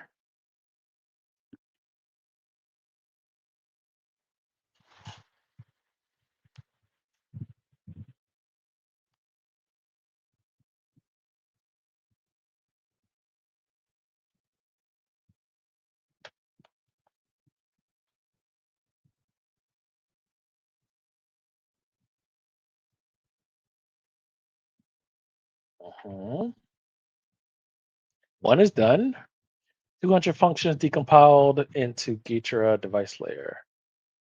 Init chain.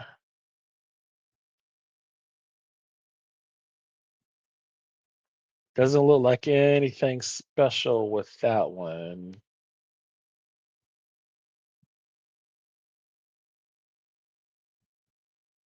1.37 megs. Agent device, swap chain display. All output goes to 60G files decompiled. Um, yeah. Uh, let's place these DX. What was it DX11 rendering?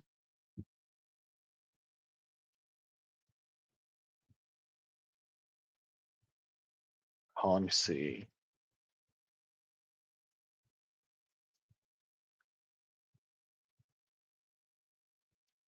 I missed it. Where are you?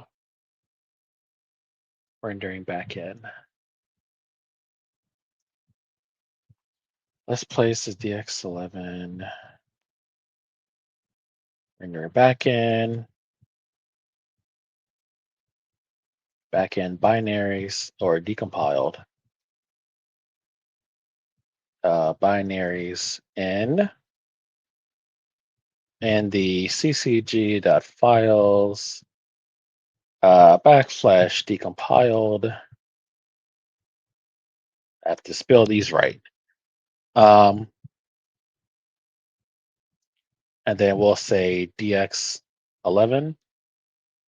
Okay, that got done.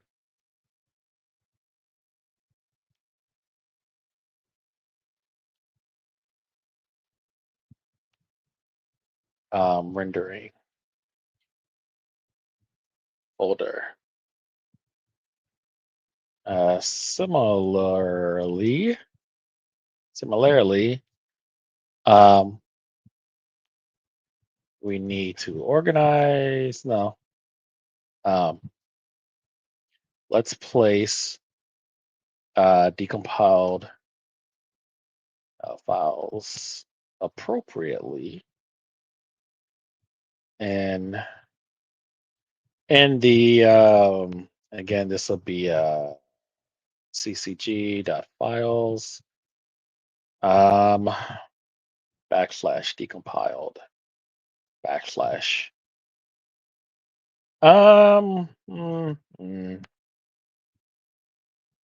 domain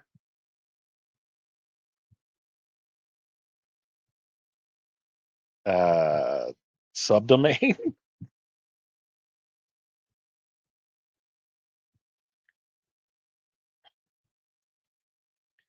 if necessary.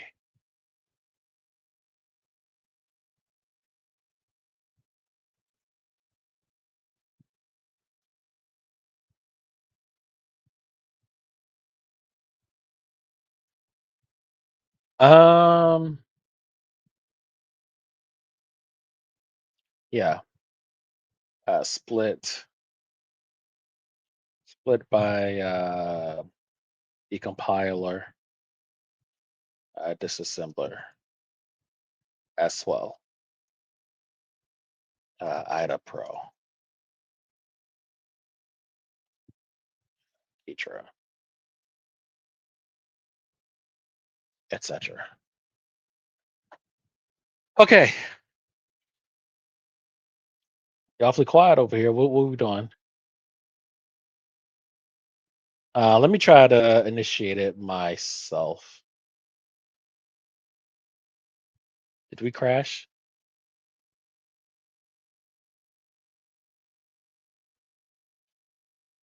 So there's no breakpoint, and we're not paused. Let me detach. And we are crashed. Yep. Okay. I kind of figured that happens. Um, this happens when he does hardware breakpoints.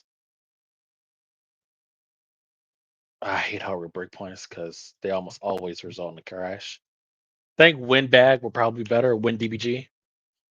All right, let's go again.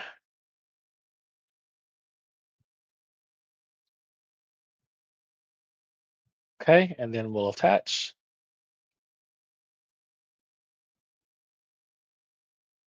All right.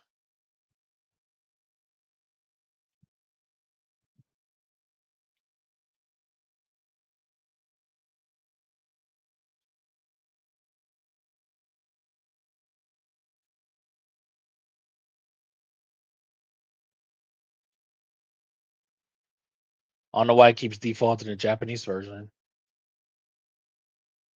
We'll have to take a look at that.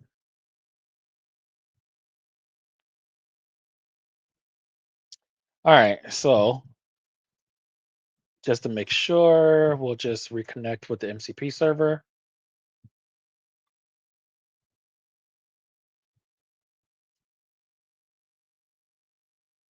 Pick my team.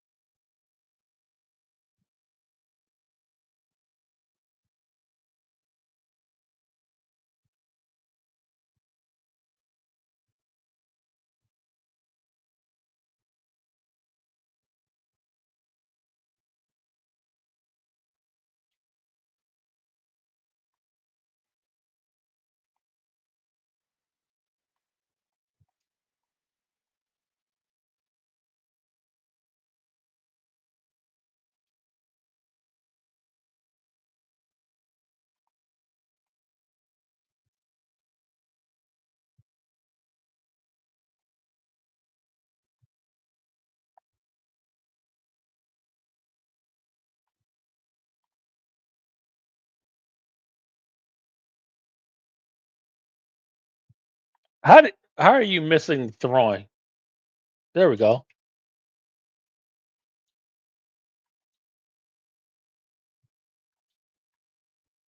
There. Okay. Okay. Did we hit a break point or let's see? Let me verify CD. Blah blah blah. Confirmed on the CPU setting hardware right breakpoint. Oh, here we go. Right condition. That's fine. I don't mind resetting the game 2,000 times. I don't mind that. As long as we're making progress and it's not like, well, I can't read the memory if the game is in a crash state. Well, hey, let me try a different approach. Instead of a hardware breakpoint, let's try a software breakpoint. Oh, no shit. And the game probably crashed again, right? So if we were to detach, and yeah, we are crashed again. Okay.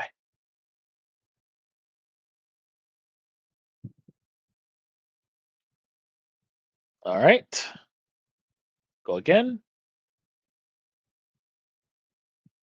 And we're up and we're going to attach. Get those reps in. And we're back.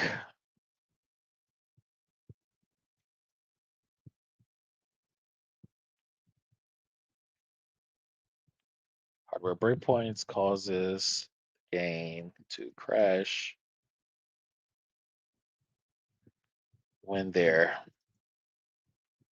hit. So yeah, software.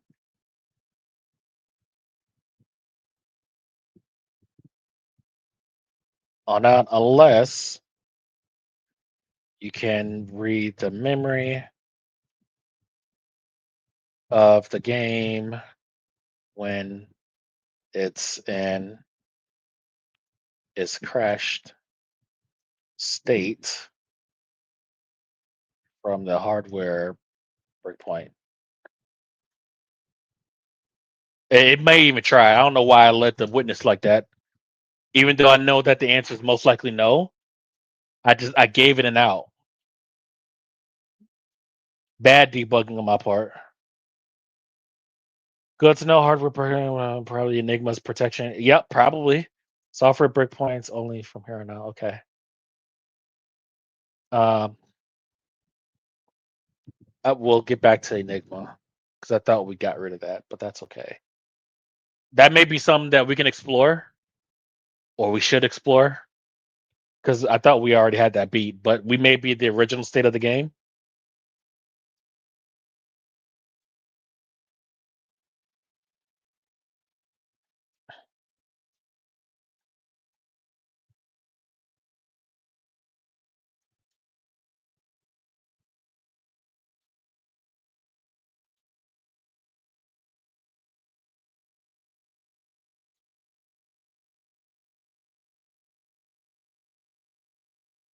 What are you doing? Debug run tested.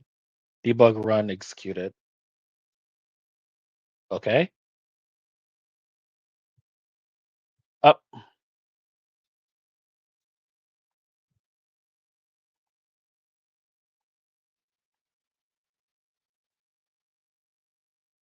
Hold on. Because are we hitting a breakpoint? We're not hitting a breakpoint, so why are we stopping? What is this? Is he resuming? I don't see where he's. Hold on, let me look at the logs. Okay, so we are hitting a breakpoint. Okay. Okay, so we are hitting a breakpoint and he is hitting run. Okay, gotcha. Because I was wondering, like, hold on, wait a minute now. Yeah, I don't mind it. At least I'm hoping because we're hitting breakpoints and he's resuming. See the state that we need to be in. The guard init handler fired. Maybe it did. I don't know.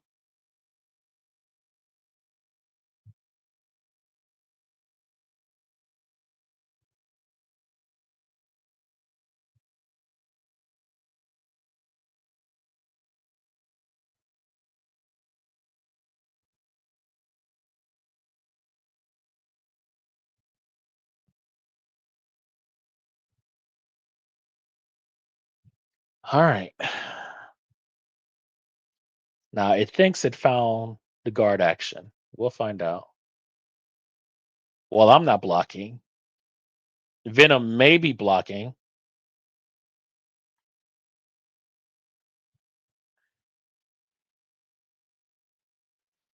He was blocking. I was not blocking. He was. It's close. It's like it's like it's getting close. It's not there yet because when it disabled the left right not left right up and down, like it got it for the wrong person. CPU entering guard state confirmed. Okay, I'm gonna let you cook, but I'm gonna tell you afterwards that you got it wrong, and then you can flip it to whatever other entity there was in memory, and then you can get it right. We're paused. Yeah.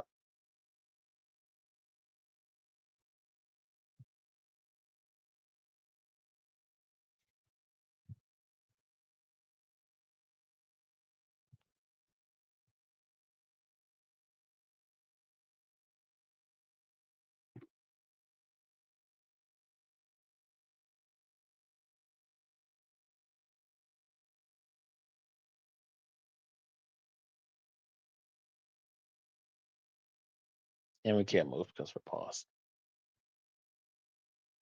All right, where are we at here?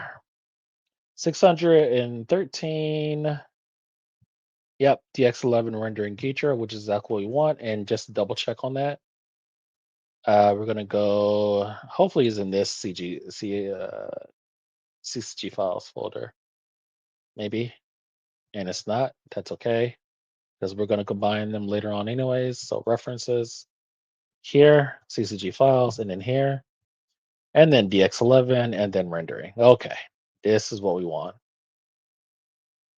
Good, good, good. And since we use Geetra, good. Okay. All right. Any more DX11 functions need compiling?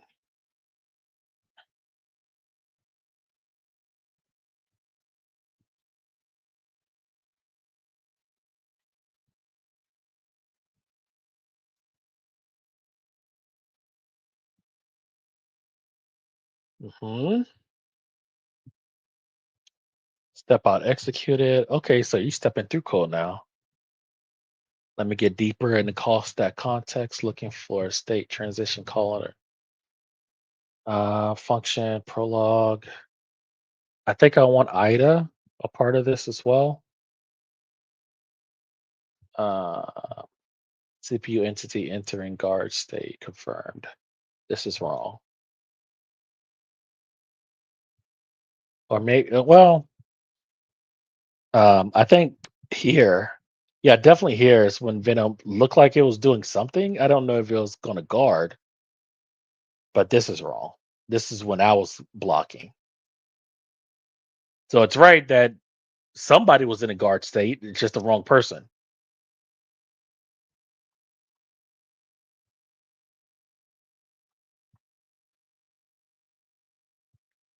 You gonna unpause the game or no? Um,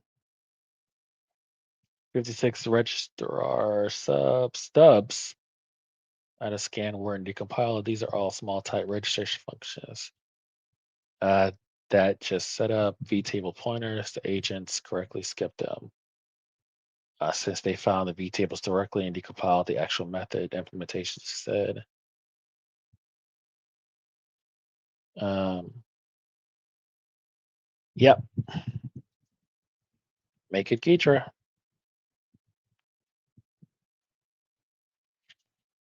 Let's knock those on out.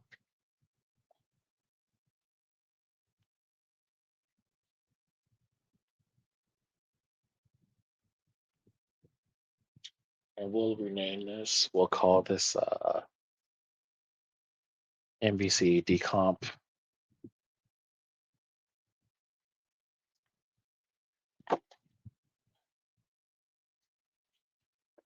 Uh, over here. My control almost fell off the table again. DX11. Tempted to start another one. I do. Hold on, what is this? Files organized, zero orphans. Okay, that's fine. That's fine. Because that's yeah. Even if the ordering is incorrect, it's still ordered somehow, so it's fine. I am interested in this, even though it's only 8 kilobytes. I need to. We need to resolve this. It's like an itch in the back of the brain. Because that tells me that they're using Denuvo um and Enigma. Actually, yeah, we'll do that. We'll CD.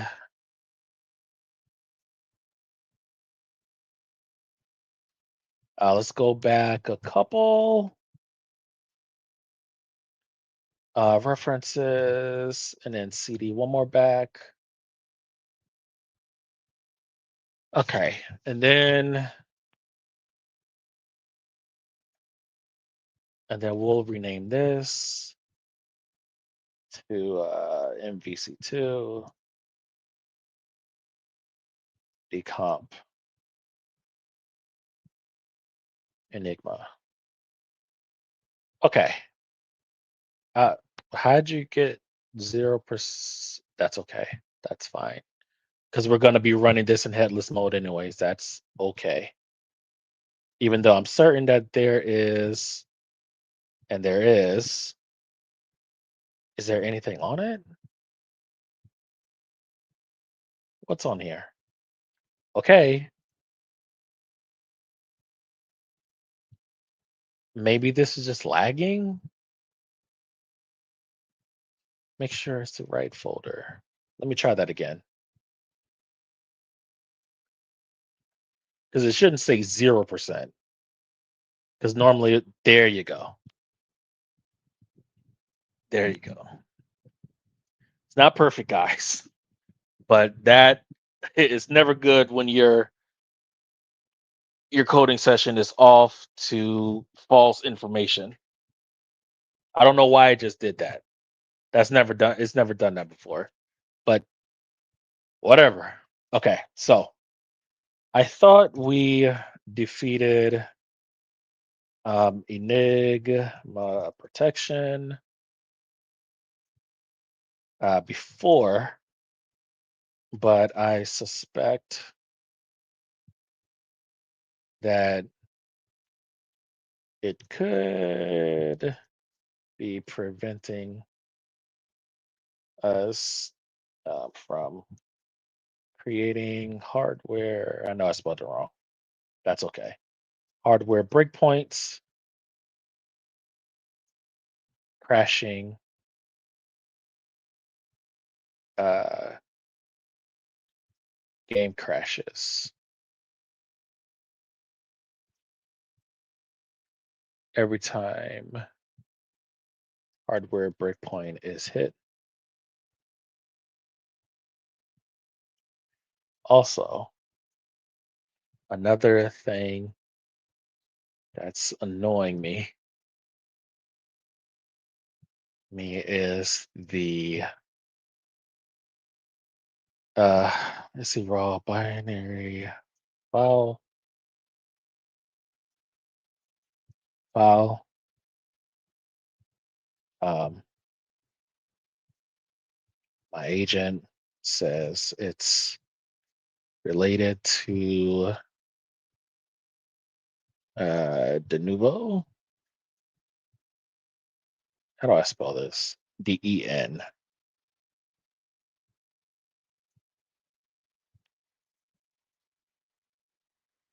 Want to decompile that as well, along with anything it's pointing to.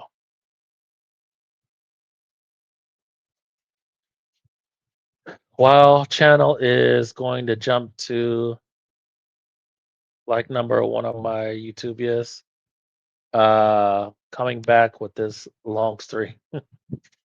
Oh yeah, we're gonna be here for a while. And even if we have to restart the computer, which I probably will, we'll definitely be back. If only thing if it's just tonight. 'Cause I still have to work. Um, but we'll definitely be running this in the background. Opus 46 will not be taking a break today. Okay, where are we at?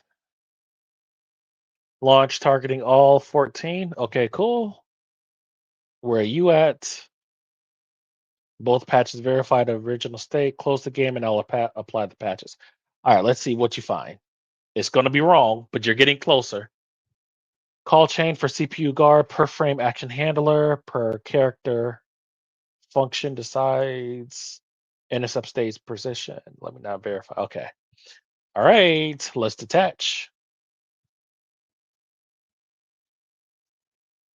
And then we'll close this out. And the reason why, okay, that's weird.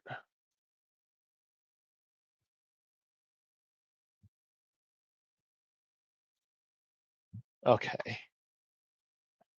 All right. Game is closed. And again, we have our original already backed up.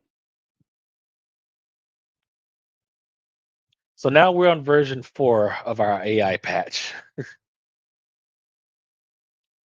The great thing is we can find out, like, compare like the different versions compared to our conversation windows, and then say like, all right, what's the timeline? What did we try? Where did we failed? Um, well, we're failing a lot right now, but that's okay. We're gonna fail our way to success. Um, so on and so forth. Okay, patches apply. Launch the game in arcade mode and attack the CPU. Okay.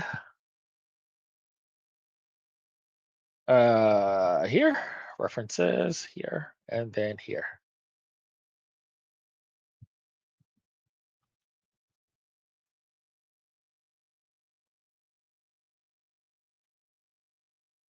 And then we'll attach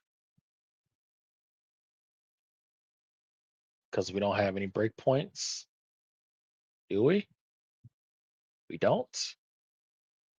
All right, attach.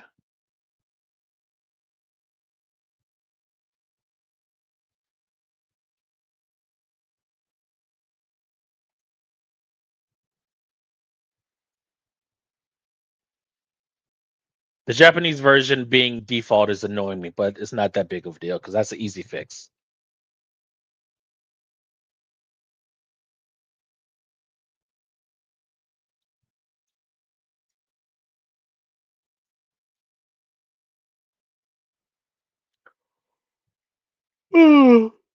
Who's next? Let's go with Mega Man this time.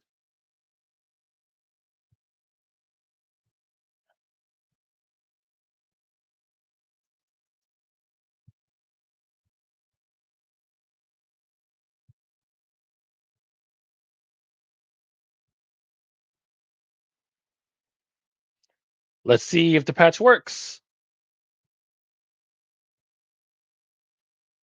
Nope, he can still block.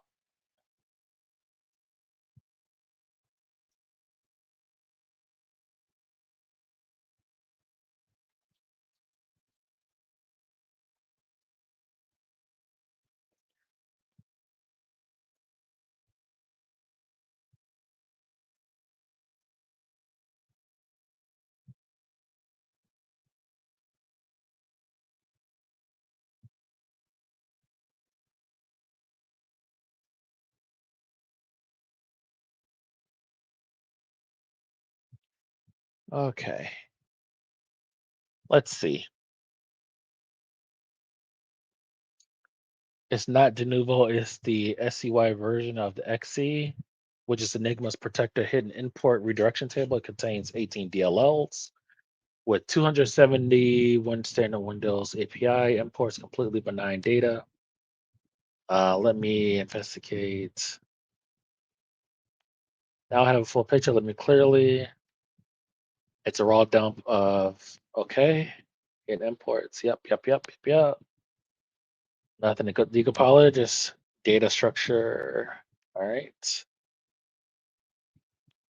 Hardware breakpoint crashes. Let me look at the anti-debug mechanism in Enigma.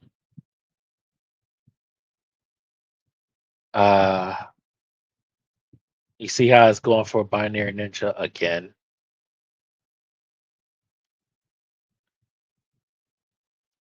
Okay. Found the smoking gun. The Enigma runtime has classic anti-debug mechanisms. Get thread counts. Set current thread count.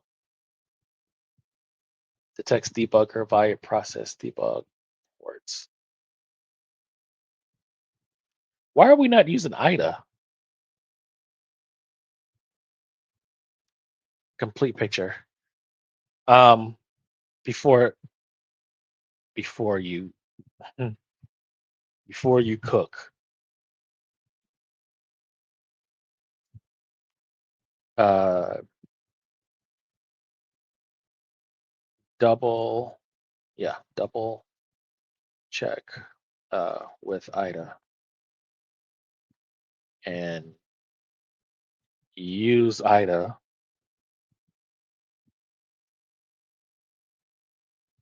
as a first option from now on. Too many cooks.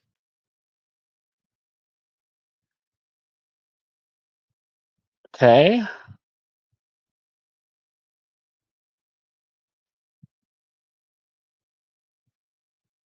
Did you tell me something before that? As but CPU still blocks. Let me set a breakpoint on the cave to verify it's being hit. All right. Okay. We got a breakpoint.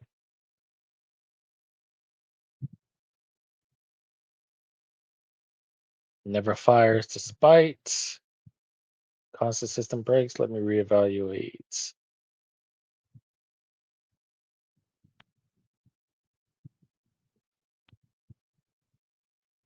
Let me.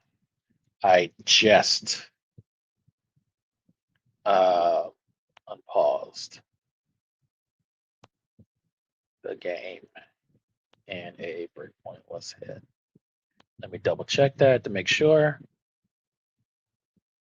Log redirection stopped. Check the log. I wish it was time stamped. Breakpoint at here. Okay.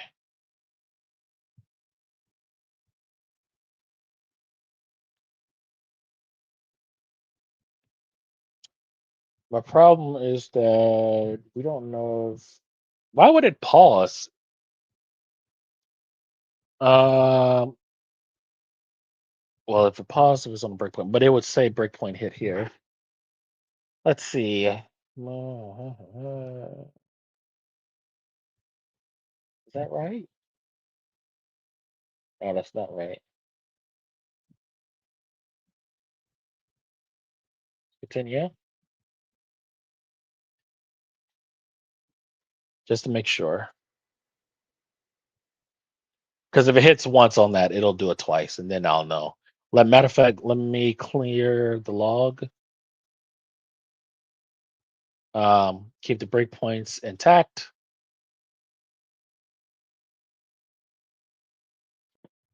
Um, Continuing to play, waiting to hit breakpoint.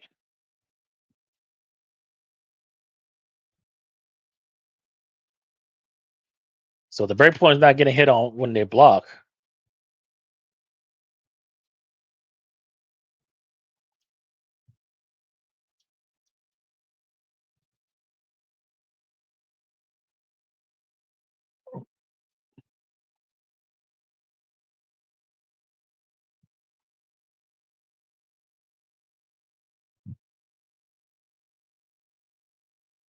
And again,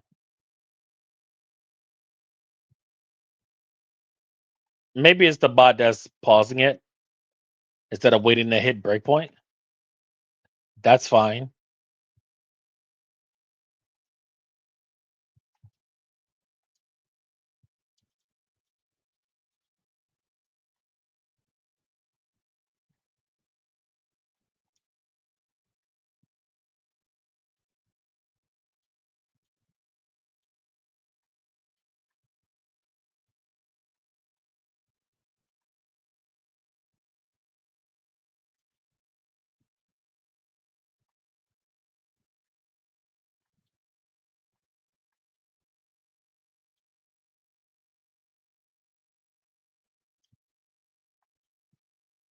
Says breakpoint set on guardian handler. No, it's not. Well, he's not guarding. Then again, this is level one. All right. And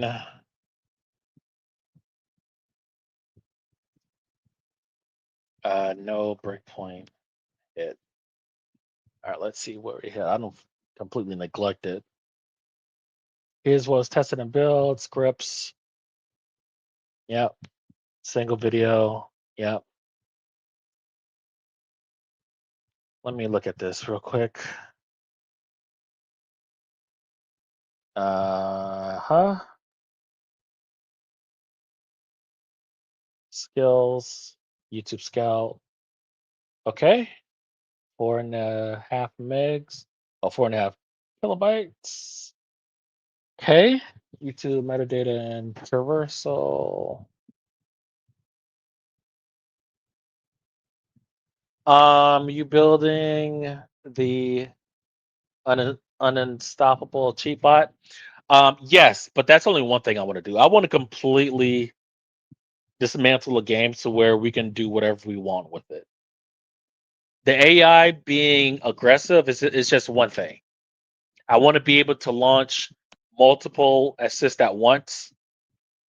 I want to give characters new moves.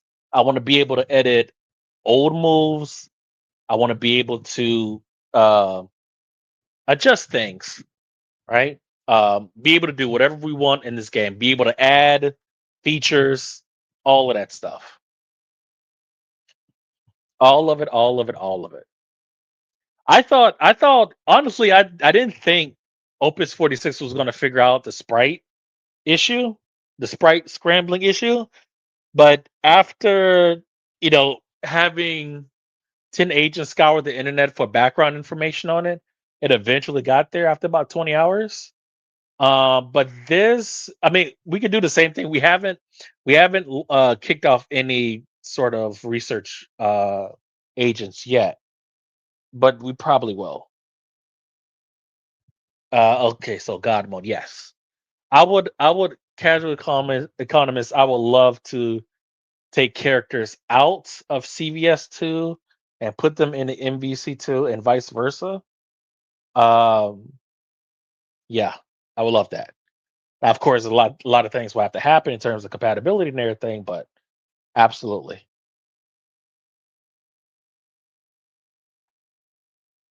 Like GTA 5 is gonna live forever. The Halo games are gonna live forever. Like its fan base is not gonna let those games die. I want to do for MVC2 and CVS2 what they have done for those games.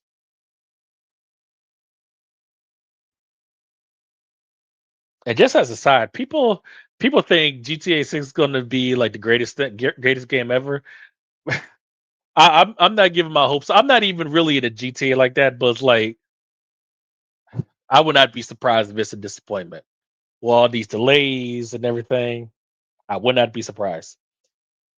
Um, hopefully it's not though. Root calls 40 calls to NT set information thread across 13 function in the Enigma runtime. IDA headless decompiled all 45 anti-debug functions. Fixes Silahide plugin for X DBG, recommended for debug sessions. Permanent patch, change all.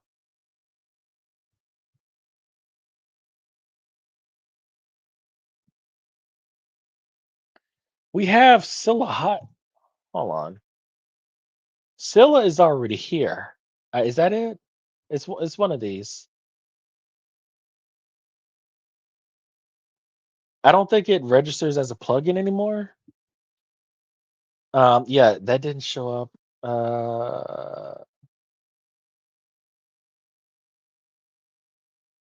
Where are you? Mm, no, none of these. That's exception handling. Of course, I can't find it now. Patches, comments.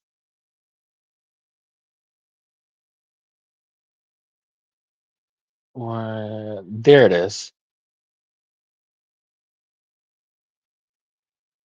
So Scylla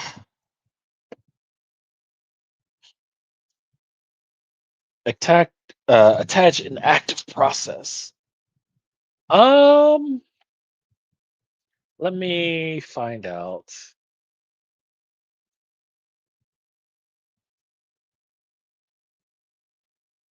because we'll figure out if this is gonna well make it break hardware breakpoints, which I forgot what they even were because I'm just out of practice.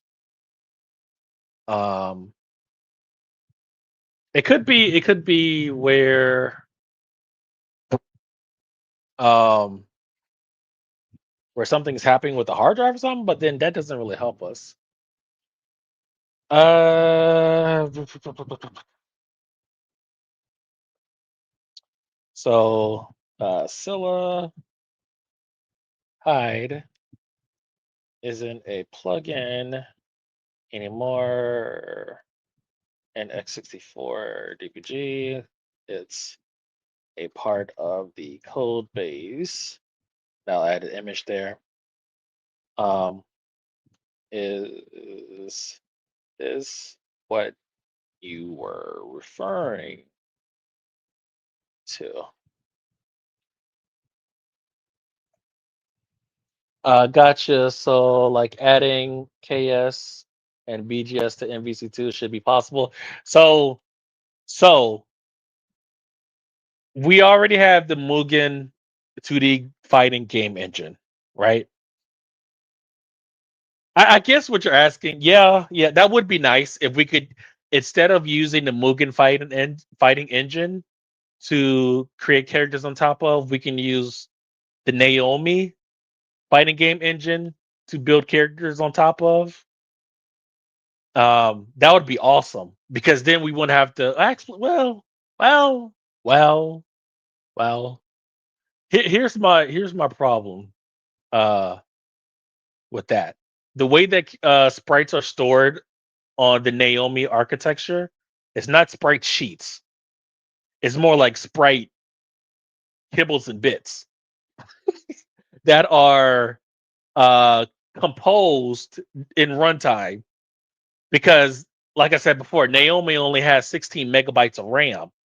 And as limited as Mugen is in terms of resolution of backgrounds and characters, you can still use complete sprite sheets because one, it runs on Windows or operating system itself, and it doesn't have the limitations of like the architecture.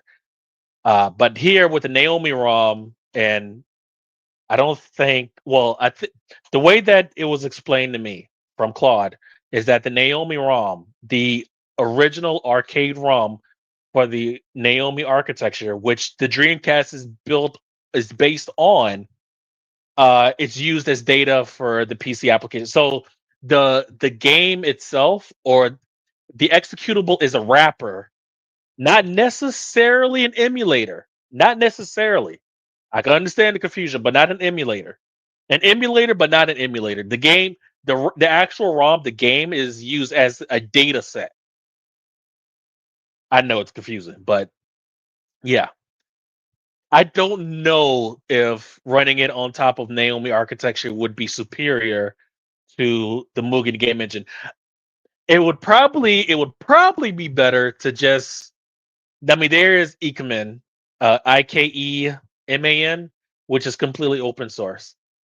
It would probably be better in terms of efficiency to just modify Ikemen or reverse engineer Mugen instead of reverse engineer Naomi. But I gotta find out. Gotta find out. But I'm gonna do it anyways because I just want to make mods to the game, to the original game. Even though building in a whole set would be whole game set would be awesome. Now something I forgot what game engine that King of the Fighters 12 is built on, but I know it's vastly superior than Naomi. Um, but that's the SNK architecture, um, which we'll get to that. That'll probably be next. I don't know how long this game was going to take, but that'll be next.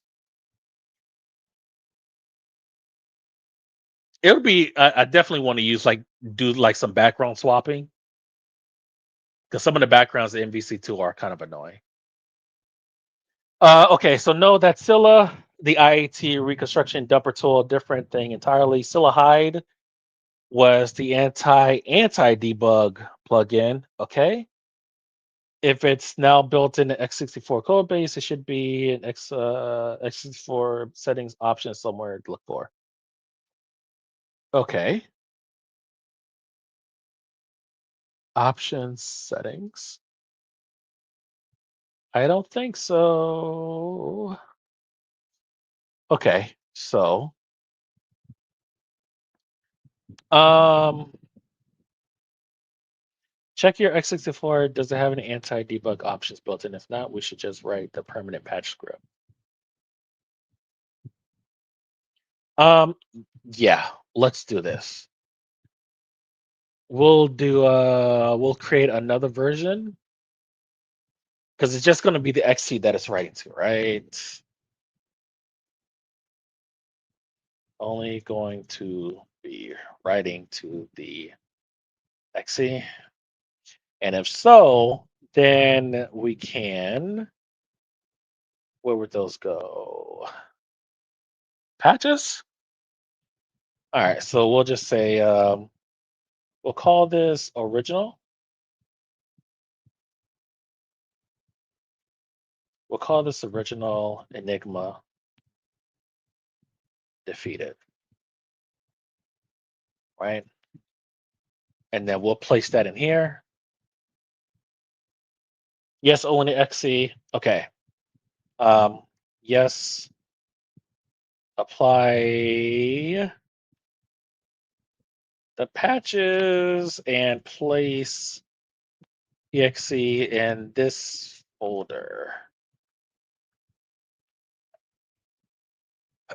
But yeah, if it'd be really awesome, casual economist, if we can we can do this, but I haven't done it yet. But the entire tool chain to create Mugen characters and backgrounds and moves and AIs and move sets and the hit sparks and everything, if we can pipeline all of that and have the agent do it. So then the agent can create characters by itself without us at all. Will be perfect, but if in the end it can give us a yay or a nay. And if we give it a nay, then it, generate something else. Or change this, change that, whatever. I do have AE Sprite. That may be something I'll work on today. Now let's creating an MCP server for AE Sprite, which is a 2D pixel uh, composition program. Okay, where are we at? Okay, so those got done, all following the MT framework pattern. Is now fully covered. Okay, what's next?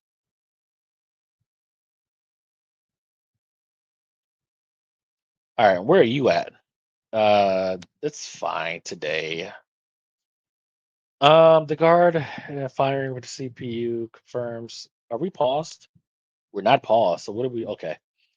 The guard never firing for the CPU confirms the V4 cave is working. It's changing guard actions to idle. What?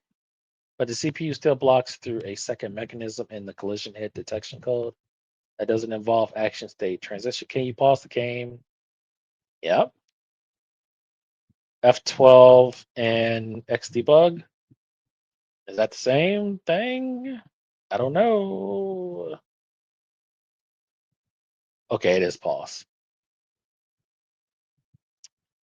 While the CPU is visibly blocking. Oh, that's gonna be tough. Uh, I want to check if the CPU acts. Okay, we can do that. We can do that. Won't be easy, but we can do that. Okay, so let me move it over here and try to catch them while they're blocking, and then pause the debugger. Actually, yeah, I want y'all to see this.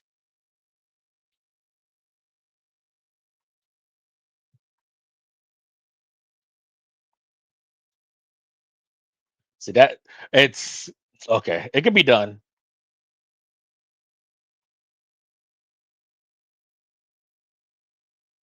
And the start button doesn't pause because it's the arcade version.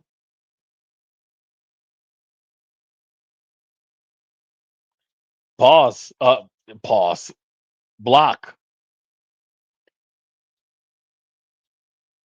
Okay, we got it that time. Sheesh. Okay. Game paused.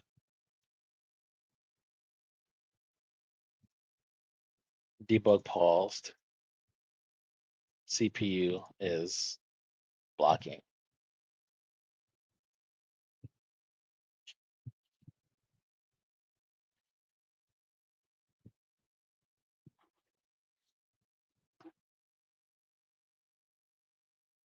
Network online.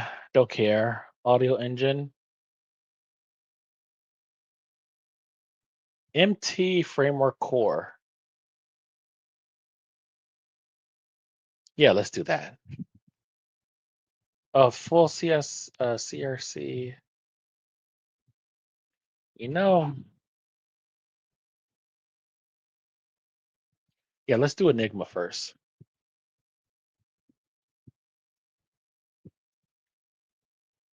Um, Same as before with the swarm. I want every bit of Enigma decompiled.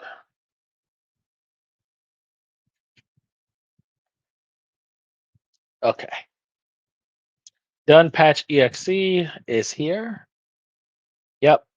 and that directory, and here it is. Good. So we'll be launching from this from now on. I forgot what 3 patches that he applies of what they were pertaining to. 40 out of 40 calls neutralized, original XC untouched, still locked in x64 SHA. This patch XC only has the anti-debug patches. It does not include the MVC in-game or AI patches. Those are in the original. Once you close XC4, you can either replace the working okay, or run patch anti-debug patch directly on the working. That's fine. No, no, no, no, no. Okay.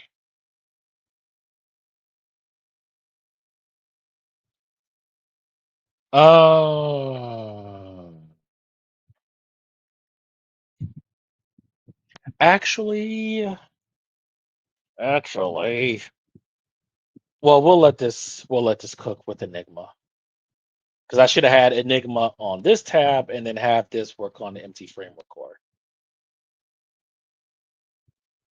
Okay. Uh,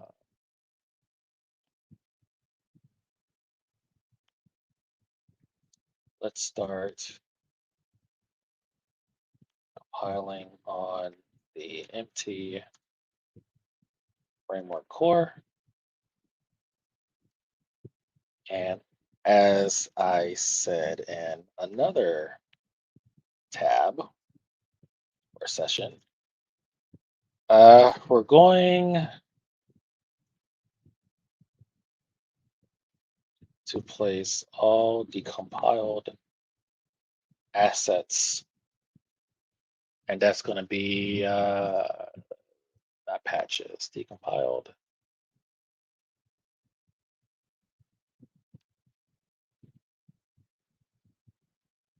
I'm going to assume it just says DRM.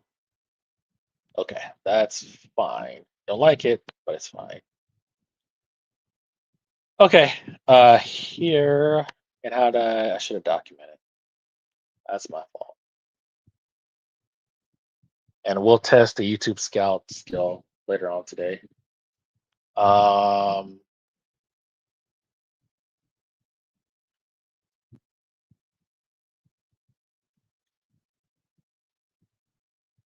decompiled uh, domain. Why did I say it before?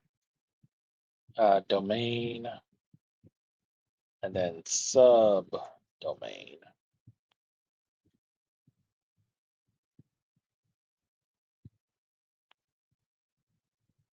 Okay.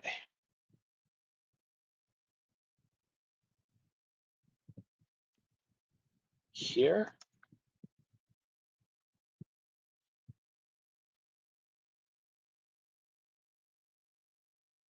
Um, yeah, I know I should put the absolute director. That's fine because we're gonna consolidate the one in this MCV folder to the main one.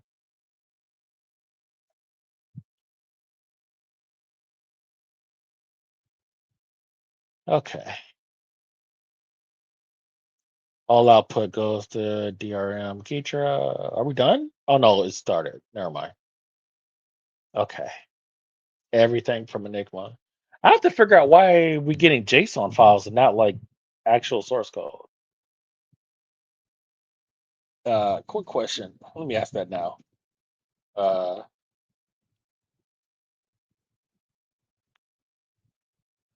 please don't let this be a catastrophic mistake. It's fine because it could all be referred to, but I'd rather have source files, decompiled source files than JSON files. Why are decompiled assets and JSON files and not source code files? Even though JSON files are kind of a source code file ish, depending on who you ask. Kind of, sort of, maybe. The JSON wraps metadata alongside the decompiled C. The plain C file would lose all that context. I said you're right to question it if the goal is to actually read and work with the debug. You're scrolling through escape new lines with quarter strings. Man, a better approach would be, this is my fault again, use the error. C files for because I should ask this like when we first got started diving into this. Yeah, you should have both side by side. C files for the actual decompiled pseudo C file, one function, one per function or per domain. No, one per function is fine. JSON sidecar for the metadata, yeah, or a single structured format like hetero source, CRC32 check, protection loader C, JSON with xrefs. You want me to restructure the existing outputs that way or change the format? Yes. Um, Let me document this for the future. It never really bothered me because um, we got things done. But I do want to have like the actual source code files. Even if they are wrong, we can fix them or we can send them to Gemini or whatever and have them fixed. Okay, yes. And we will go with this format from now on. And then we're going to copy mm, source metadata. We don't need them in two separate folders. I want me to read blah, blah, blah, blah, blah.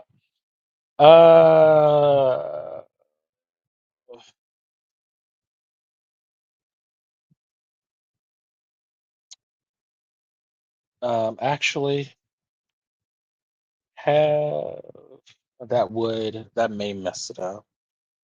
Actually, no, because we'll have them separated by folder. Actually have the JSON file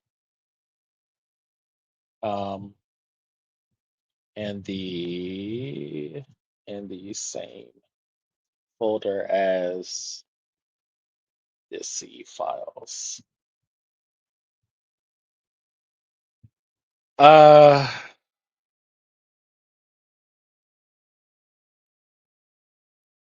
I'm trying to see if it doesn't necessarily make it better, but it could make it worse. It could make it worse.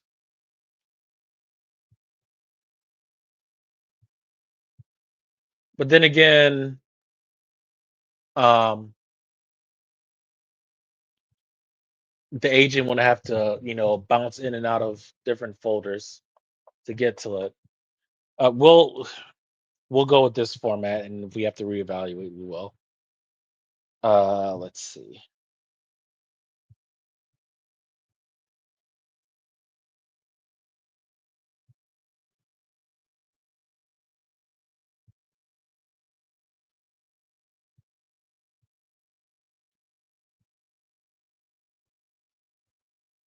Okay.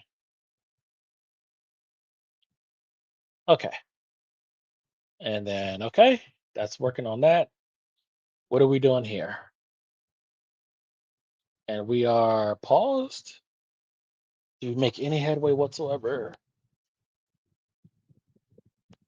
So I'll just keep paused here, and then we find a function entry point. It's a looking. Let me look at the guard decision function to trace. So this is where it would be. Jesus, 10 people at 2 o'clock in the morning. This is where cheat engine would be great, right? Um, Doing the diffing, getting the CPU to block, pause, and then go on from there.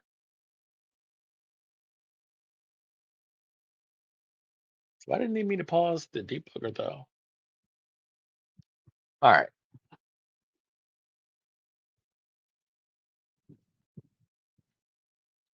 Tempted to play another game while we sit here and wait because this was going to be frozen for a while. Yeah, let's play another game. Our RAM is already shot. Oh, actually, no, it cleared out a bunch of stuff. Okay. All right.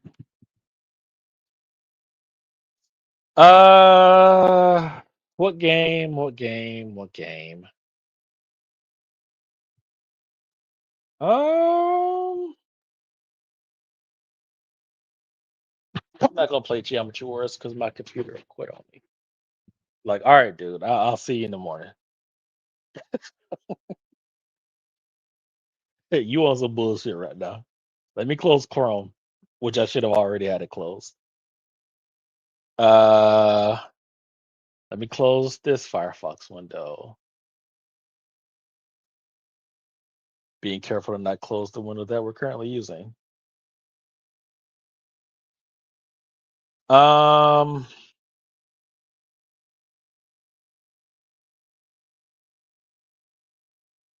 Different rule going forward.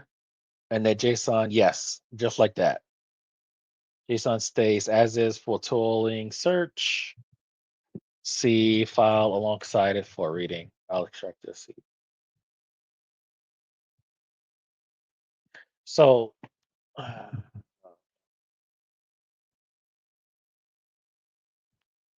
that's all right.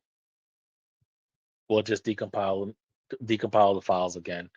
So when it was saying it was decompiled, it was just decompiling like the functions and stuff like that, which is okay because then with that JSON file, it will have to decompile again for the C code, but it'll know exactly where to go.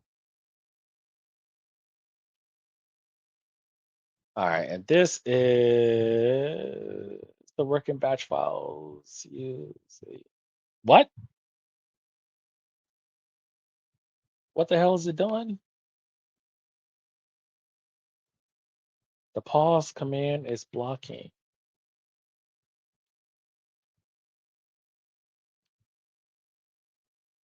CSG files, IDA.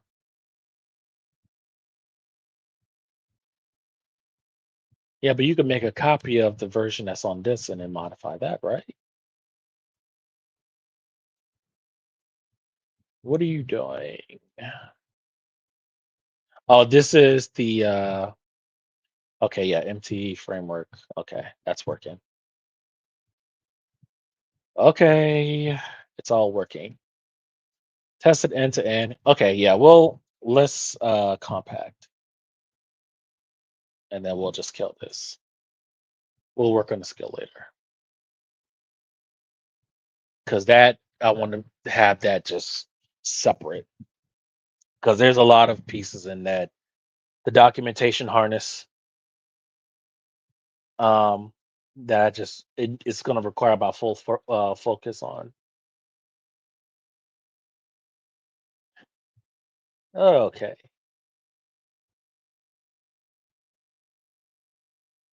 come on.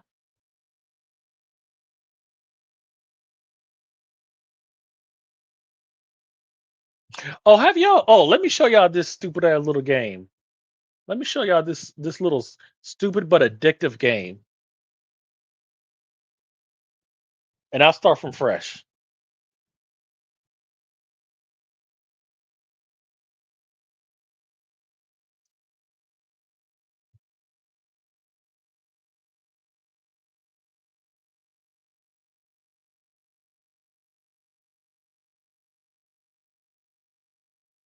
Are you gonna open it,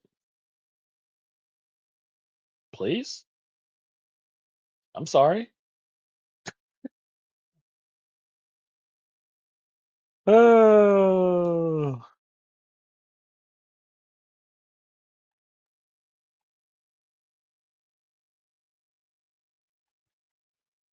let me click in here.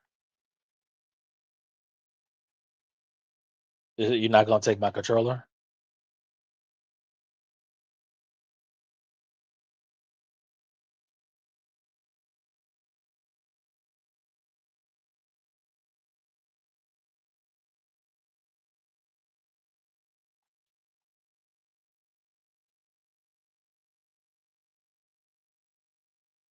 I should have actually just let it run.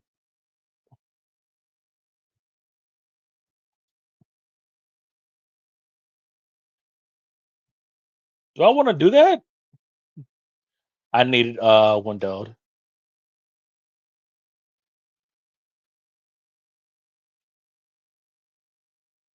Yeah, that's fine. Because at the end of the day, we could just run cheats on it.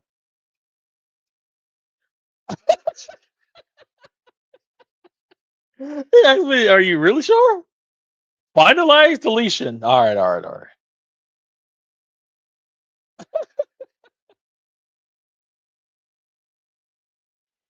That's hilarious.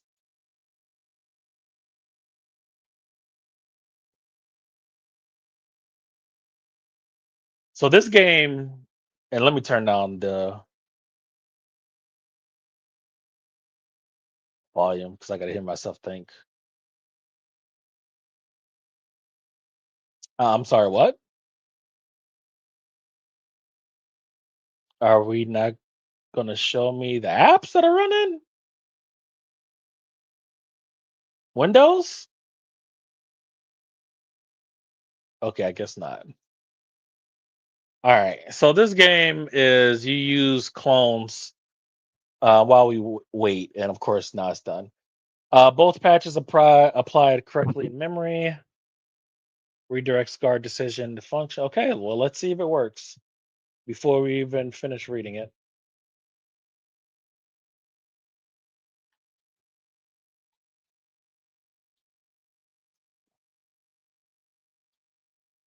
Nope.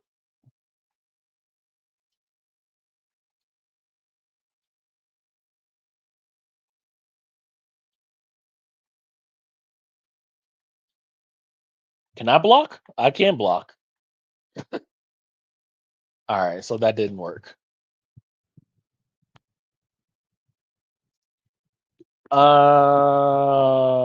Resume gameplay. No.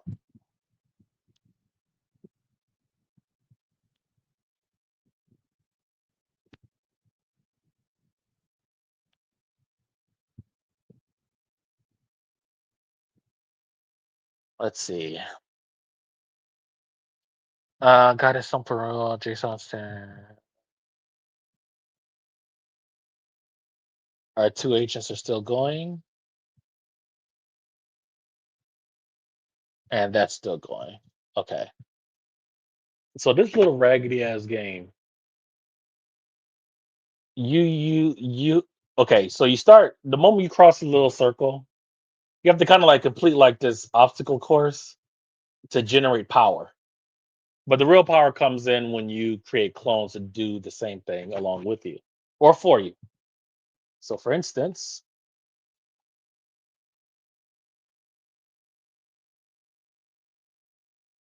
right? So you see, I'm at 1 watt, and then these are other sort of like perks.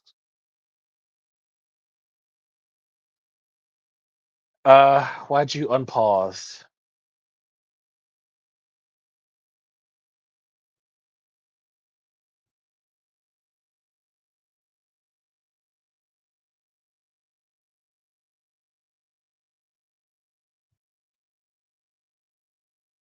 You did something. The guard decision to bypass. So now my controller doesn't work at all, with the exception of that. Oh, we're making progress. Oh, he's stuck. Okay, okay, hold on. Before you even do anything else,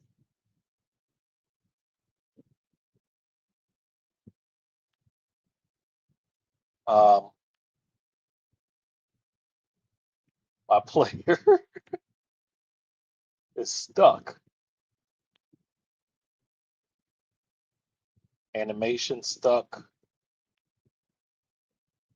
Um, what else? I don't know if the controller's not working or not, or if it's a function of the control. Well, the controller does work because I'm able to pause it. I can't do anything.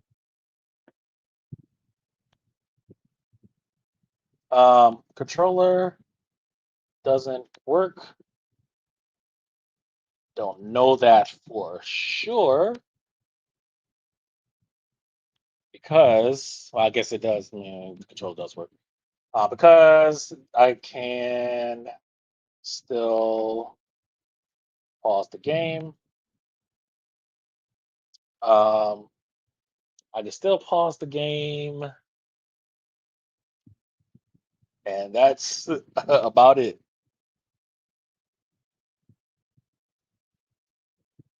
But we're getting somewhere.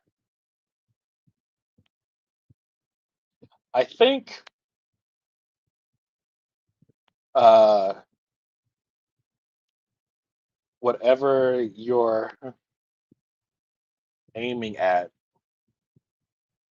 is actually hitting me in terms of patches.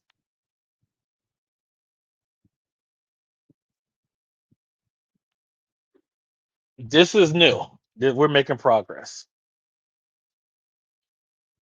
Yeah, I'm completely stuck.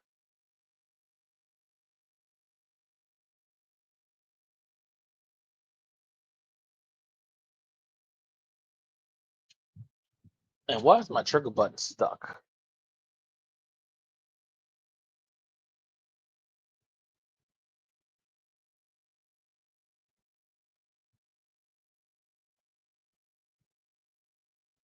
Are we soft locked? Are we paused? We are paused. Okay. So he paused it. Back to this raggedy ass game that I hate being addicted to. Okay. So these are perks. Let me move this over here and read while we work. We haven't done anything yet. The base reward is just increases the reward. So right now reward is 1 watt for every time we complete.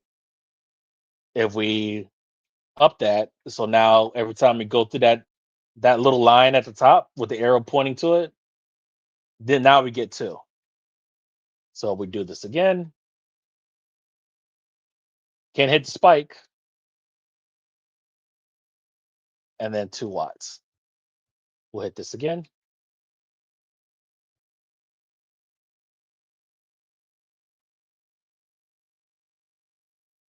3.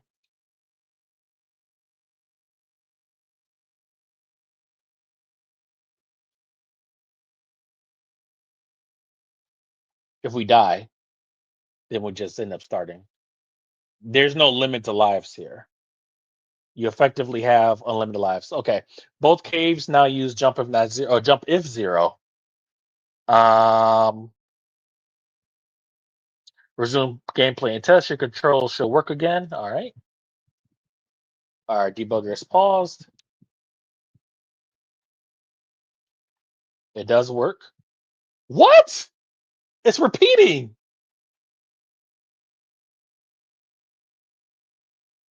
Okay, but the CPU is now stuck too.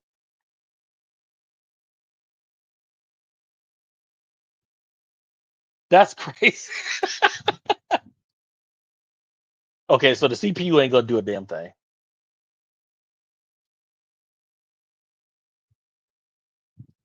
Okay, so the CPU is frozen, but I am stuck uh doing the same move repeatedly.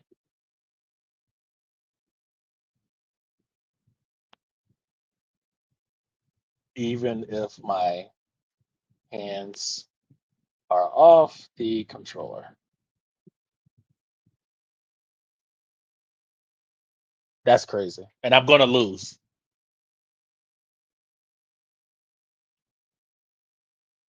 All right, back to this. Do you have enough for clone? No, we gotta get 8 watts for a clone.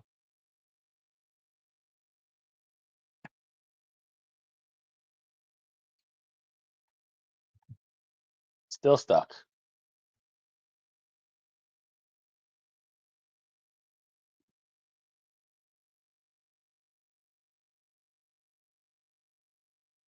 If you pause this game, unpause this game one more time, let's get a clone. We don't have enough for clone. Of course, I died.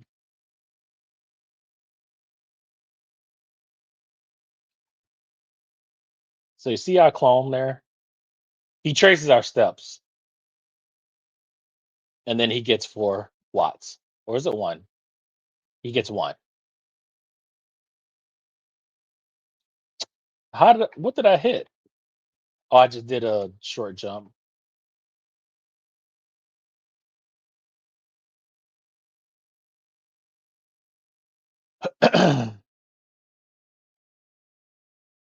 And we're stuck.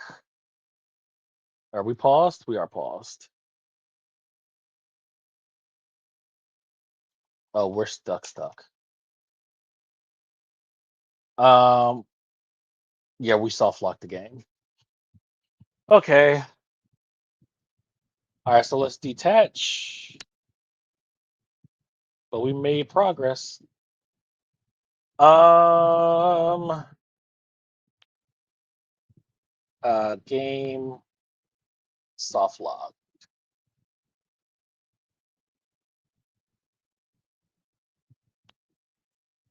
Going to restart.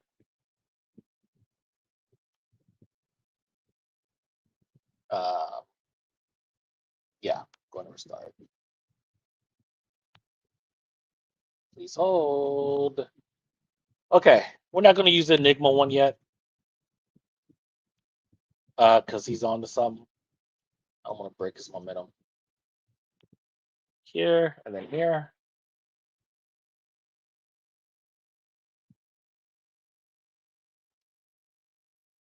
Still waiting on agent 2. Yeah, that's working on Enigma, and this is Microsoft MT Core framework core. Uh-oh. Why am I not seeing you? Okay, I was about to say. All right, file attach. Okay.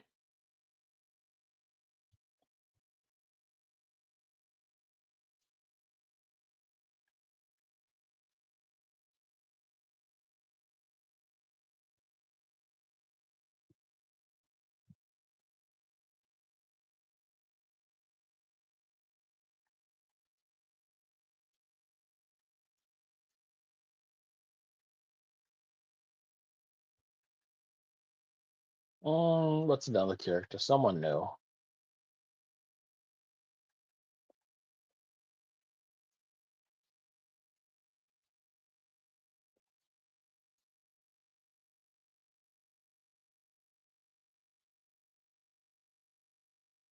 We'll start with Jill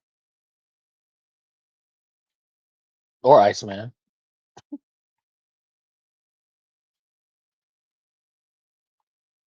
actually. Um, game restarted in a match or game restarted, reattached in a match. Go ahead.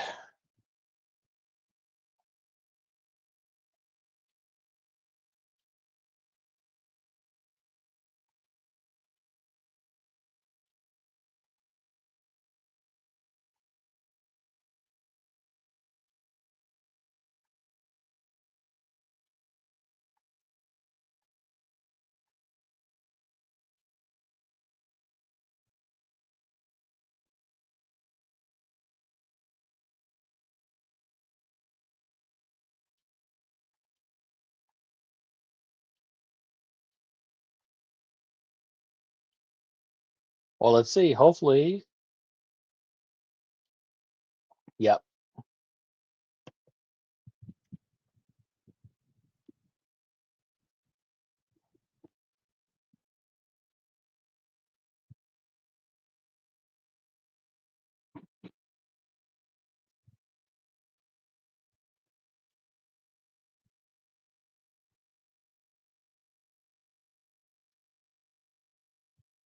All background tasks. The unclassified 31,000 functions could be expanded in the future phase three. Uh,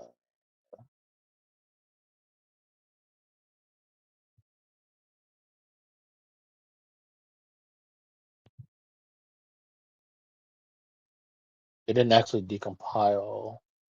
It gave us a JSON file, but remember we wanted C files as well.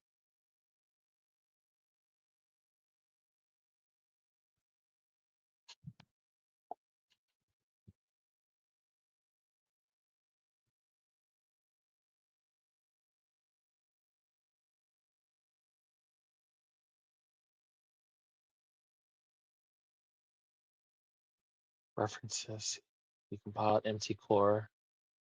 All right, let's take a look in our decompiled files. Empty core, IDA, file. Uh.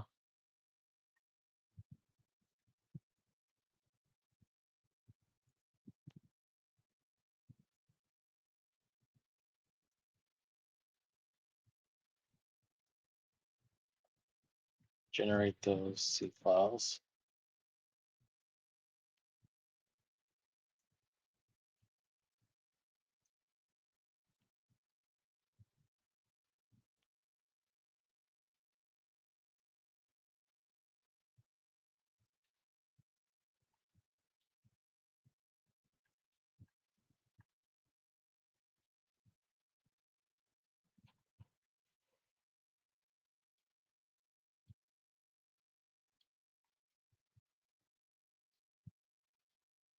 Still blocking.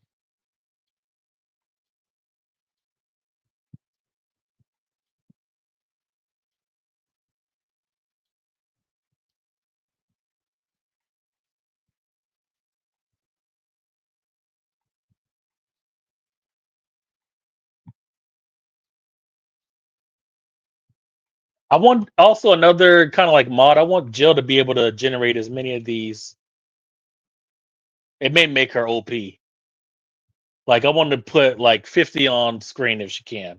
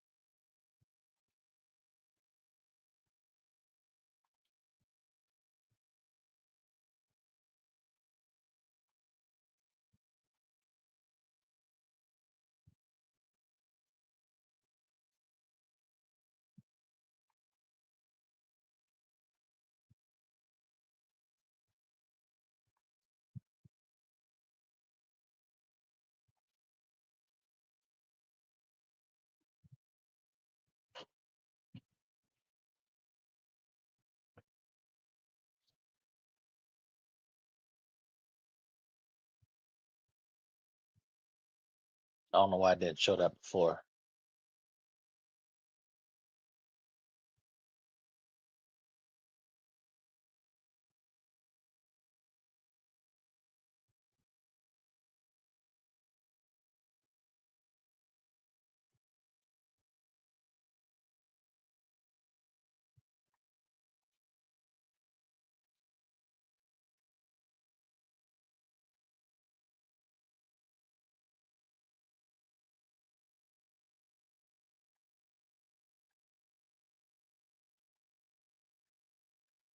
No, he's not idle on the right.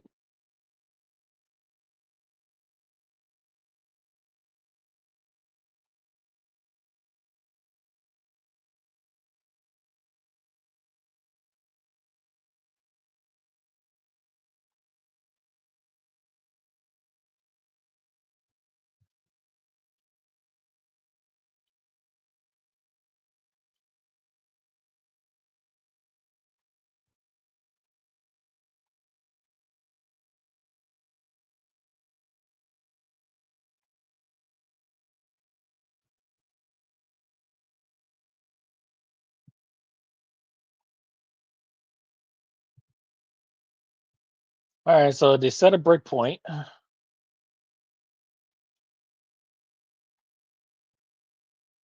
I guess that's another attack vector. You could do like a damage.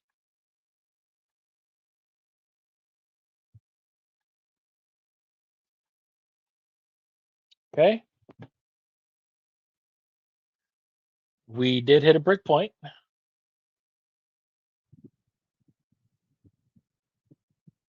No one's blocking though. I forgot what INT3 means.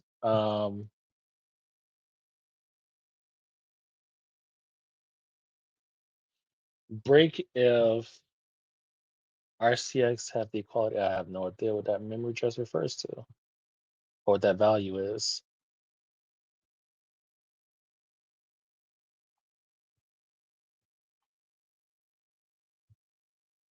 That's still working.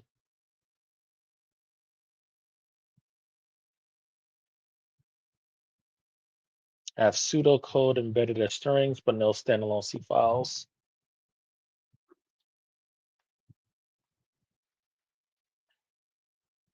Okay, while that's working.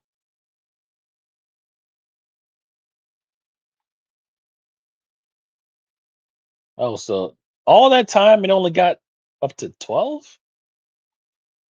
Oh, that's okay. And of course, I didn't think it was going to start me back there.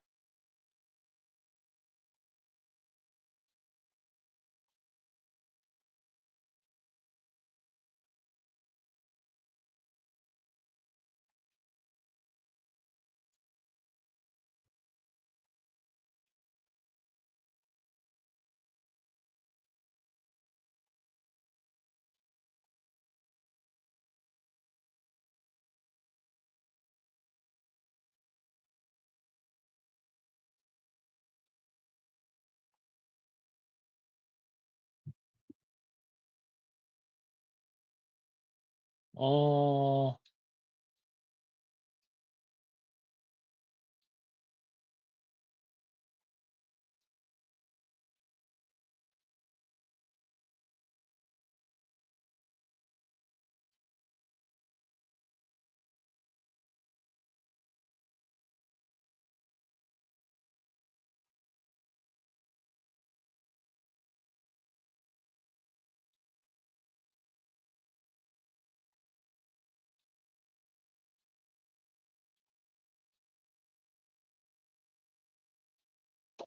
yeah,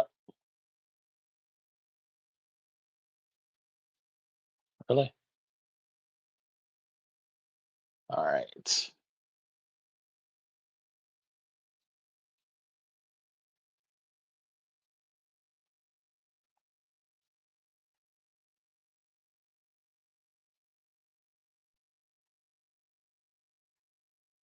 Well, that actually gives us a head start on the next run. And we do this. All your clones only commit like you see how they all erase because I just had like the best time. They all replicate like your best run. It won't be that.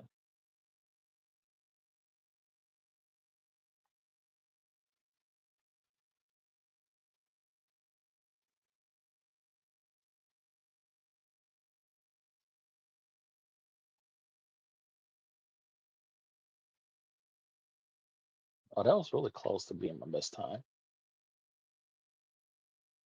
Come on, dude.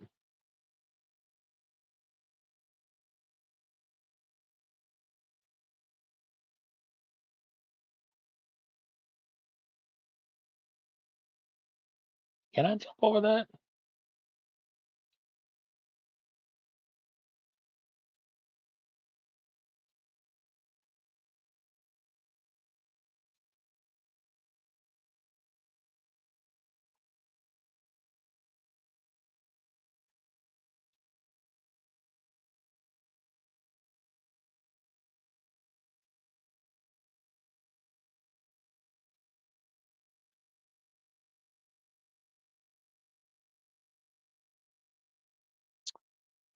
Light alignment issue.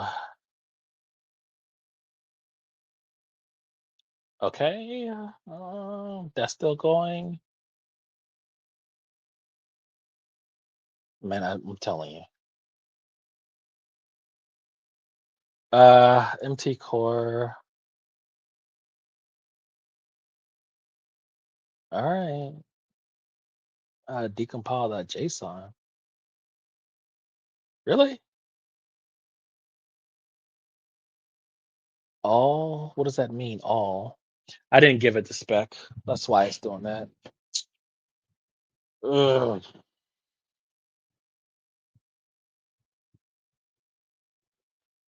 that's my fault.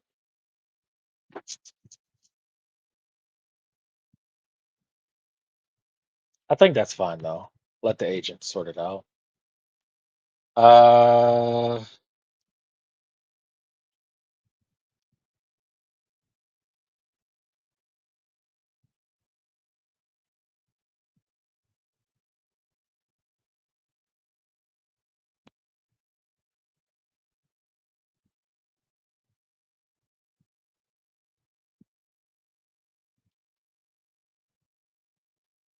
74%. After all that. That's crazy. All right. Cave A is not correct. We may have been soft locked. Are we paused? We are paused. Okay.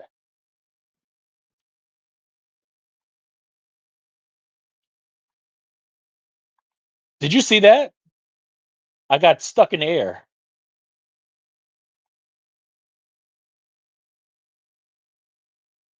We're making progress. I don't know what the hell's. I can't block. I can move back, but I can't block.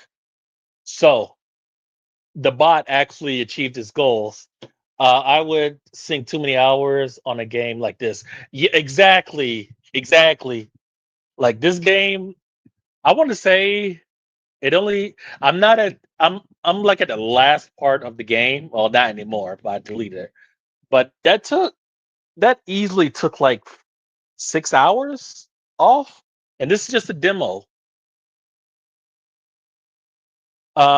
So the bot achieved his goal. Let me let it know. Okay, so I cannot block. Matter of fact, let me make sure. Let me do my due diligence, or at least try. It looked like Ken wanted to block, but he couldn't either. Oh, he can block. Never mind. Okay, I cannot block. Uh, but the CPU still can. Now I'm not going to tell it about the little glitch about me standing in the air for like a tenth of a second or 2/10 of a second. Um, we'll fix that later.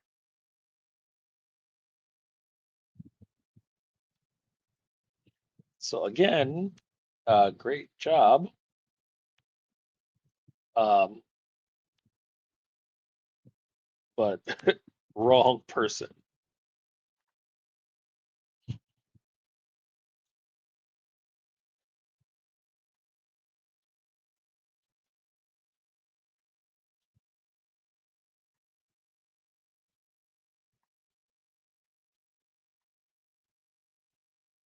And you're just gonna stand there and let me shoot at you. Yeah, I can't block at all.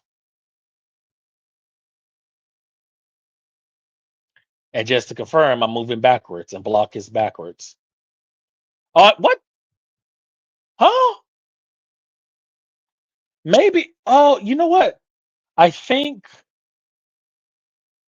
I think it only works for like the current. Okay, hold on. So when I was Iceman, I couldn't block. But when he died and Cable came in, He could.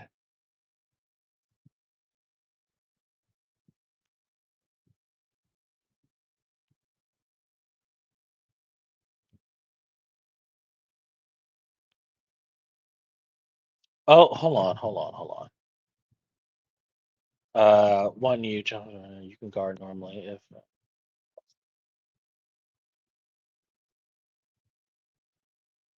Okay, I didn't read that. That's my fault.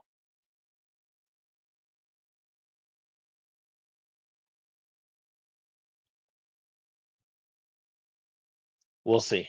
We'll see in the next match. Because in level one, they don't really block much, anyways.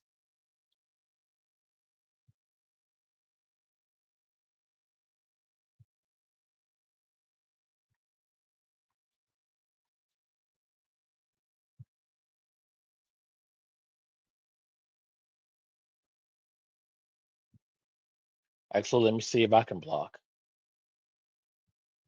I can block.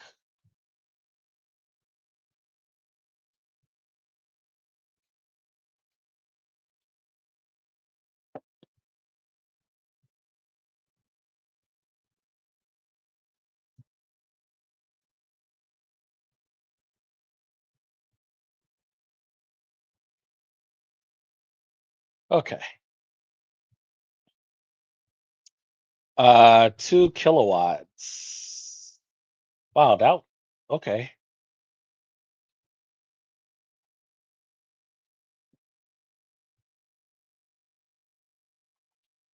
Did I taunt? I didn't press start. I didn't taunt, but okay, whatever. Oh, I did press pause. Never mind, because the other game was paused. I didn't expect this game to pick it up. All right, so we'll just wait for that.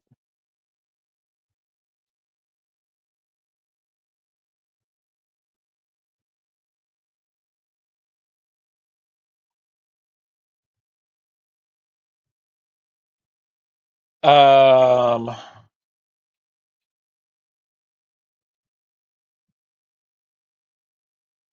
move you on over here. I'll bring you back when I need you.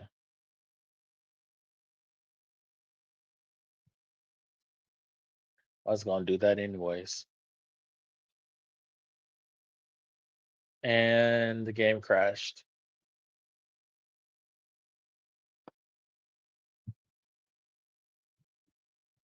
That's my fault. I should have just waited.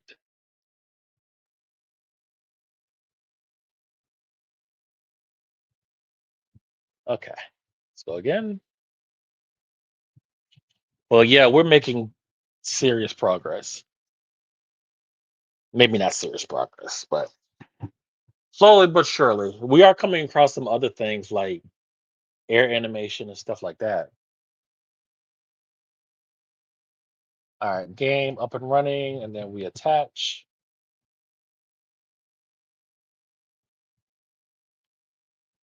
All right.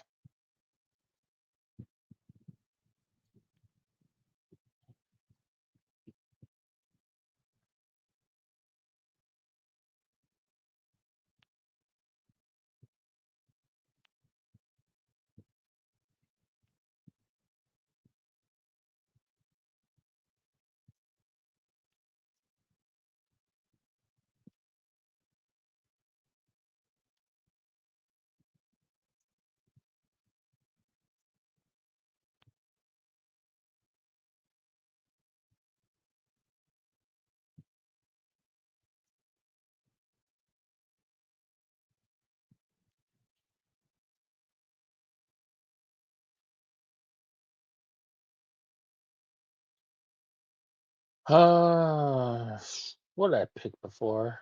Iceman.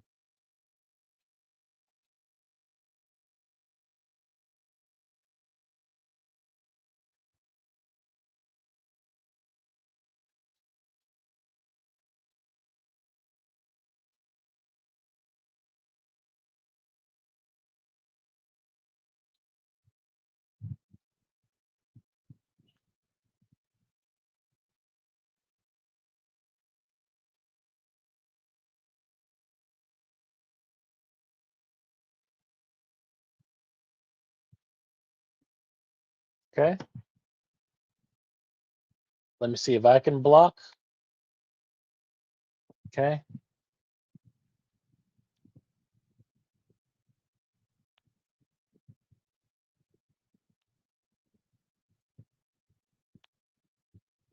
I don't think the levels actually matter.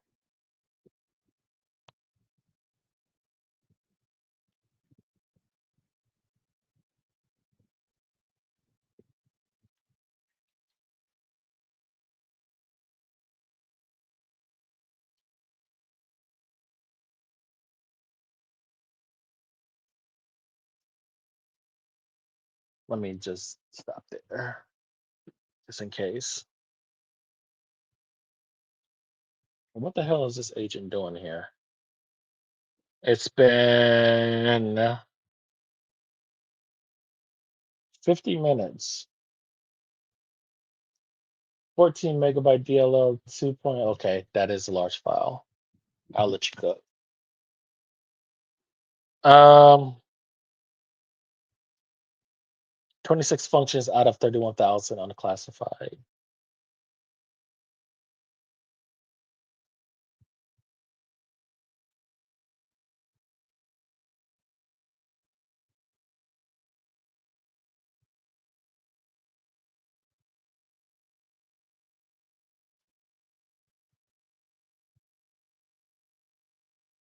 The core object system alone is typically 200.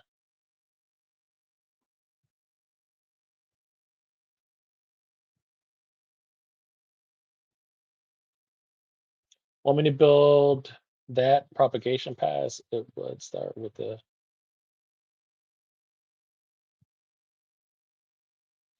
yes.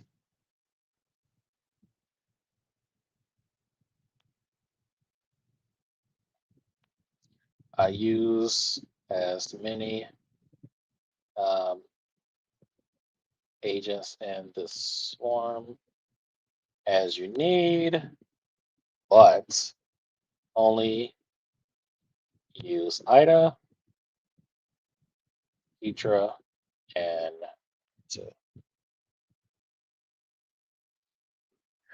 That's going, and this is going.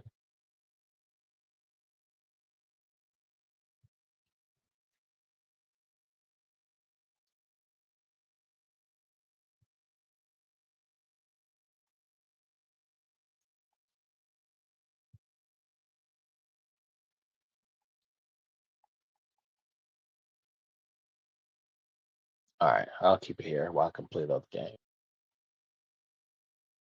Yeah, I hate that.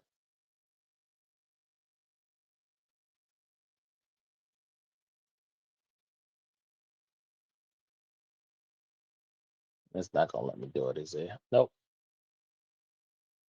We can pause it. That might be better. And it is. Oh,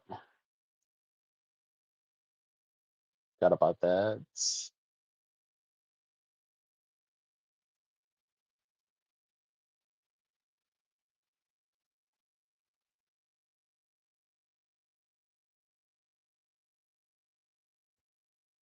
Okay. Um, unlock wall jump. Okay.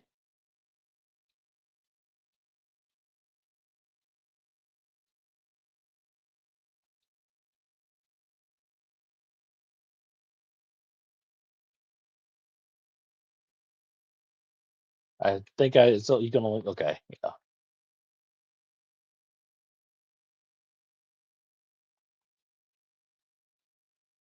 So now this is my best time. So now you're gonna see how fast the my wattage is gonna go up. Yep, that's my best time now.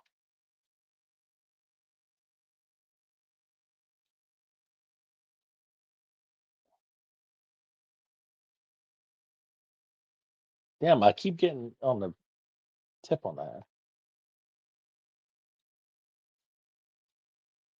Now that's my best time.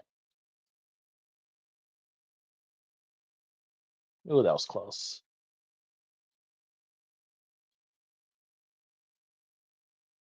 And so now that we're pretty much done,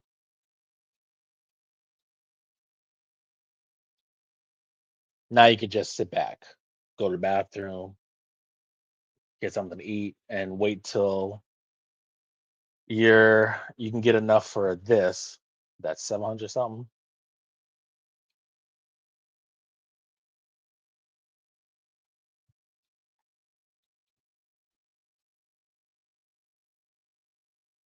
Oh, at the same time?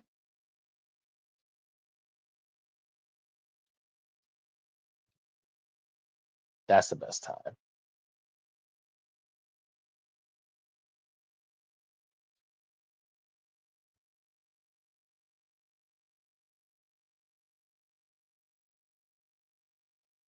Oh, let me bring my cave is perfect. The logic.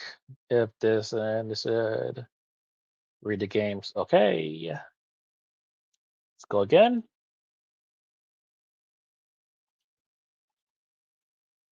Nope. I can't block. So now we're back where we were, which is fine. I can move backwards. But you notice that when I move backwards, I'm not blocking. When he does something, I'm just standing still.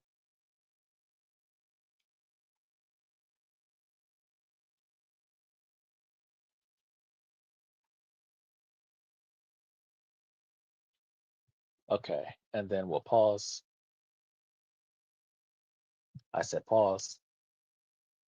I said pause. Okay. Um CPU can still block. I cannot. Keeps getting stuck here.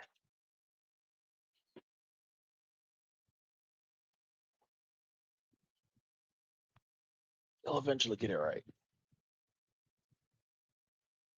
That's still going. That's still going. Good.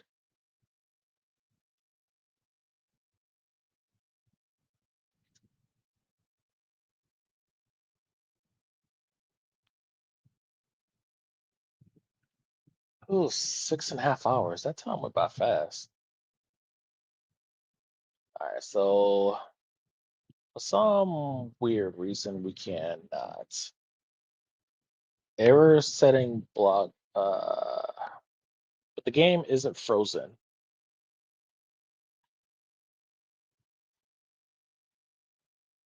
Yeah, I can't pause or I can't block because you notice that whenever he does an attack, I'm just in like a frozen state, like I'm neutral.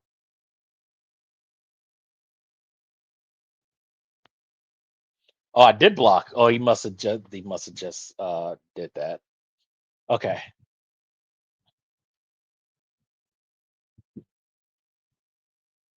All right, let's do this again.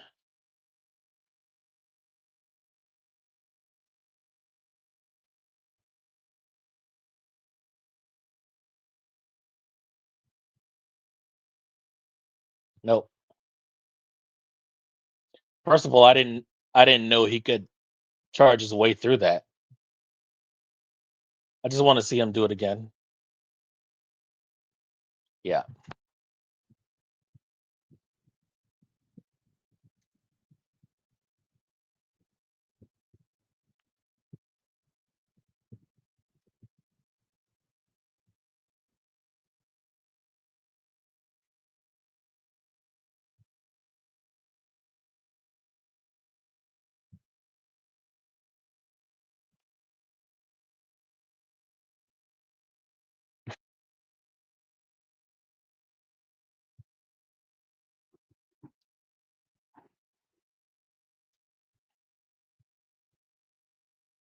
Must be something uh I would have to detach to for me to be able to pause again. I have to detach.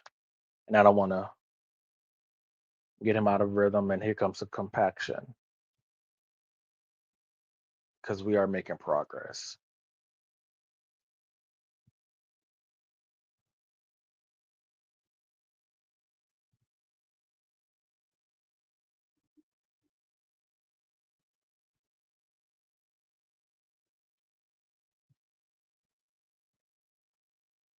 percolating. Oh, goodness.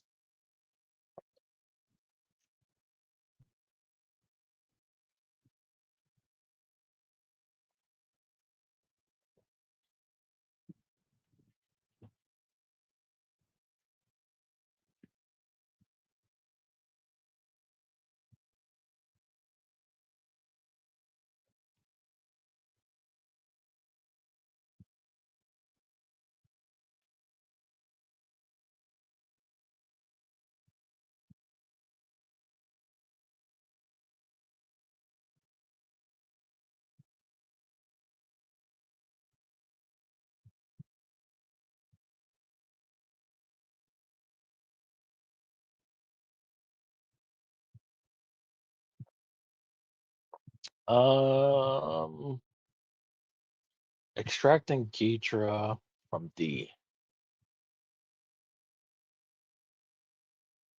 Excuse me?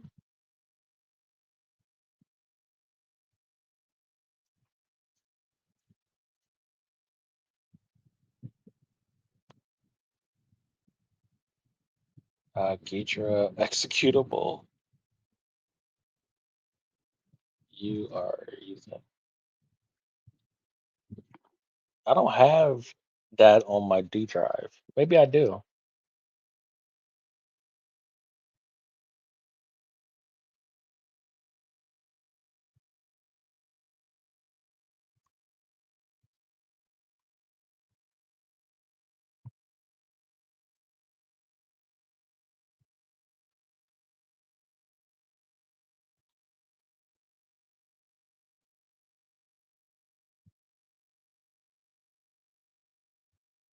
Yeah.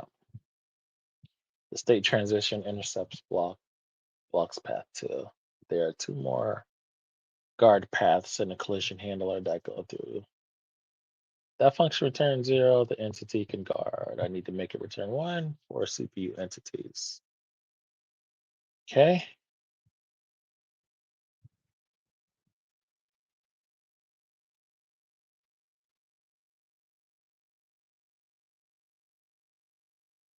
Okay. Now I can pause again. Okay. Okay. So now this level is done because we don't have any more, or not this level, but this part of the level. But now that we got wall jump, now we go on to the next part. Ooh, that was close.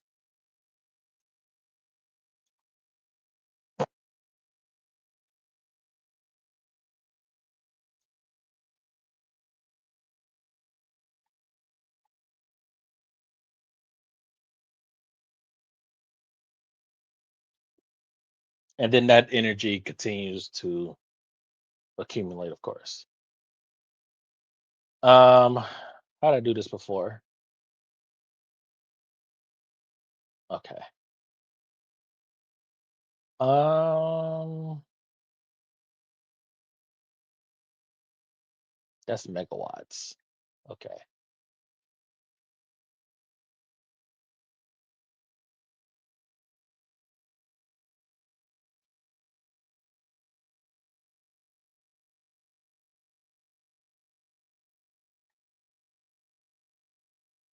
Now I know I've done this before. There we go.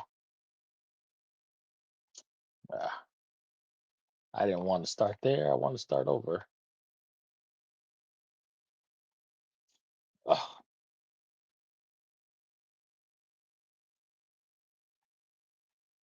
God damn, just one day of rust?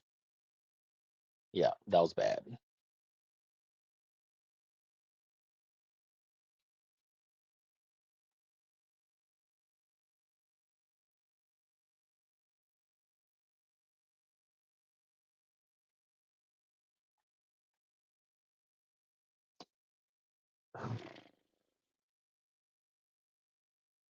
Kenny, dude, I just did this last night.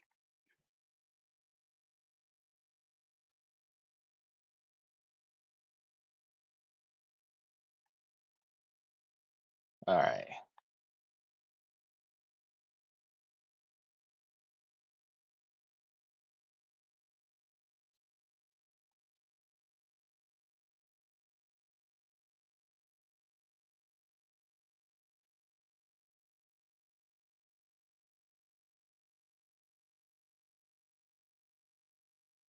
Trying to just slide down there.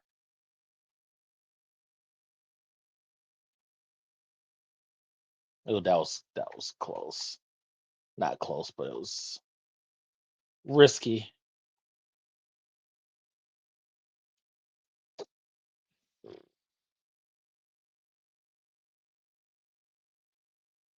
We get our dash at the end of this.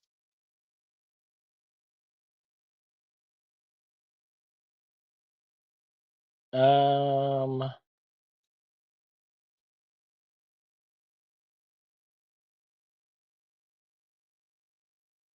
mm,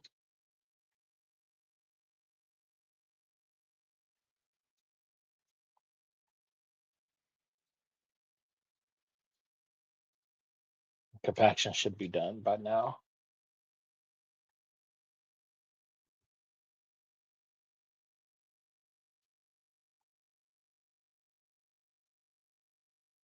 Best time. All right. We'll unpause. Oh, don't tell me you soft locked. You sure did. Well, was it a breakpoint? Never mind. I don't know. I don't know. I don't know.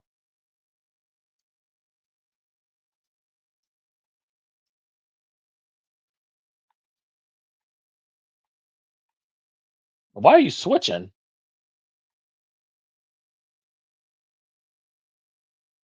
Nope.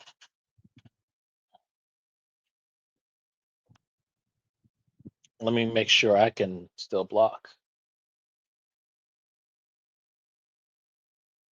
Yep, I can still block.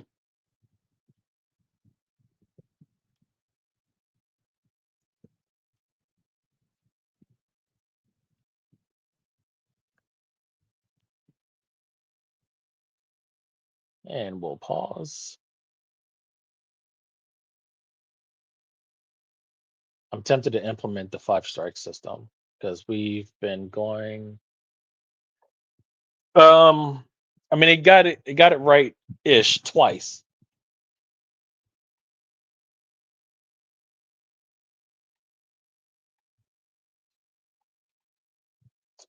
Oh man, yeah, that was bad.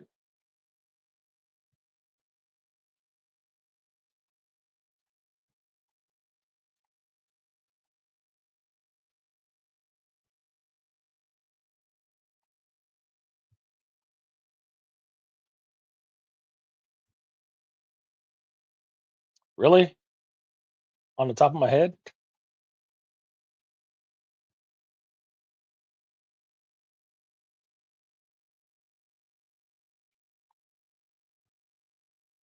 Mm-hmm.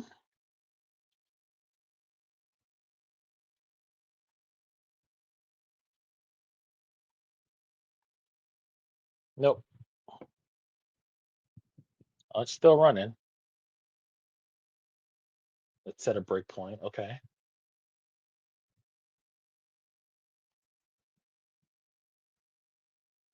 Well, it's probably waiting on the breakpoint to get hit. Okay.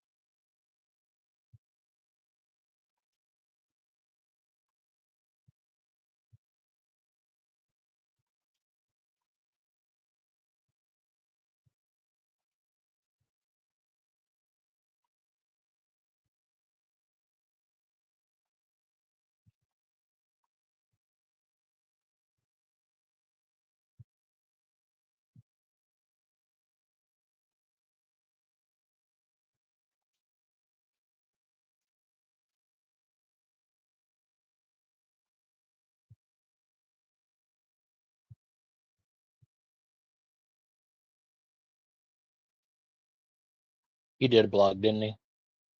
Yeah.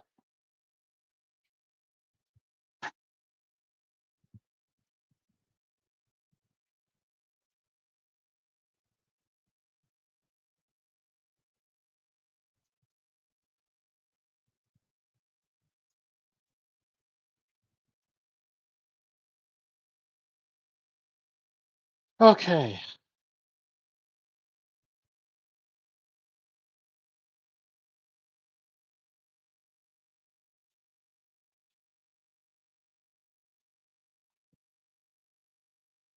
I did pause this damn thing, didn't I? Can I set breakpoint? Okay.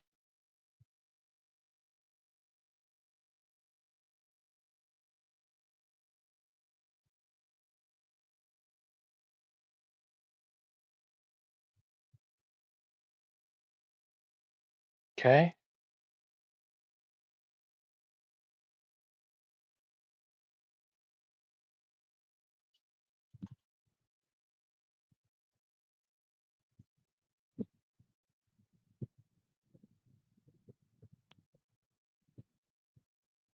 He's just gonna keep on making that sound until I unpause it.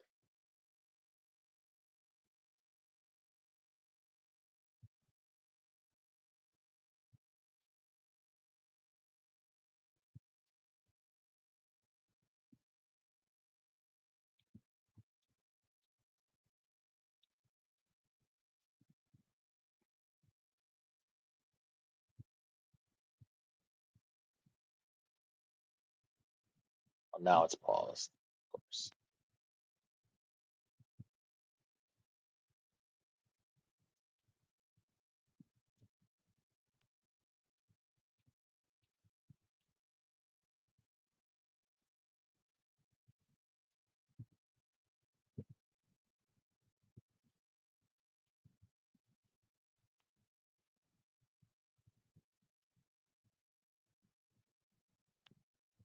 Hit the CPU with an attack.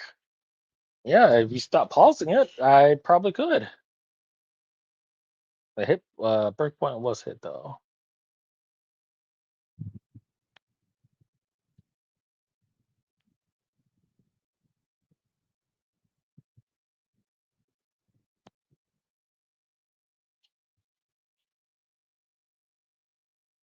Oh, I put H instead of B.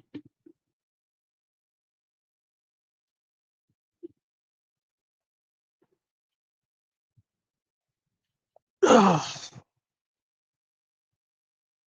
gracious.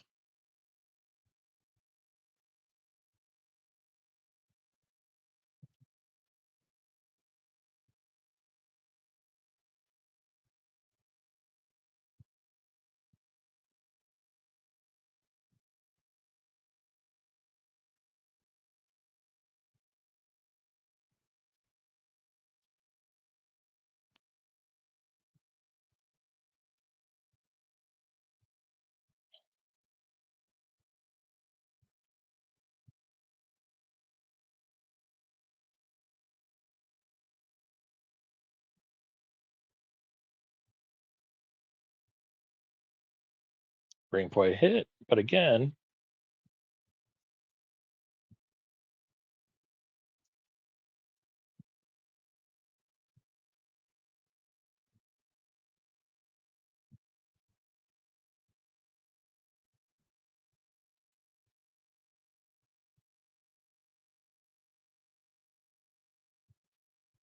I really think um cheat engine will be great for this. Because what we're doing now is basically the same thing. We're checking to see well we're looking for breakpoints on a certain value and we're not reaching that value. We can get it on my character, but not on the CPU's character.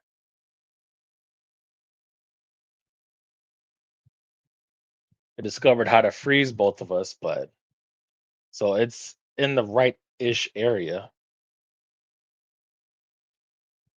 Cave is catching guard transition by editor.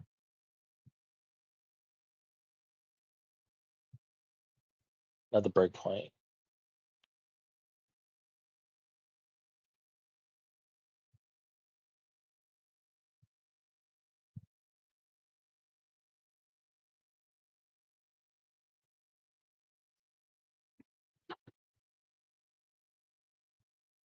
Ugh. No.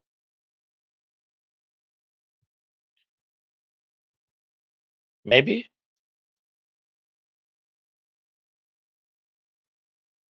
Nope. We'll just keep going. It's breaking on all kinds of stuff. I actually don't know what it's breaking on.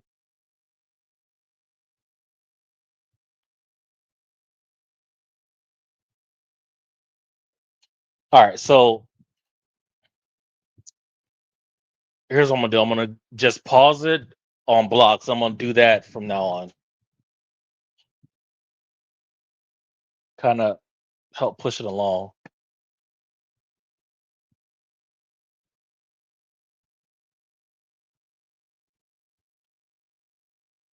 And if that doesn't work, then we'll just go to cheat engine.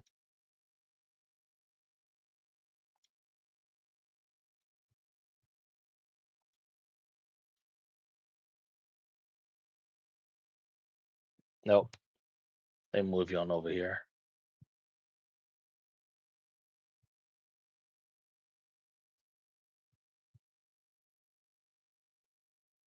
No. Actually, no. Let me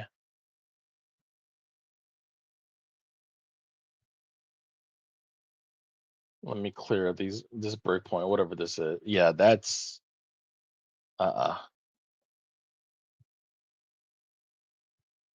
That's not gonna get it done.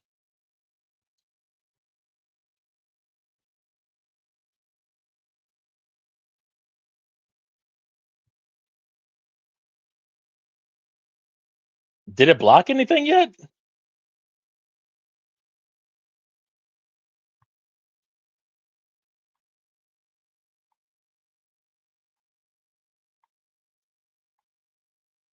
Okay. Actually, hold on.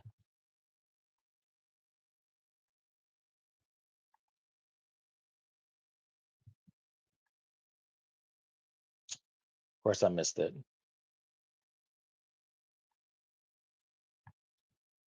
Now why is the CPU taunting me a lot? And this is stage two. So it's something that's highly uncanny.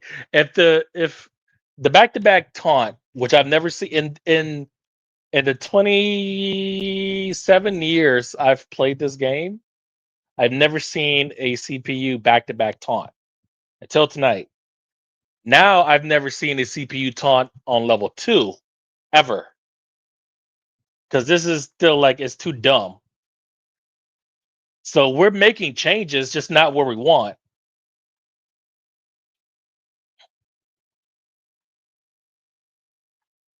I didn't catch it. There it is. Okay.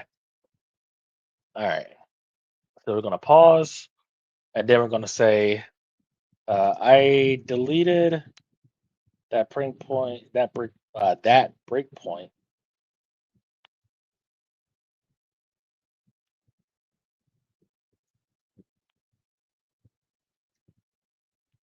game and debugger while CPU is in block stun.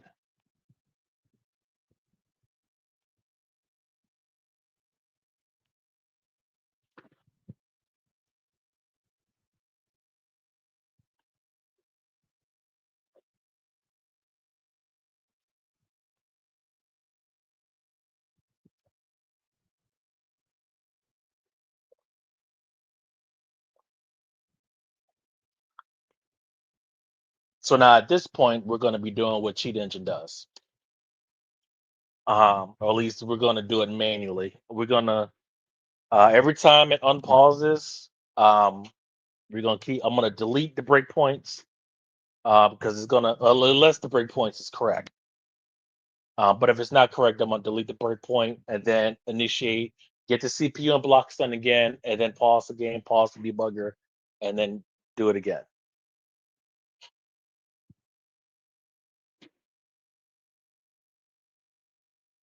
Human is team 0, CPU is team 1.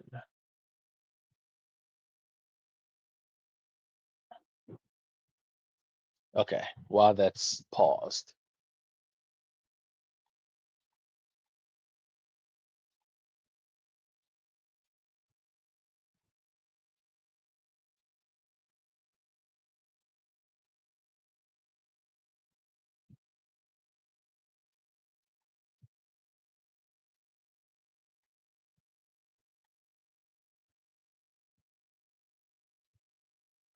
could I do this? Yeah, I could do that.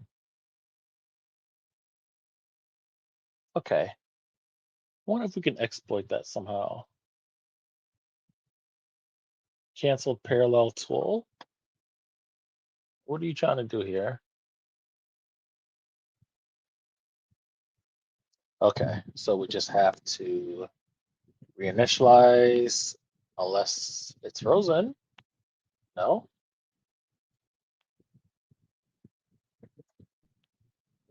It's the first time it's timed out like that tonight, which is great because they used to do that all the time.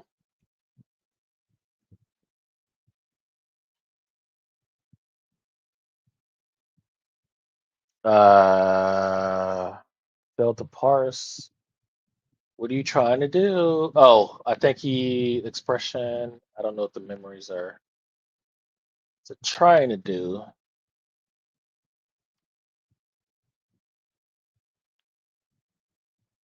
Matter of fact, we'll go to cheat engine. We'll give this three chances, and then we'll go to cheat engine after this.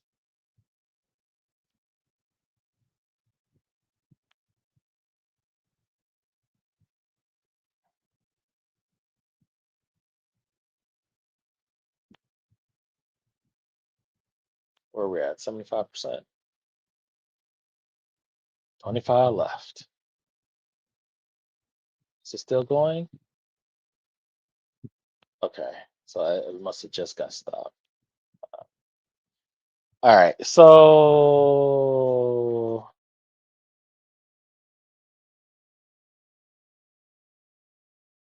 okay, that's correct. I don't know why it said D, unless I'm blind here. No, that's hallucination. Yeah, that's hallucination because we know that because this is the correct place where my Ghidra is located, which is odd, but okay, whatever. Just a friendly reminder that bots are not perfect and you do have to check your work.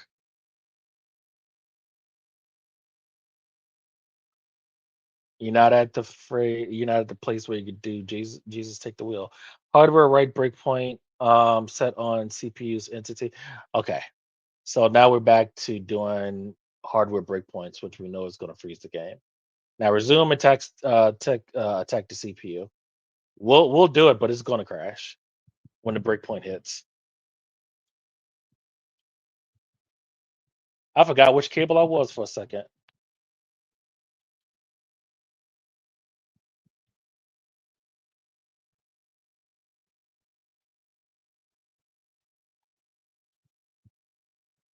All right.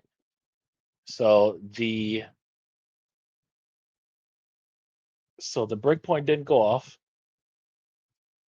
Yeah, this yeah, okay, no. We're deleting that.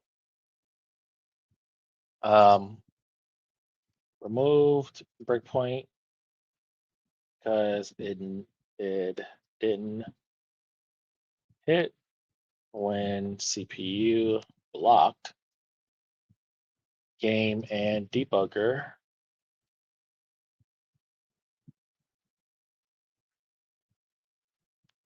is paused and CPU is in lock stun.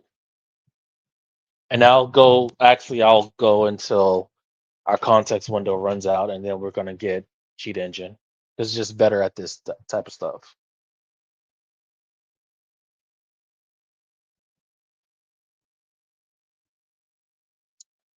Um,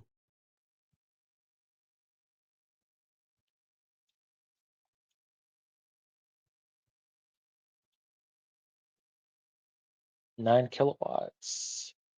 Yeah, we can keep going until, yeah,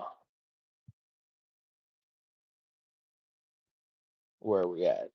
Are we paused?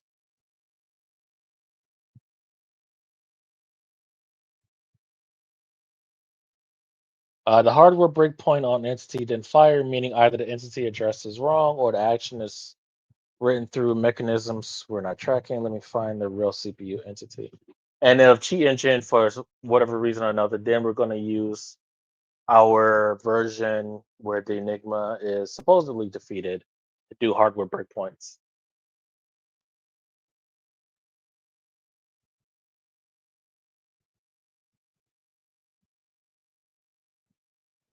Okay,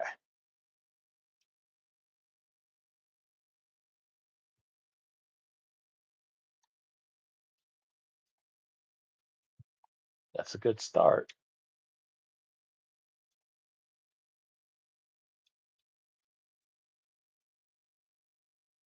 That's a really good start.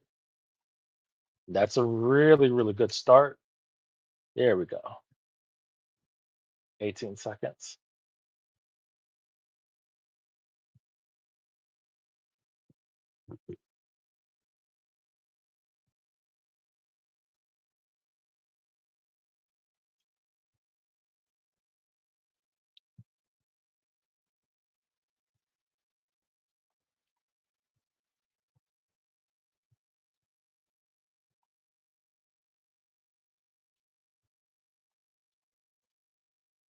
Oh,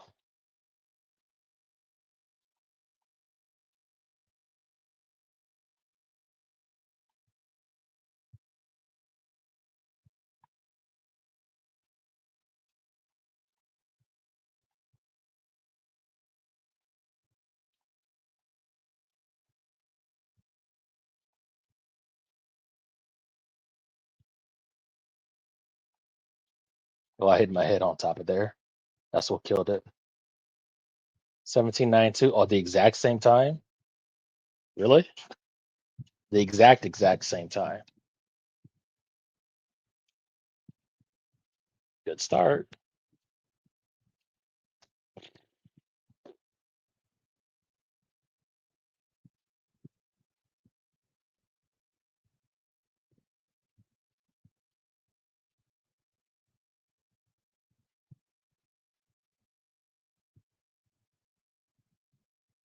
I can't jump over that, right?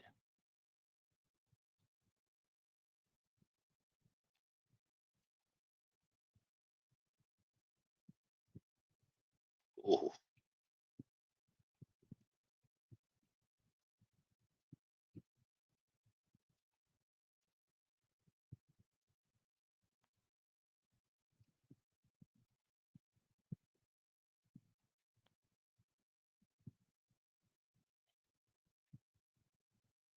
Oh, let me see.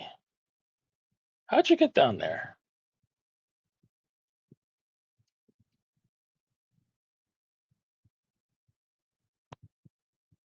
Did I get over there?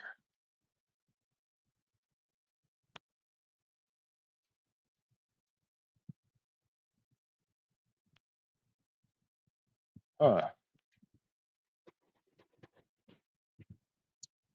All right, let's see. What you got?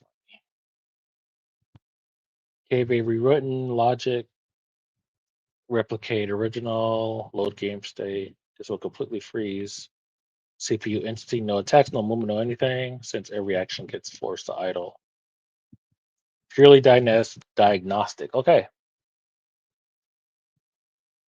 it's on pause. Well, no, that didn't work.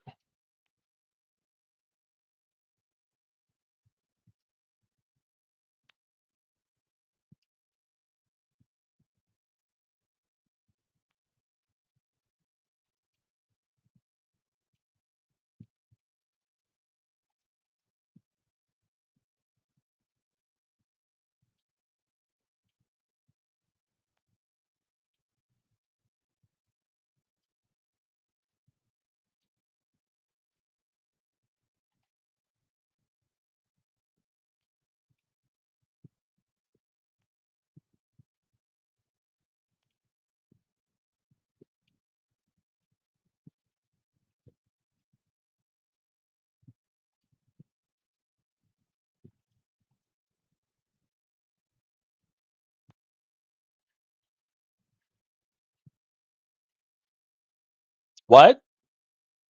Excuse me? He didn't die? I would have never discovered that.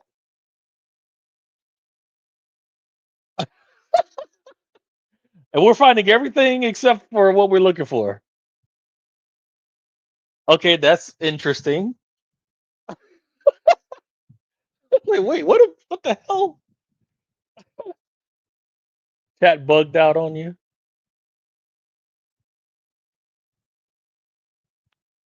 Is it check, check, check?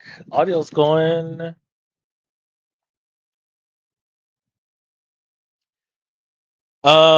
Okay. Interesting finding.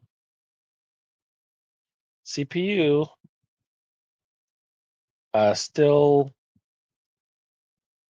moving along and doing moves. Don't know if it was blocking.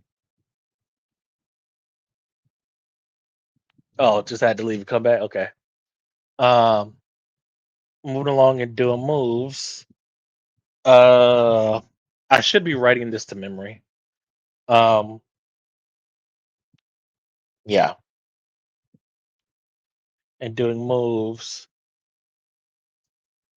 but CPU doesn't die. Um,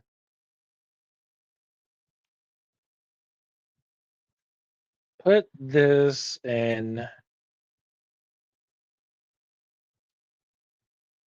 This is where I have to get better in documentation. We'll do this. Oh my God, look at all these chats. 195 megs and just text. Just text. Okay. Um, that's docs research.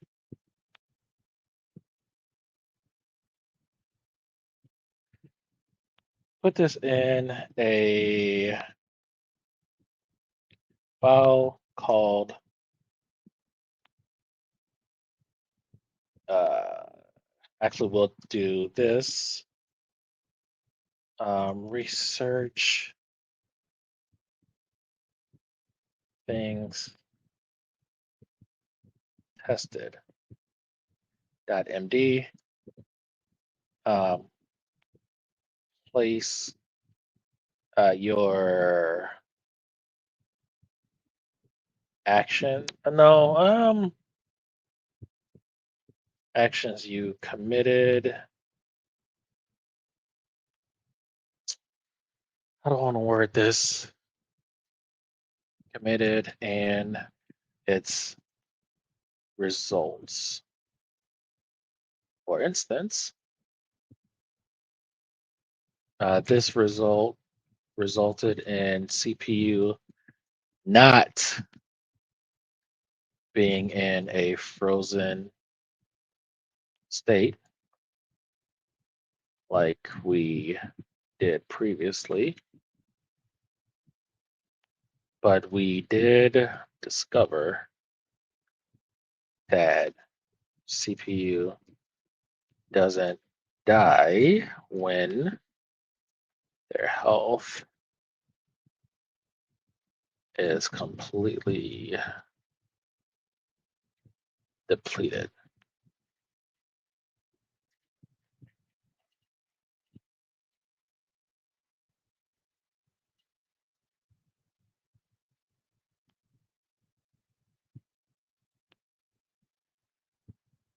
And then we'll remind,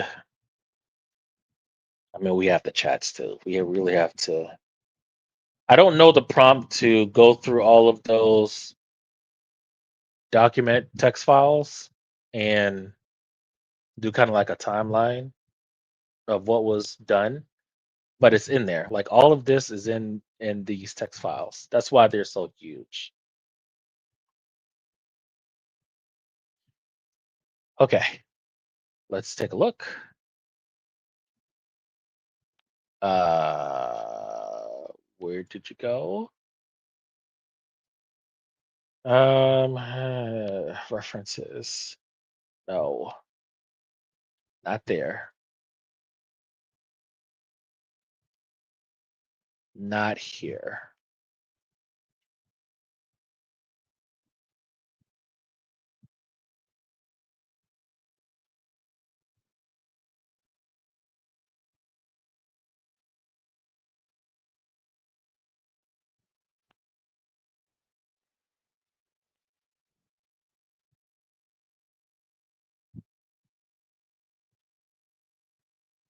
Um, yeah, we'll just rename it. Ugh, holy cow.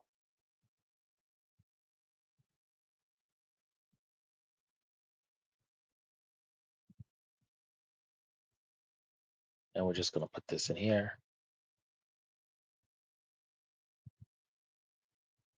Suffix it. See, now we have like these fragmented files that when you try to merge them, whatever. We're probably going to spend like a few hours cleaning this up. All right. So now here. Okay. Test one. Yep. Yep.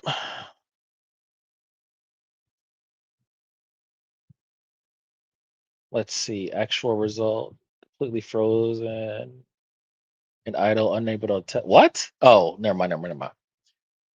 CPU is not frozen. CPU contains moving, attacking, and performing action normally. CPU does not die when health is depleted. Okay. All right. I like that. All right.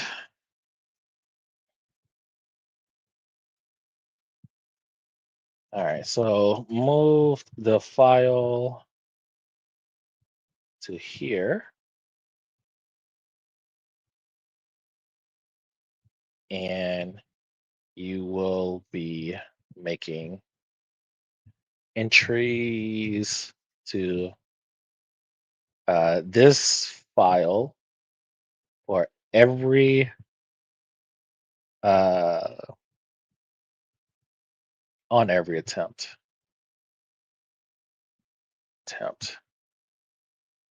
I love how you have it written because it gave us kind of like the goal AI nightmare mode. I like that. Love how you have it written. Um, let's um, well, yeah. What's next? Do we have it paused? We don't have it paused. I'll be right back. I use the bathroom.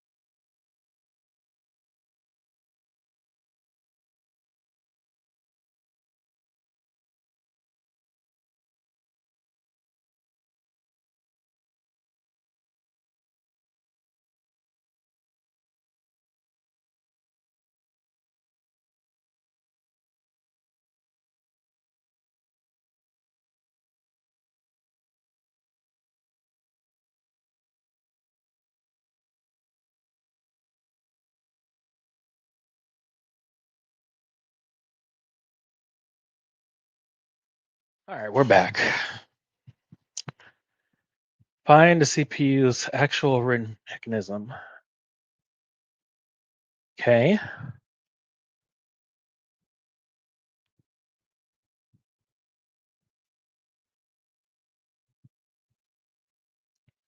Uh, it's not blocking.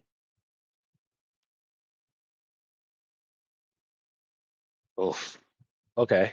Yeah, I guess I could. Wants a state where the game is idle. It says paused.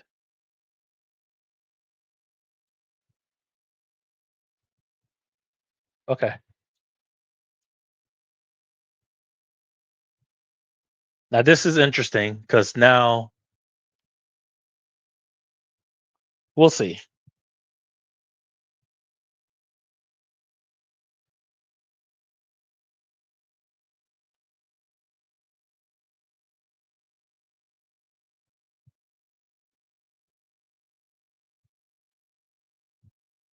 Omega Omega Red Sprite is glitchy as hell. You seeing this behavior?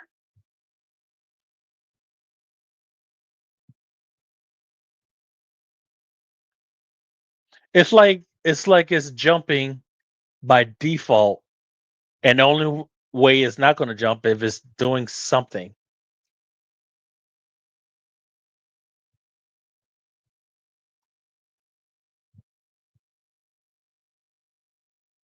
Okay. Well,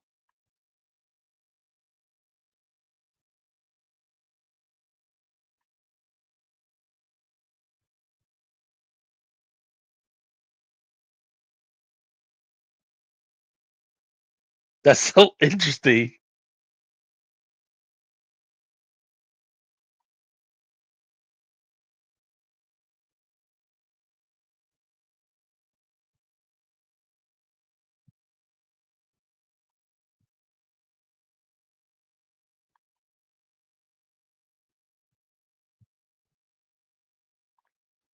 So the idle state is him jumping.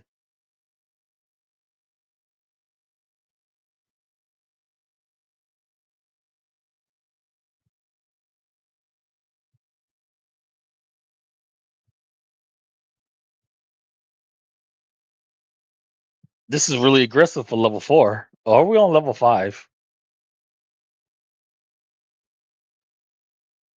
Omega Red in general is just a super aggro kind of a player.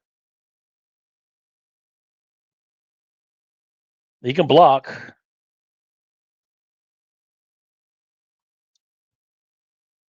Of course, they got Sabretooth, another super aggro player.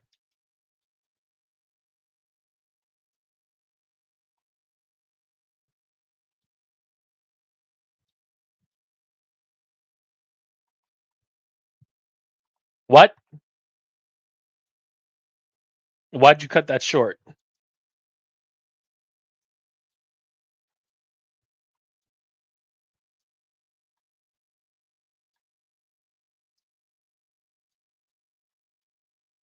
Oh, I might lose this.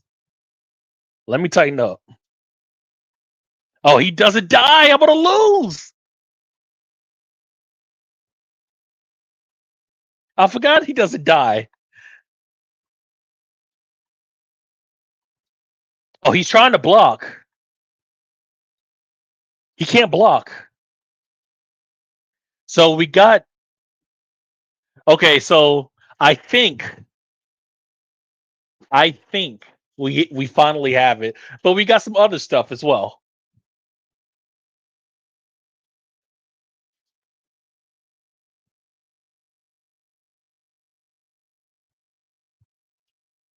Because I saw like the animation was him trying to block, but it forces an idle, and then his idle position is him jumping.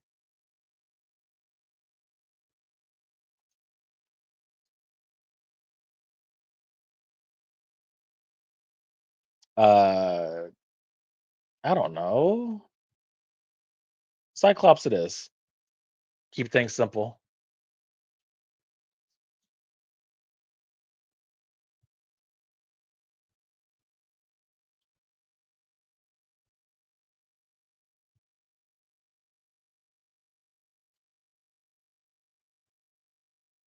You see how it's glitching?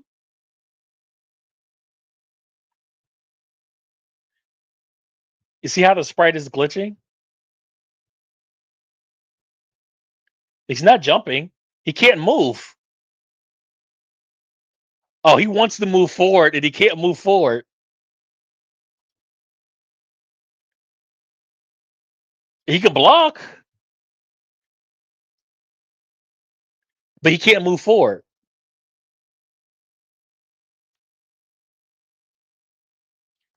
I wonder because Omega Red was okay. So now we have to. This is more than just one thing happening. So Omega Red was just jumping by default unless he was doing a move. But then he was just standing there for a couple of times, but his sprite was glitching. And at the end, it looked like he couldn't. I'm so glad I'm recording this. And in the end, it looked like he couldn't block. But now Sabretooth can't move forward. He could block, but he can't move forward unless he's doing a move.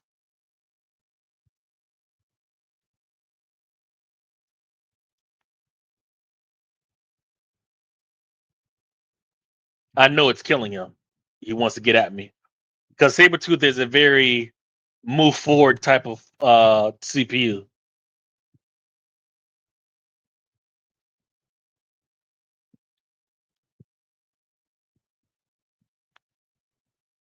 Look at me trying so hard. He keeps doing that move. Omega Red is a glitchy character. You're right. You are right, but it was I don't know. It was he moved different, and now I can't move back. Oh, never mind. Is the bot trying? Hold on. Is he trying things? Okay, I'm still in the observation phase.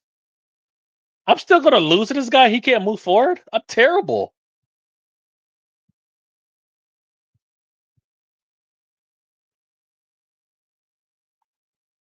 Oh yeah, that's right. He doesn't die. So I could actually, I'm going to lose here too because all he needs to do is say, "Oh, okay, okay, okay." So now once he is in the death stage, he's not dead. He can still do moves. He can still do damage, but he can't block. Yeah, yeah. Or maybe we can't block, but it triggers like a death animation.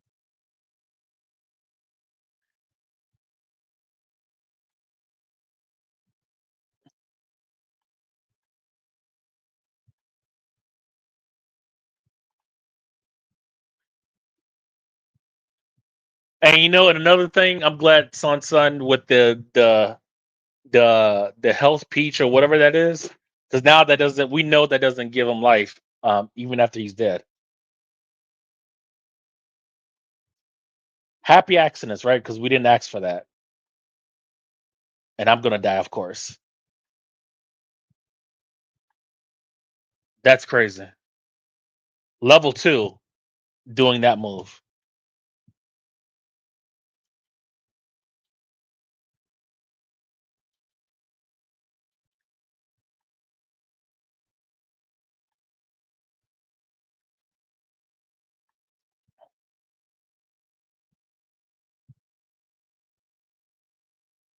I won by a pixel because I hit Sun. Did you see how close that was? I hit Sun when she came in. I would have lost if I didn't hit Sun when she came in. I won by literally the skin of my teeth. All right, still observing, but characters they can't move forward. They can't move forward unless. Let me write this down. CPU cannot. Jesus cannot move forward unless special move or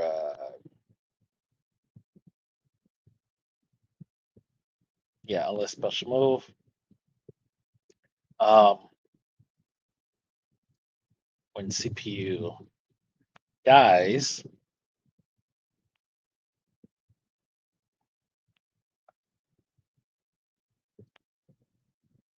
health depleted. Um, health depleted. Uh, CPU can still do moves, but every time they're hit,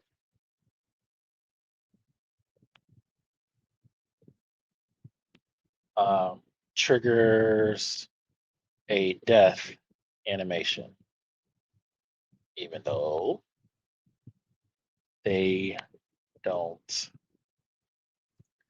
die in air quotes.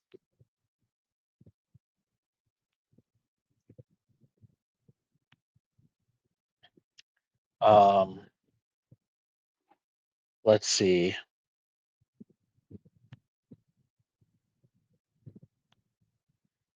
When CPU is in this dead state, uh, their default is, or their default pose or position is a jumping animation. Um, that's all I have so far.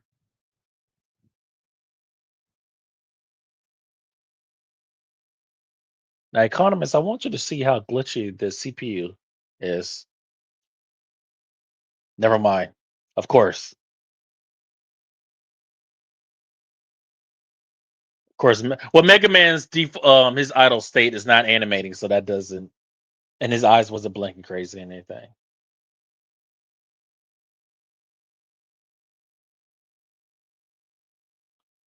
course, that annoying ass ball, always finds me.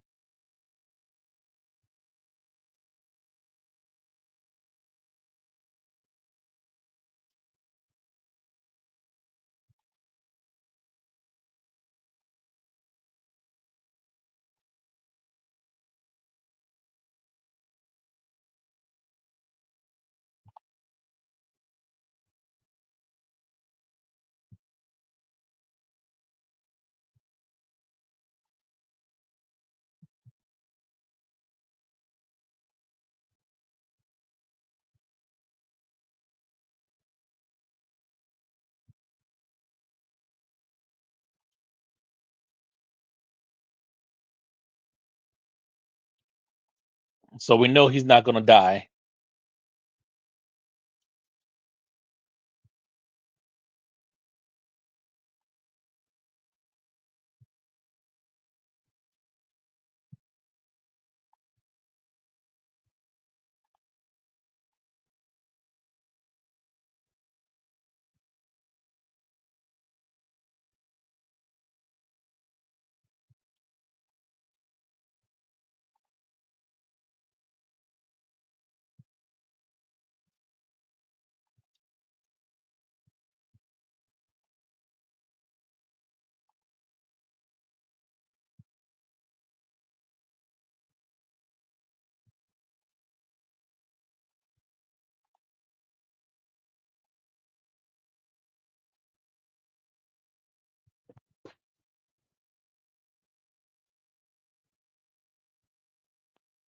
Yeah, every hit triggers that death phase.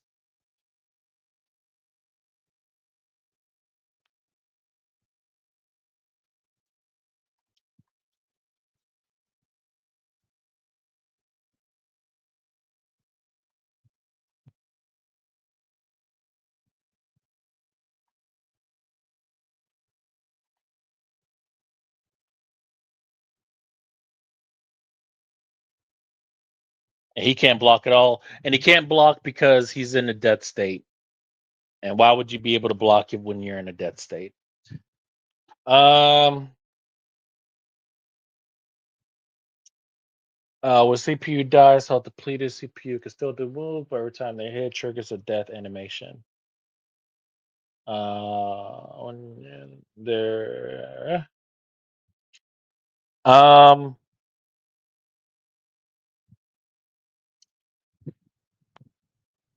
when CPU is in that state, they cannot block, which makes sense because technically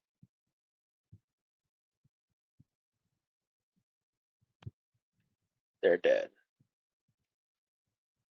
and dead people don't block.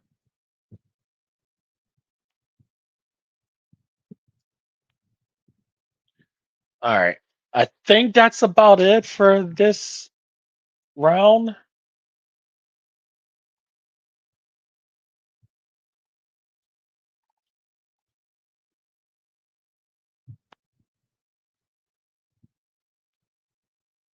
Oh no! Oh no! Win animation.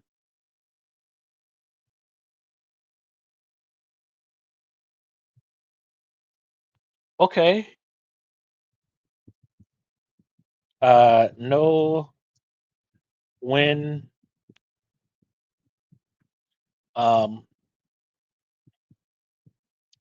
this will always trigger a time over unless CPU kills user, in which um, winner user doesn't do a win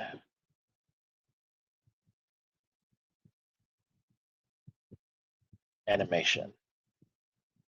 Usually a timeout, or yeah, a timeout win slash lose animation, which is specific to timing out.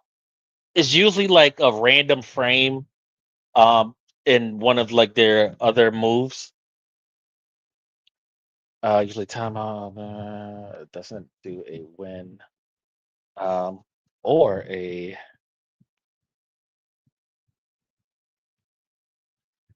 lose animation, and CPU doesn't do a timeout or time over lose animation.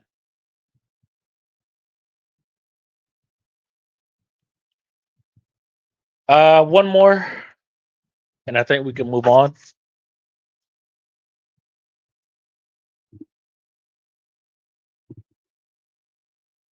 Damn, stage 6 already?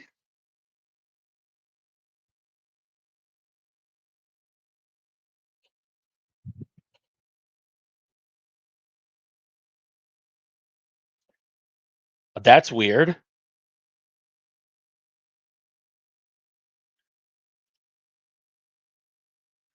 Oh, he could do smart bomb, damn, 1 centimeter off the ground.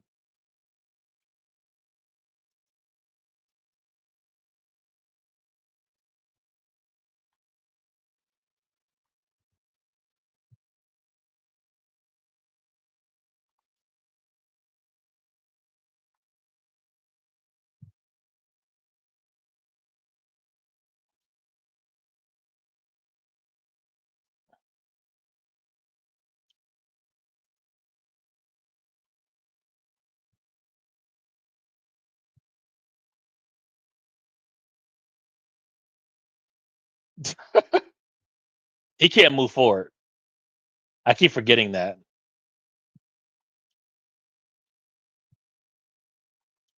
He's trying though.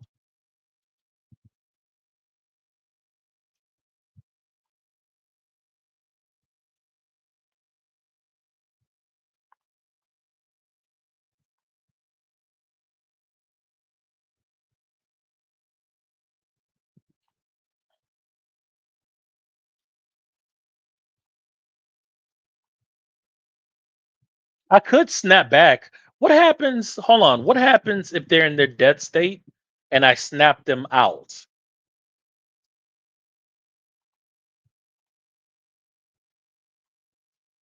I wonder.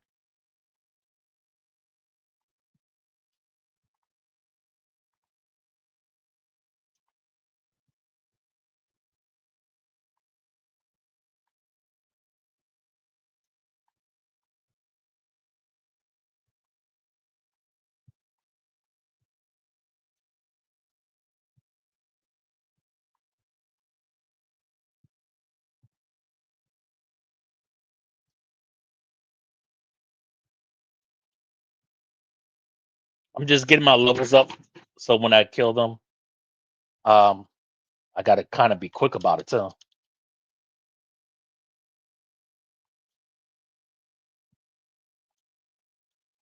Oh my god! Now they want to block everything.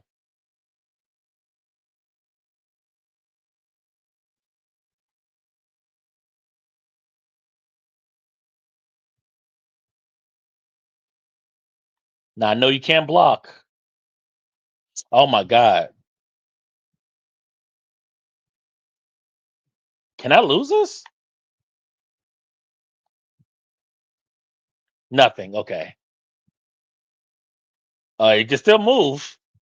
I thought I was checking to see if it disabled them. Yeah, no win, no lose poses. Okay. I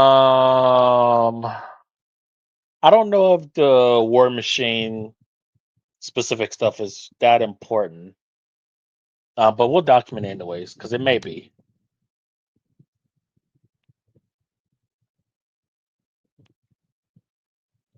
Can do smart bombs,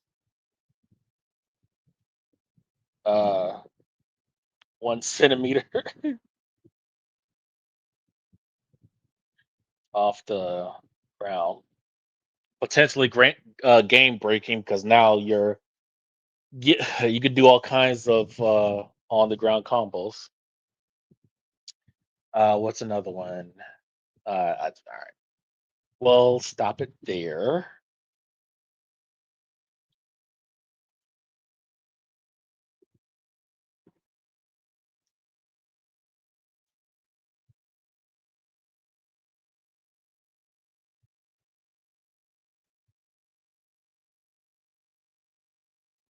We'll let the demo play while we put this in here. Actually, no, because it's going to be looking. It's going to be looking for that.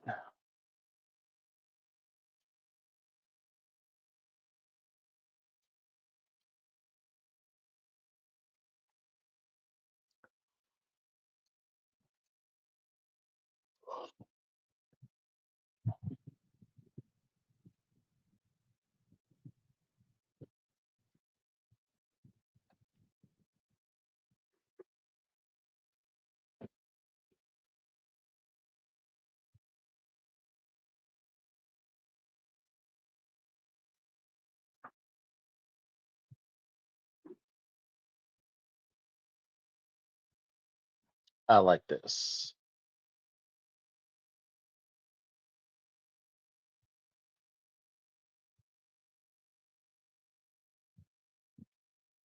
because now we have a timeline. Yep.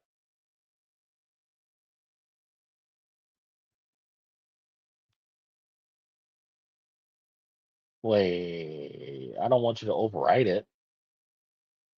No, no, no. I don't want you to overwrite it though. We're just gonna add a new entry. We're not overwriting. Okay. Um, no. Revert. Hold on, make sure.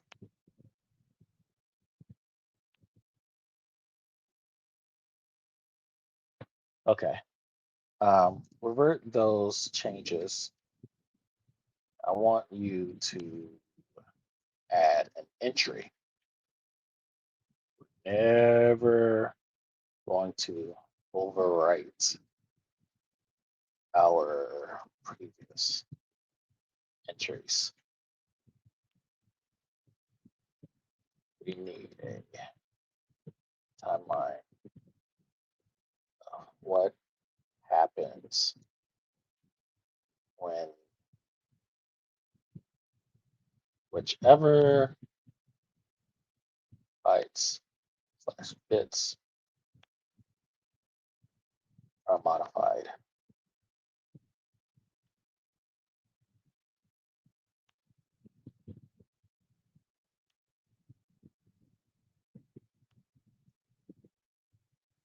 Think of us as a scientist documenting its findings. Good, bad, Jesus, good, bad, great, or terrible. Everything gets documented.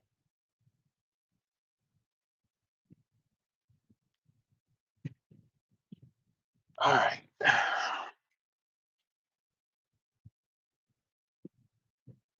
It's been 8 hours and it feels like two.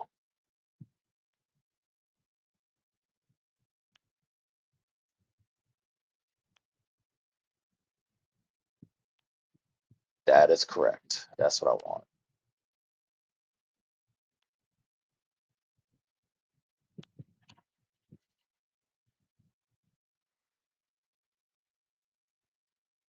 Should have been doing this last week. We probably would have moved past this by now, but that's okay.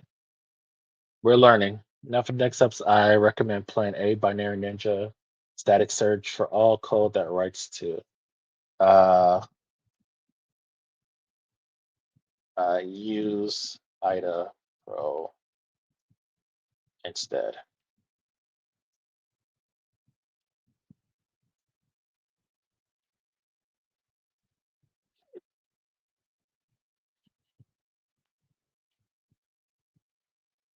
All right.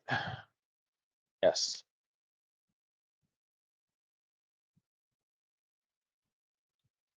Test 1B, force all CPU transitions.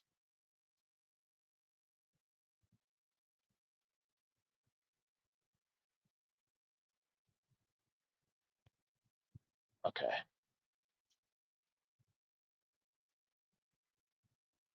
Okay, never mind. I guess you don't need 1A if you already have one. It's implied that one is 1A.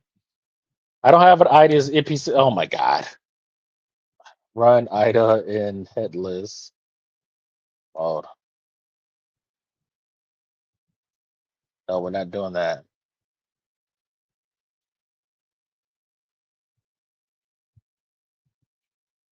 Context rot is so stressful.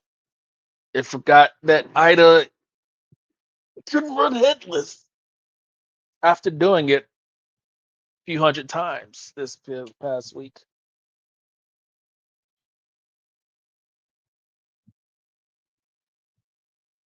And now it chooses to do a skill. That's fine. That's why I created skill, but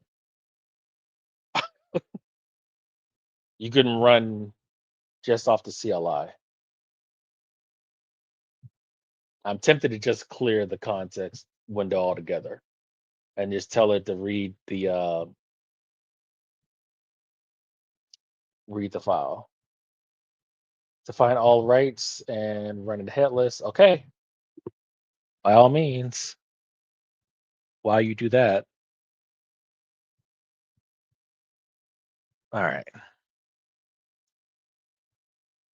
What am I? What am I doing? Does it not grow while it's paused? Man, I could have been at. I could have had my dash by now. I'm never pausing again. What? Oh, I was trying to get to that secret area.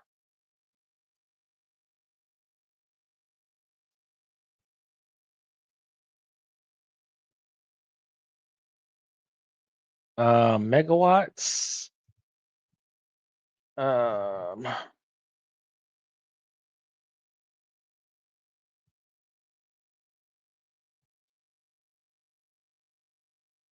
3 megawatts. Not there yet.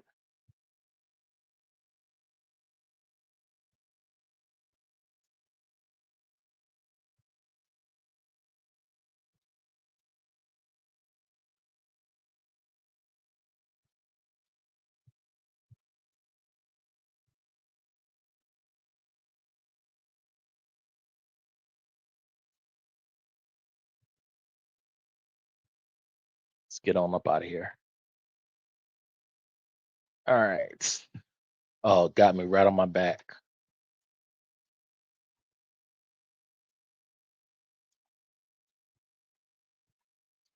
Oh,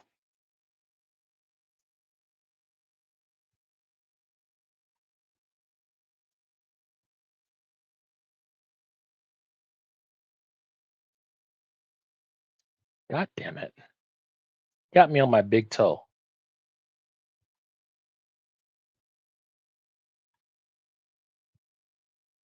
Got me on my back again. Um,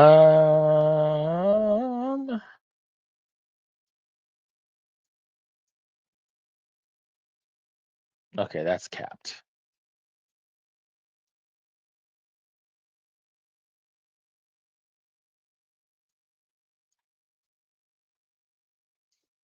Oh my God.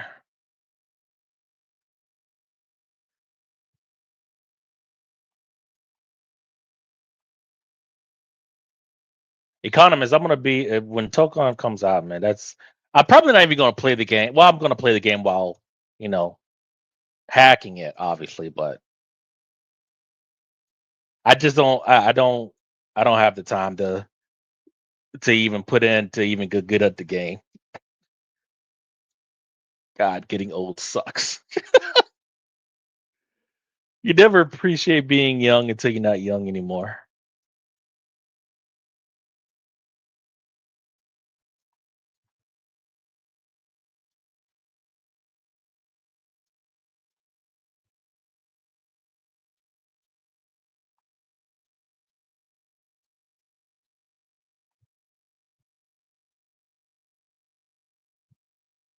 Hmm. Ah, I was doing so well.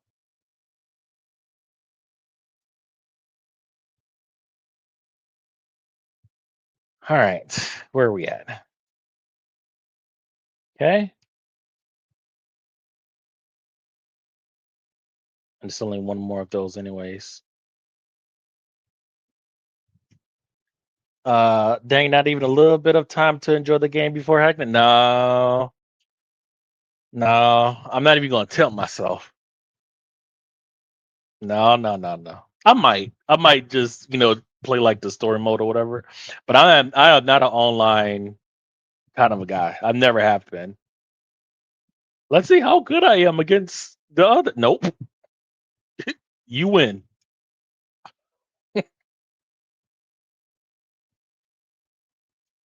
Damn, I should have probably got my dash first, but that's okay because we'll get that in no time.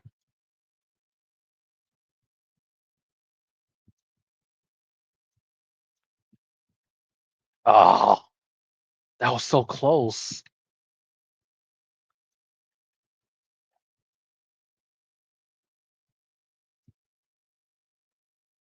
Yeah, I was being ambitious with that one.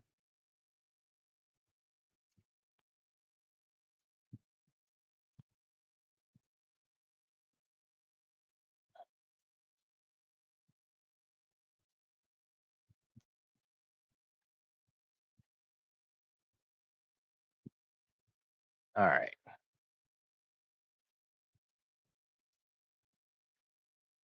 Um, yeah. Let me see if I remember how to do this with the dash. Yeah, that was bad. What was I thinking?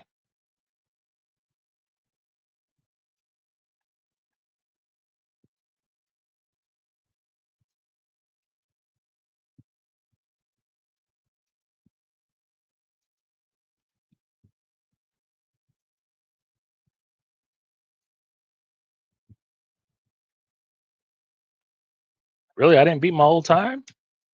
What was that?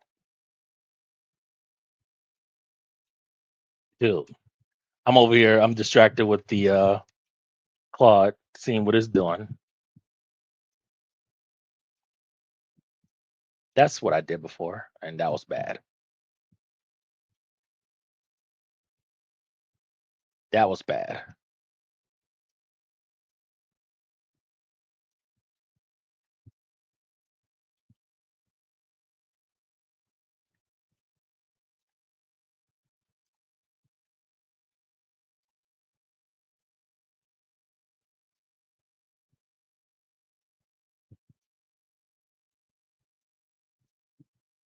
There we go.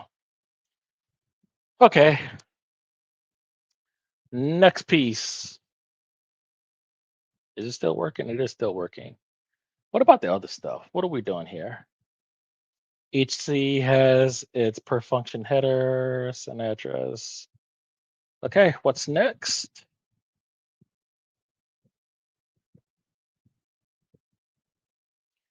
Updated 9,811 files across all phases. All right, what's next?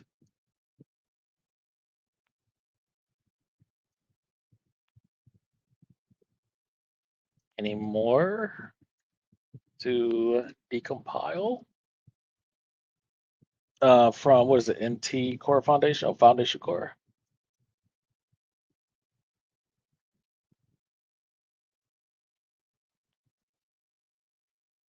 C files are called across all phases. 9,278 non-DRM. It's still thin, only 42 functions classified across all subdomains, but Keitra found vtable methods. We haven't fed into ID yet. Let me check how many empty core seeds are sitting. We can decompile with Keitra as well, you know.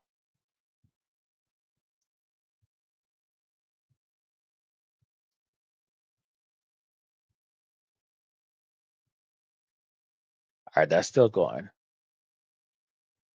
All right, next part.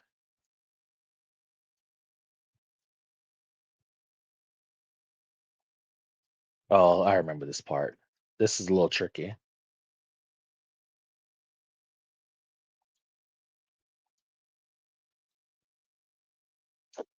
Uh, yeah, that was bad. That was bad.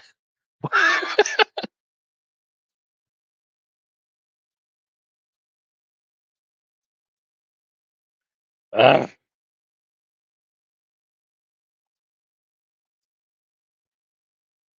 this is not even being time. Why am I doing this to myself?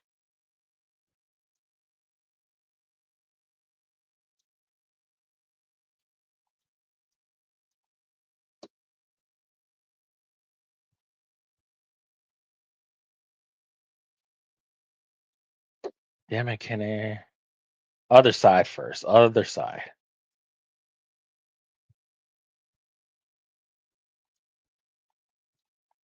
Yeah, that was bad. Being indecisive killed me. Oh, I don't know how I did that. I should have died there. What? That was a get back for when I should have died. Yeah, that was bad.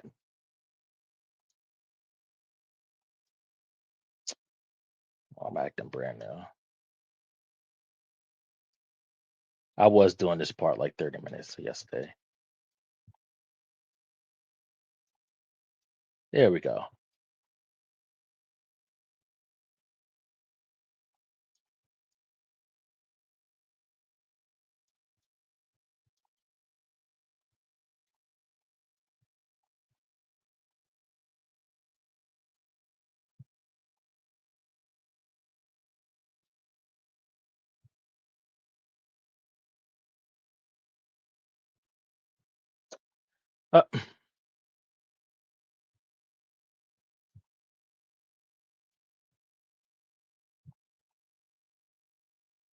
Uh, I did this part too.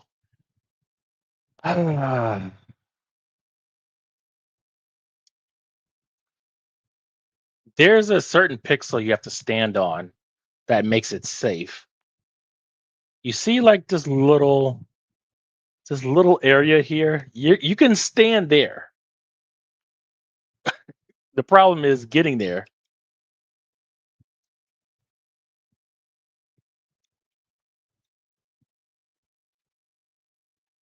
Or was it the other side? Yeah, it was. I don't remember. It's like one of those are like a false sort of spike. I think. I'm not gonna bore y'all because I will be here 45 minutes doing this.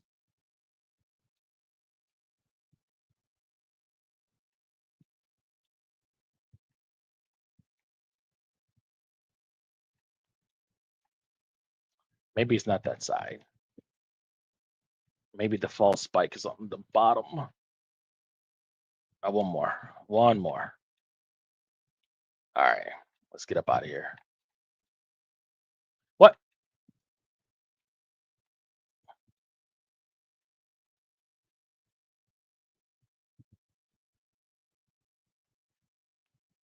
Wait. 11 gigawatts. Okay.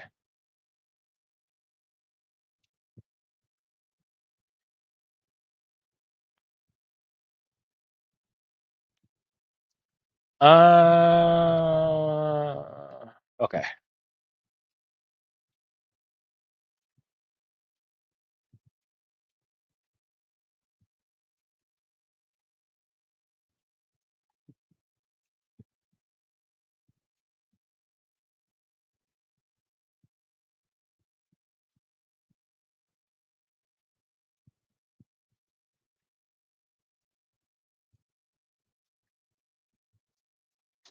I cannot tell you how many times I died on that little blue part right there.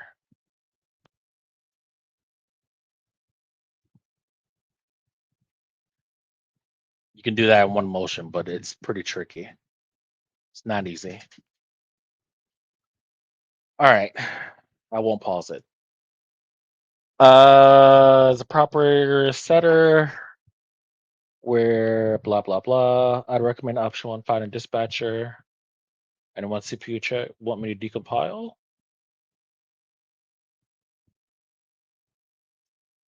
What did you decompile?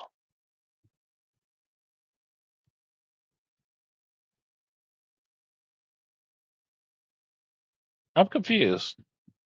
Let me decompile. Want to see if it's a common entry point for. Okay. Yes.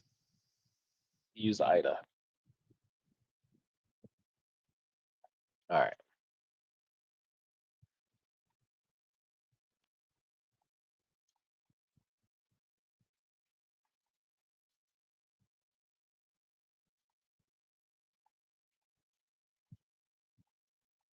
Ah. Oh yeah, I forgot about this part. This is a false spike. If I can get there it is. Uh, how did I do this? Yeah.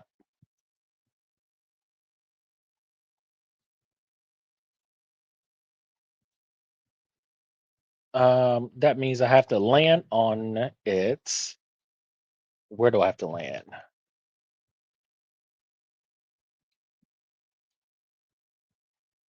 It's one of those frame perfect things. Oh, I could slide down that wall? Not that one.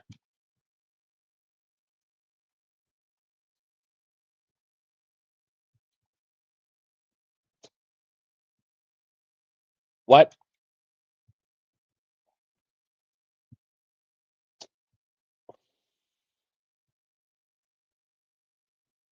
Keep mistiming it.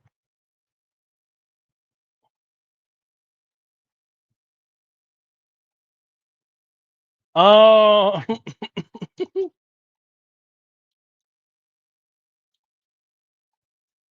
all right, Ken. All right, all right. We'll come back to that. I know I can get to it because I did it yesterday.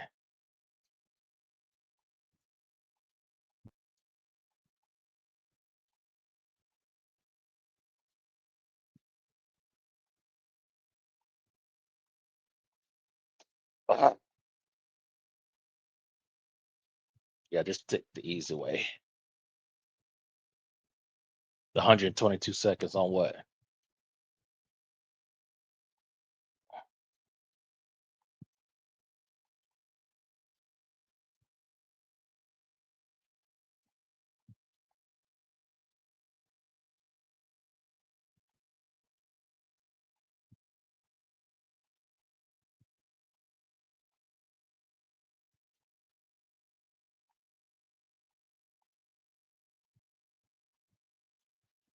All right.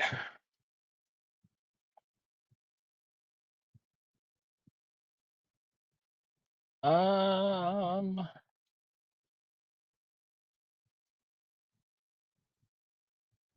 Clone Roar multiplier speed increase. All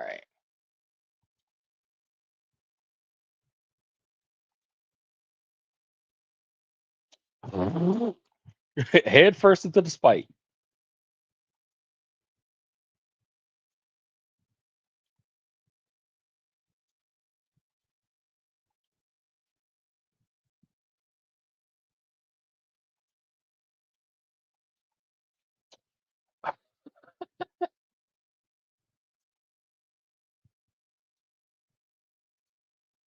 God.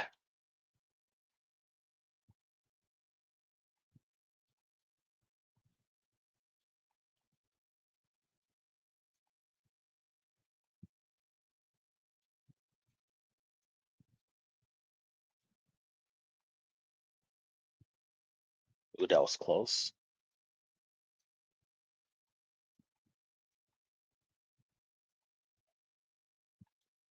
God damn it.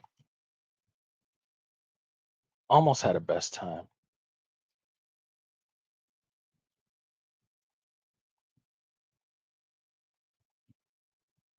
Wow. Yeah, I can't do that.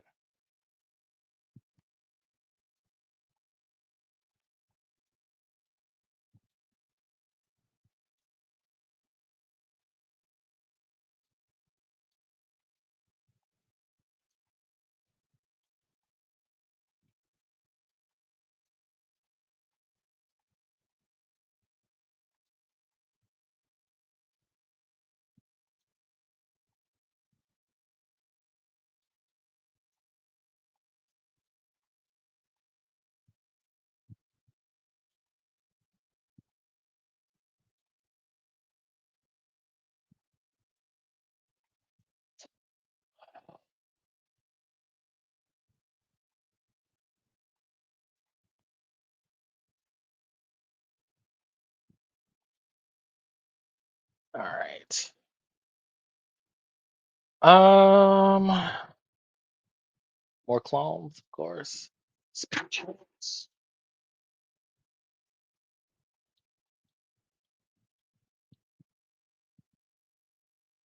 10, 10.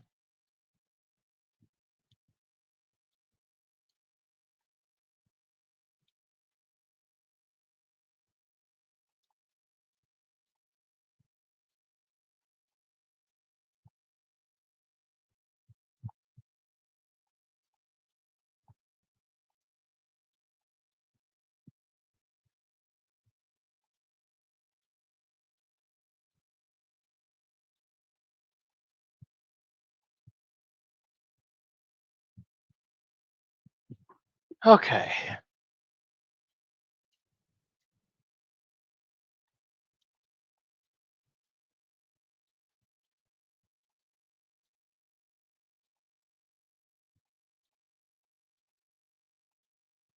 What? Why the hell did you go that way? Lord.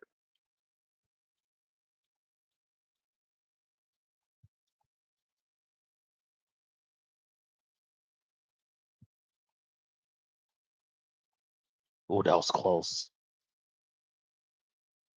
Only to die to that. All right. What we got here? Enter the guard state of any of its five guard handler functions. Okay.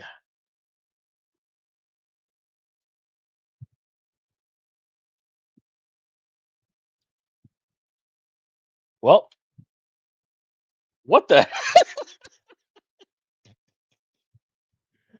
well,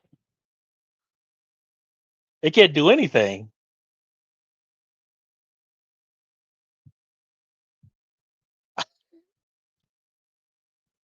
So it can only block.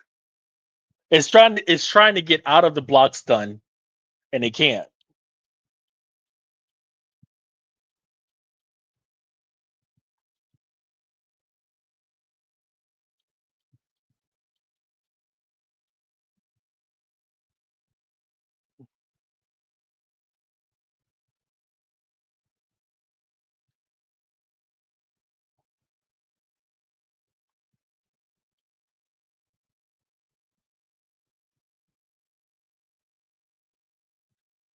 I can't grab them. Interesting.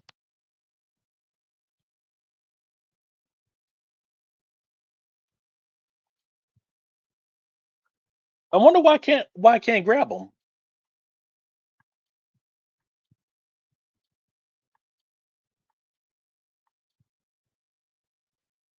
Well, we're making progress. Maybe in the wrong phase. CPU is only in block stun. Now you notice in terms of progress where we're not looping. Can't get grab while in stun. Concept block stun can't get grab while in stun. Are you sure about that? You can grab when you while you're in blocks. You know. Oh, you know what? You know what? I think that this is kind of like the first frame of block stun. And in that, you're right. You can't get thrown while you're transitioning from idle to block stun.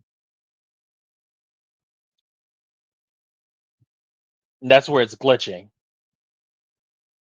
because he's going from idle to block stun, idle to block stun, idle to block stun, idle to block stun. At least that's my theory. All right, CPU um, is stuck and block stun. Um,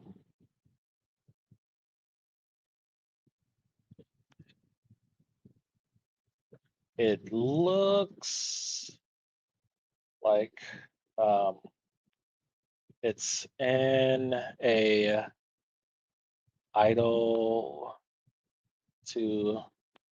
I might want to pause.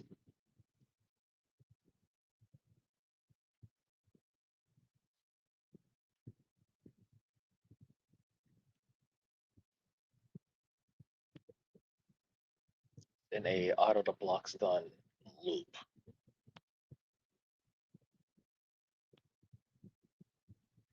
The CPU cannot be thrown in this loop. Let's see what else we got.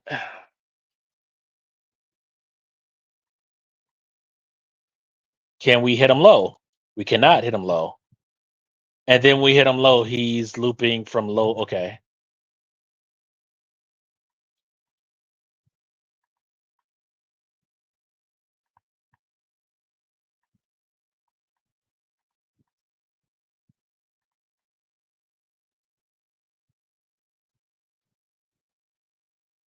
Oh, does it give us animation? Oh boy. It took us a while. It took a while to get to the animation. Can I be thrown in this loop? If CPU is hit low, then CPU blocks low and loop transitions from idle to blocks done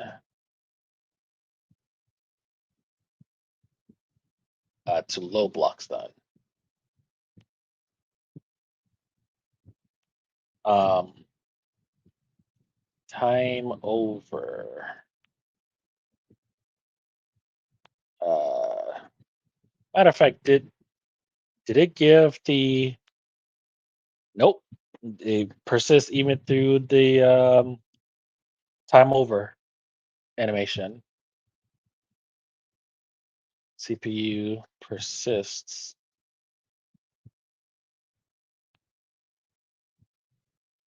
this loop even through time over animations.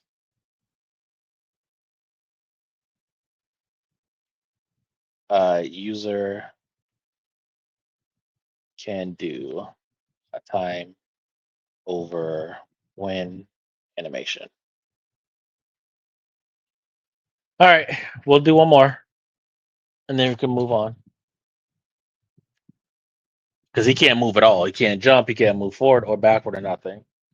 He can block low. It's kind of like an auto block.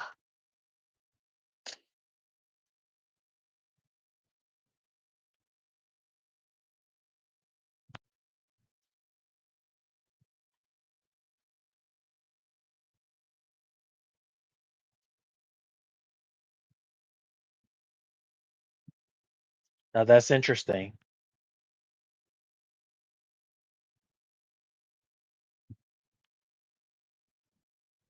So, huh? I can grab him out of that, and he doesn't get out of it.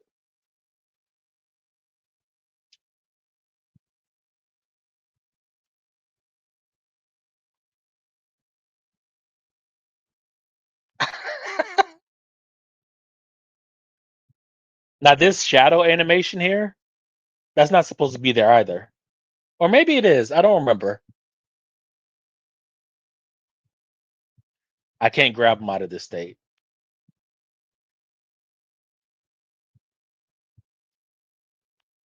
And he did block that. Is he auto blocking now? This is so tough. Look at this. So the CPU can fight until they're hit, and then they kind of like get stuck here.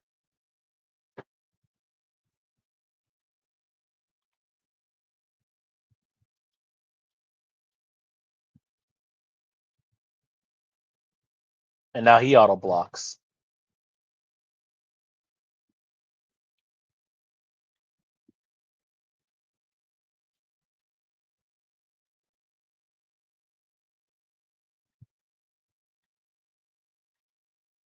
How did I hit him? Did I do a what is it called? Not a crossover, but when opponents on one side but their hit attacks the other.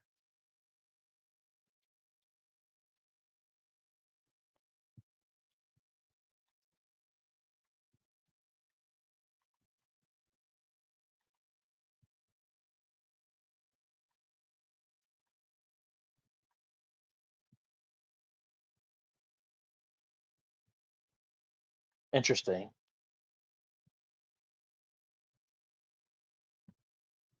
This requires more observation.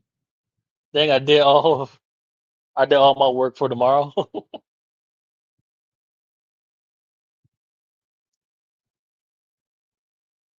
Can you automate your work? You automate your job? So I'm just gonna sit here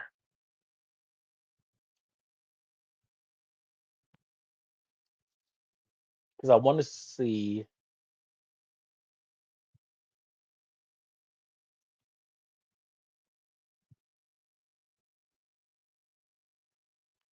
So he hit me, and now he can't hit me again.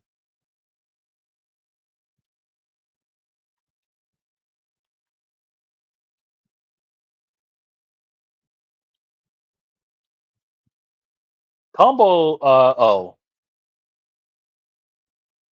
Well, I guess he jumped out of it.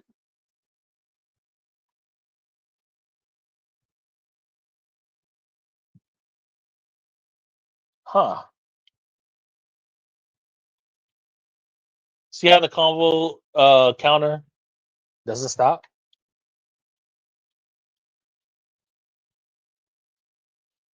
Now this would be great like for like a combo video, like a fake combo video.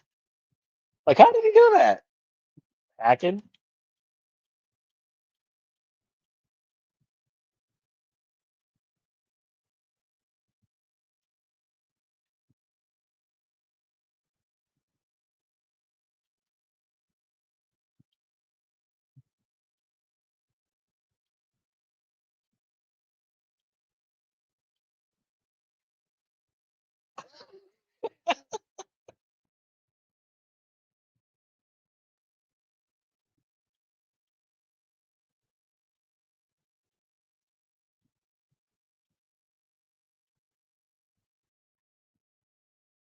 What if I snap? What happens? That works.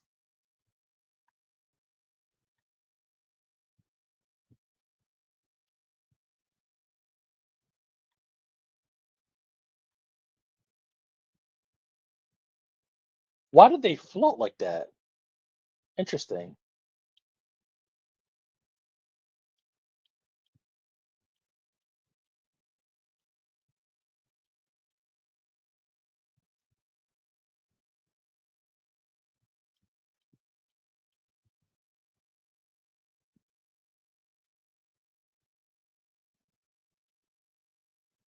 Telling we could do anything with this game. We figured it out.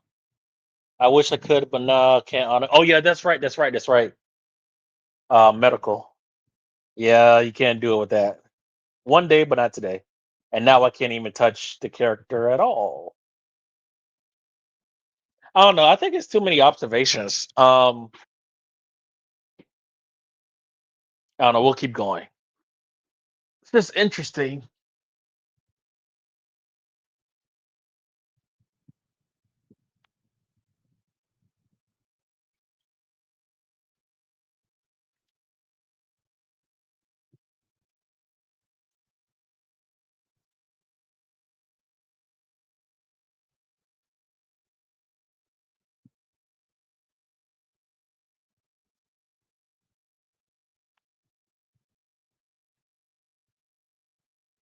Interesting. He can hit me once, but then he can't hit me again.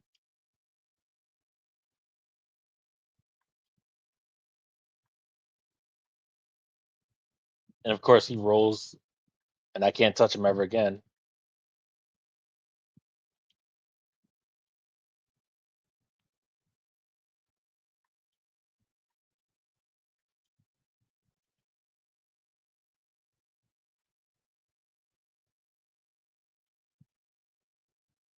It doesn't even register like I'm on top of him.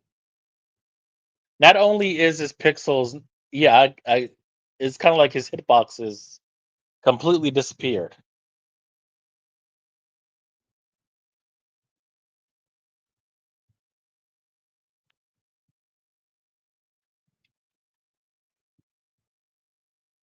Um, I can't snap back him his way back in.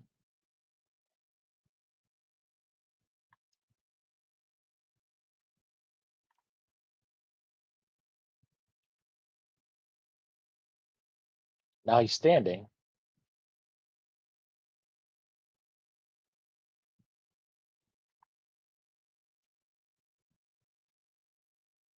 Hmm. I should have got Iron Man.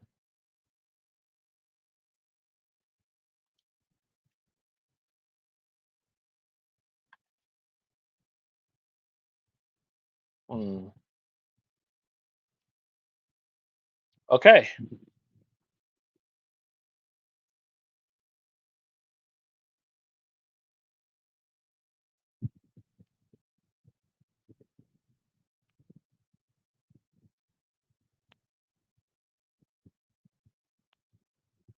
CPU.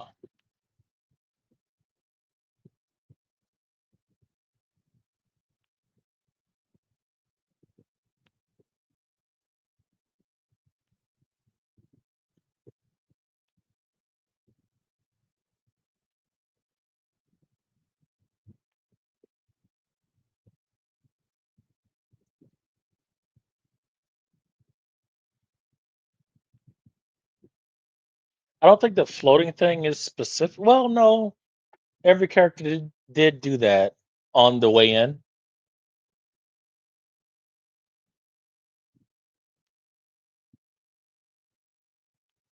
Why does it take so long for to determine a winner?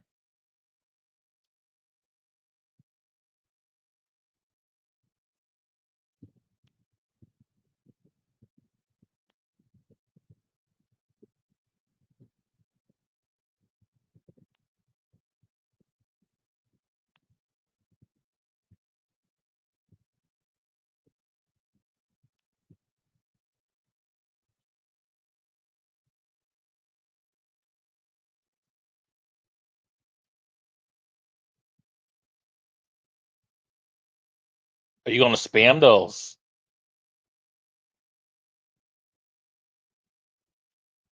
Interesting.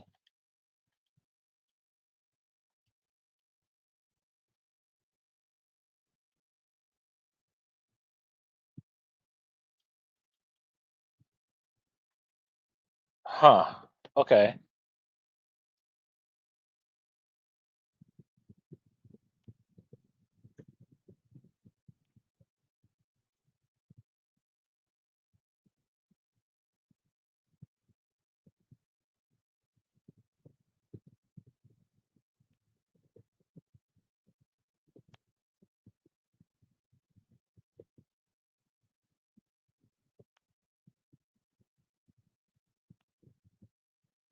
Consistent.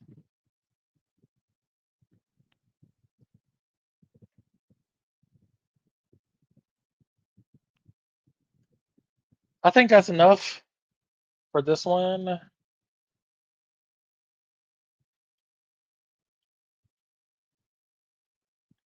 All right. And then we'll pause, and then we'll pause here as well.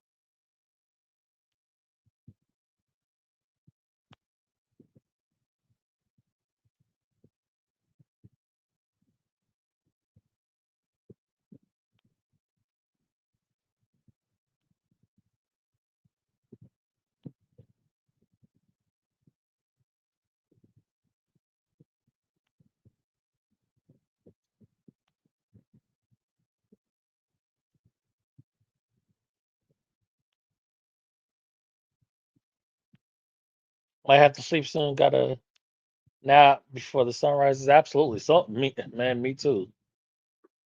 Gotta get some sleep, even if it's only for a few hours. Thankfully, I have most of my job automated. Thank goodness. Future project is saved and reusable for future.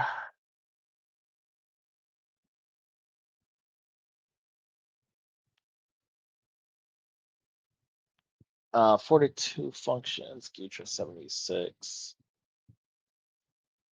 Okay. Where'd you put them? Decopile, domain, Keitra, subdomain.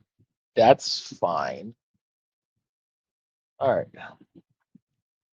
Let's find more functions.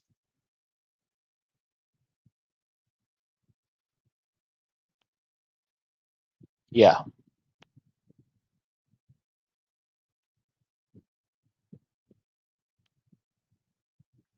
Combat. Deep dive.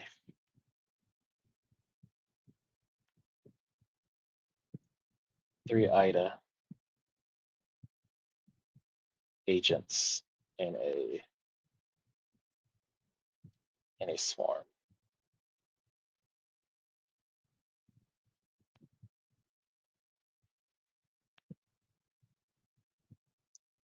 All right. While that's going, 3 gigawatts.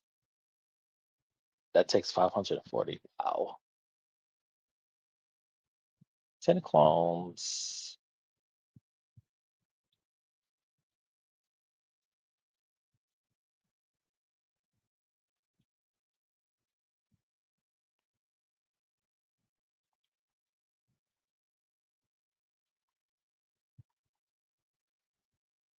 Yeah, let me go for this now.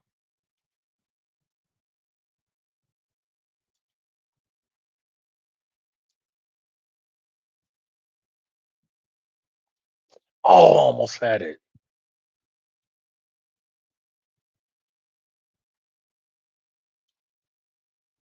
I think it was like a happy accident. I got it last time. Oh, what the?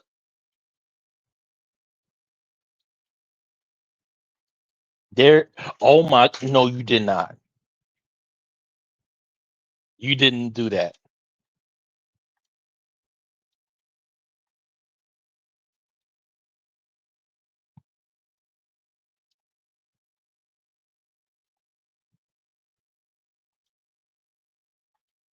There we go.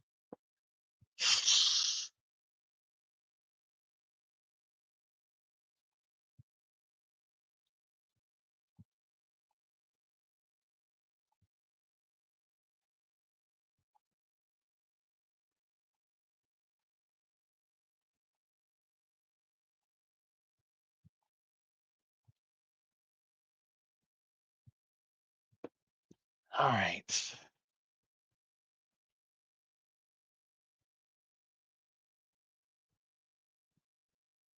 Speed increase chance.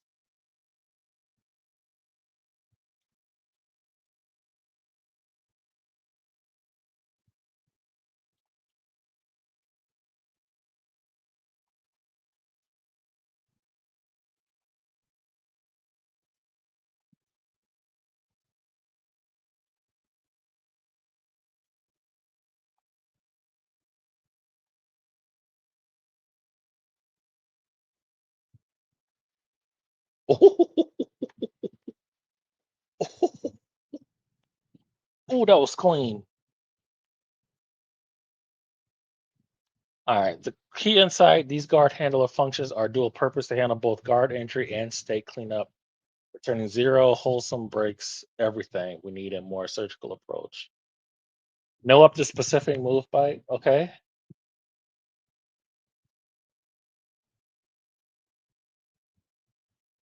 Yeah, I like this. This I like. Highly detailed.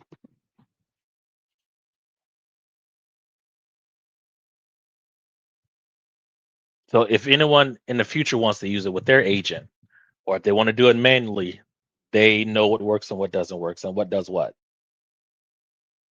And plus, this also gives us insights on other mods that we can do.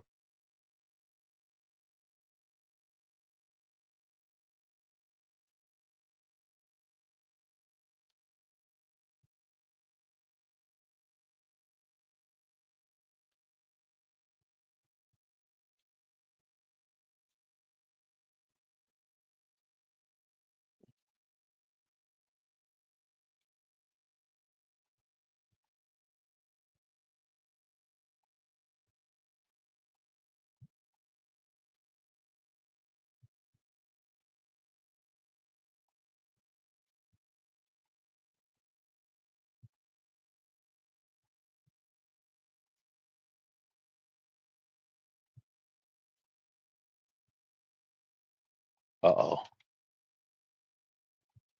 I like this one. I really like this one. I really, really let me shut up.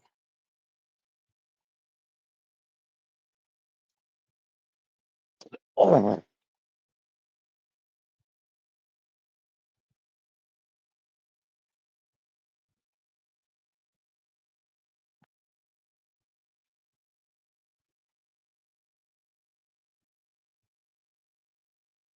let's see.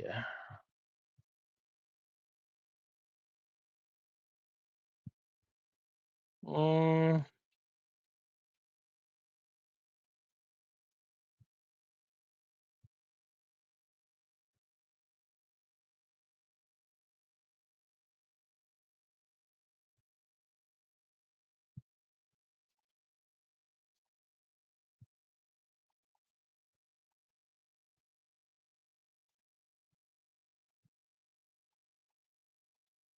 Ugh.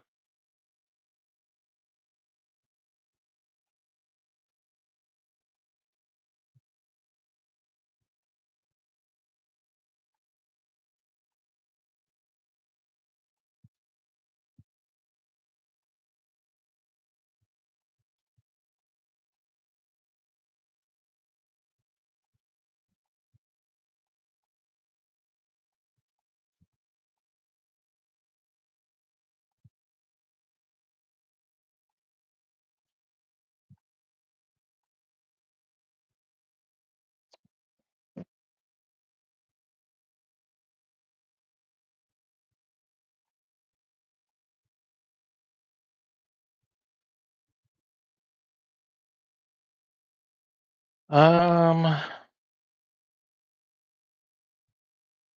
yeah, sure.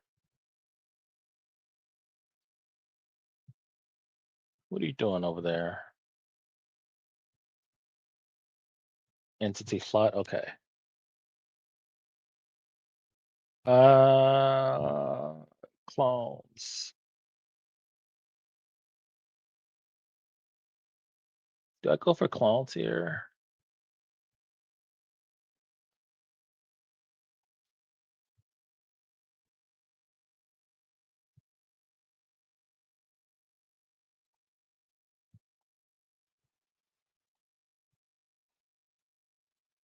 Oh, I jumped way too early on that one. Should have died. Oh,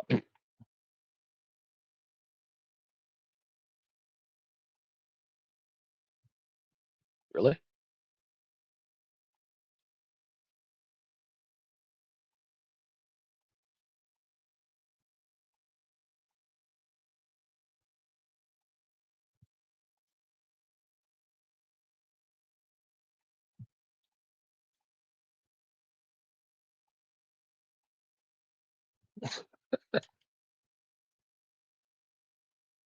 Yeah, that was bad.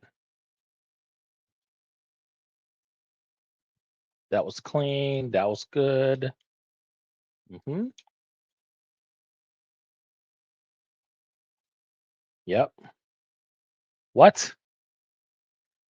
Kind of got hung up on that edge there. Yeah, that was bad.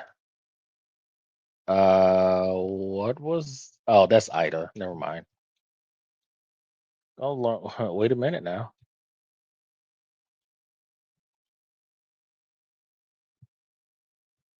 12 gigs. Oh, we still need 55. Um, that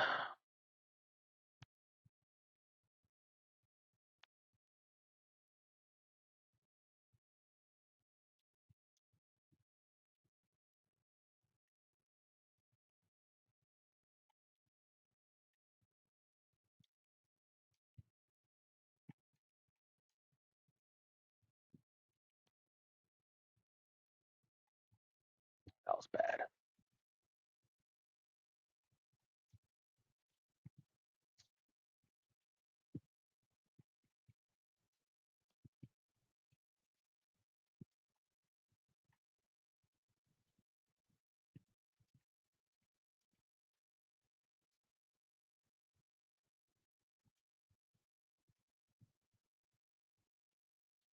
The assembly looks garbled. Really? Okay.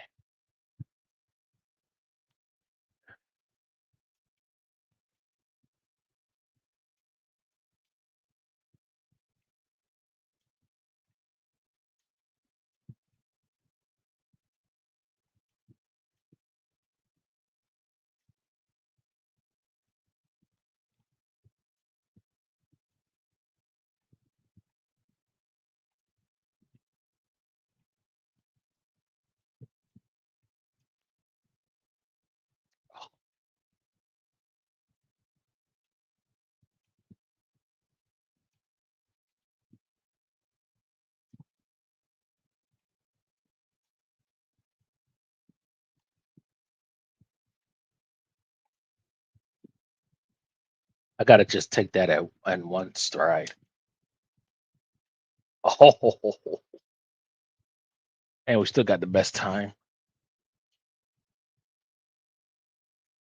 Is that 23?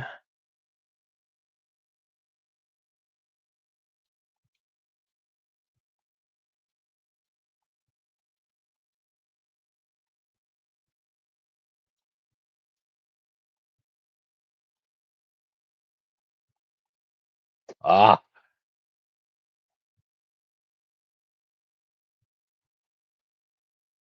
what?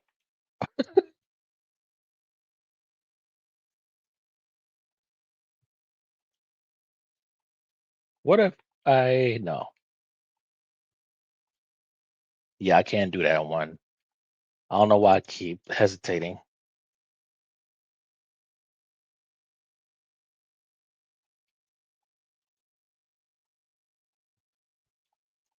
Long jump over that. Wow. Yep.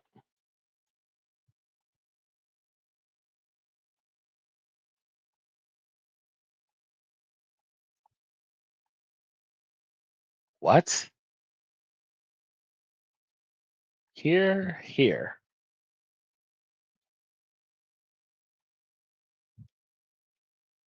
The bytes look wrong, possibly hex parsing. Issue with spaces. Oh, don't tell me I have to. Oh, don't tell me I have to clear the context window completely.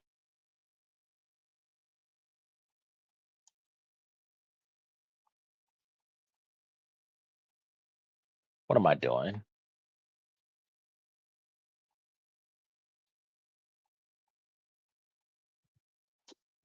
Getting hung up on a damn wall.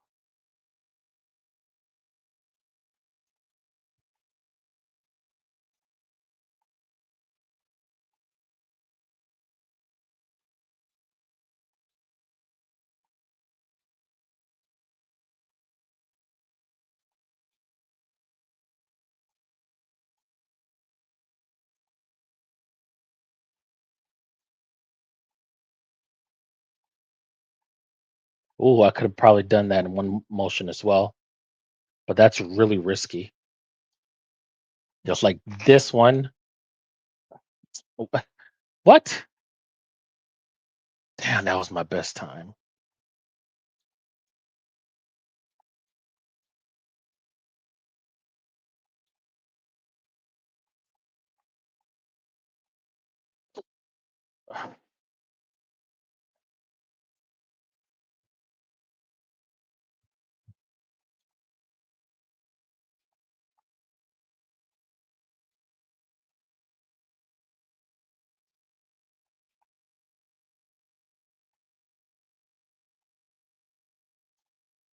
Here. I wonder if I could do this. No. Oh, that is easier.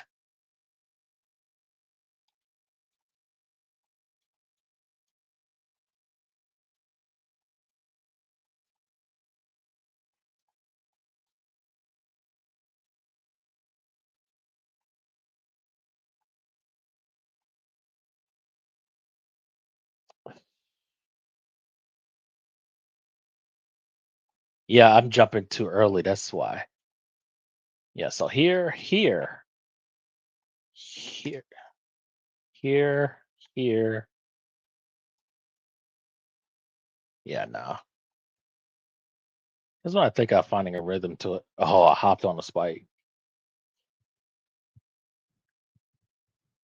Ah, 5 o'clock in the morning.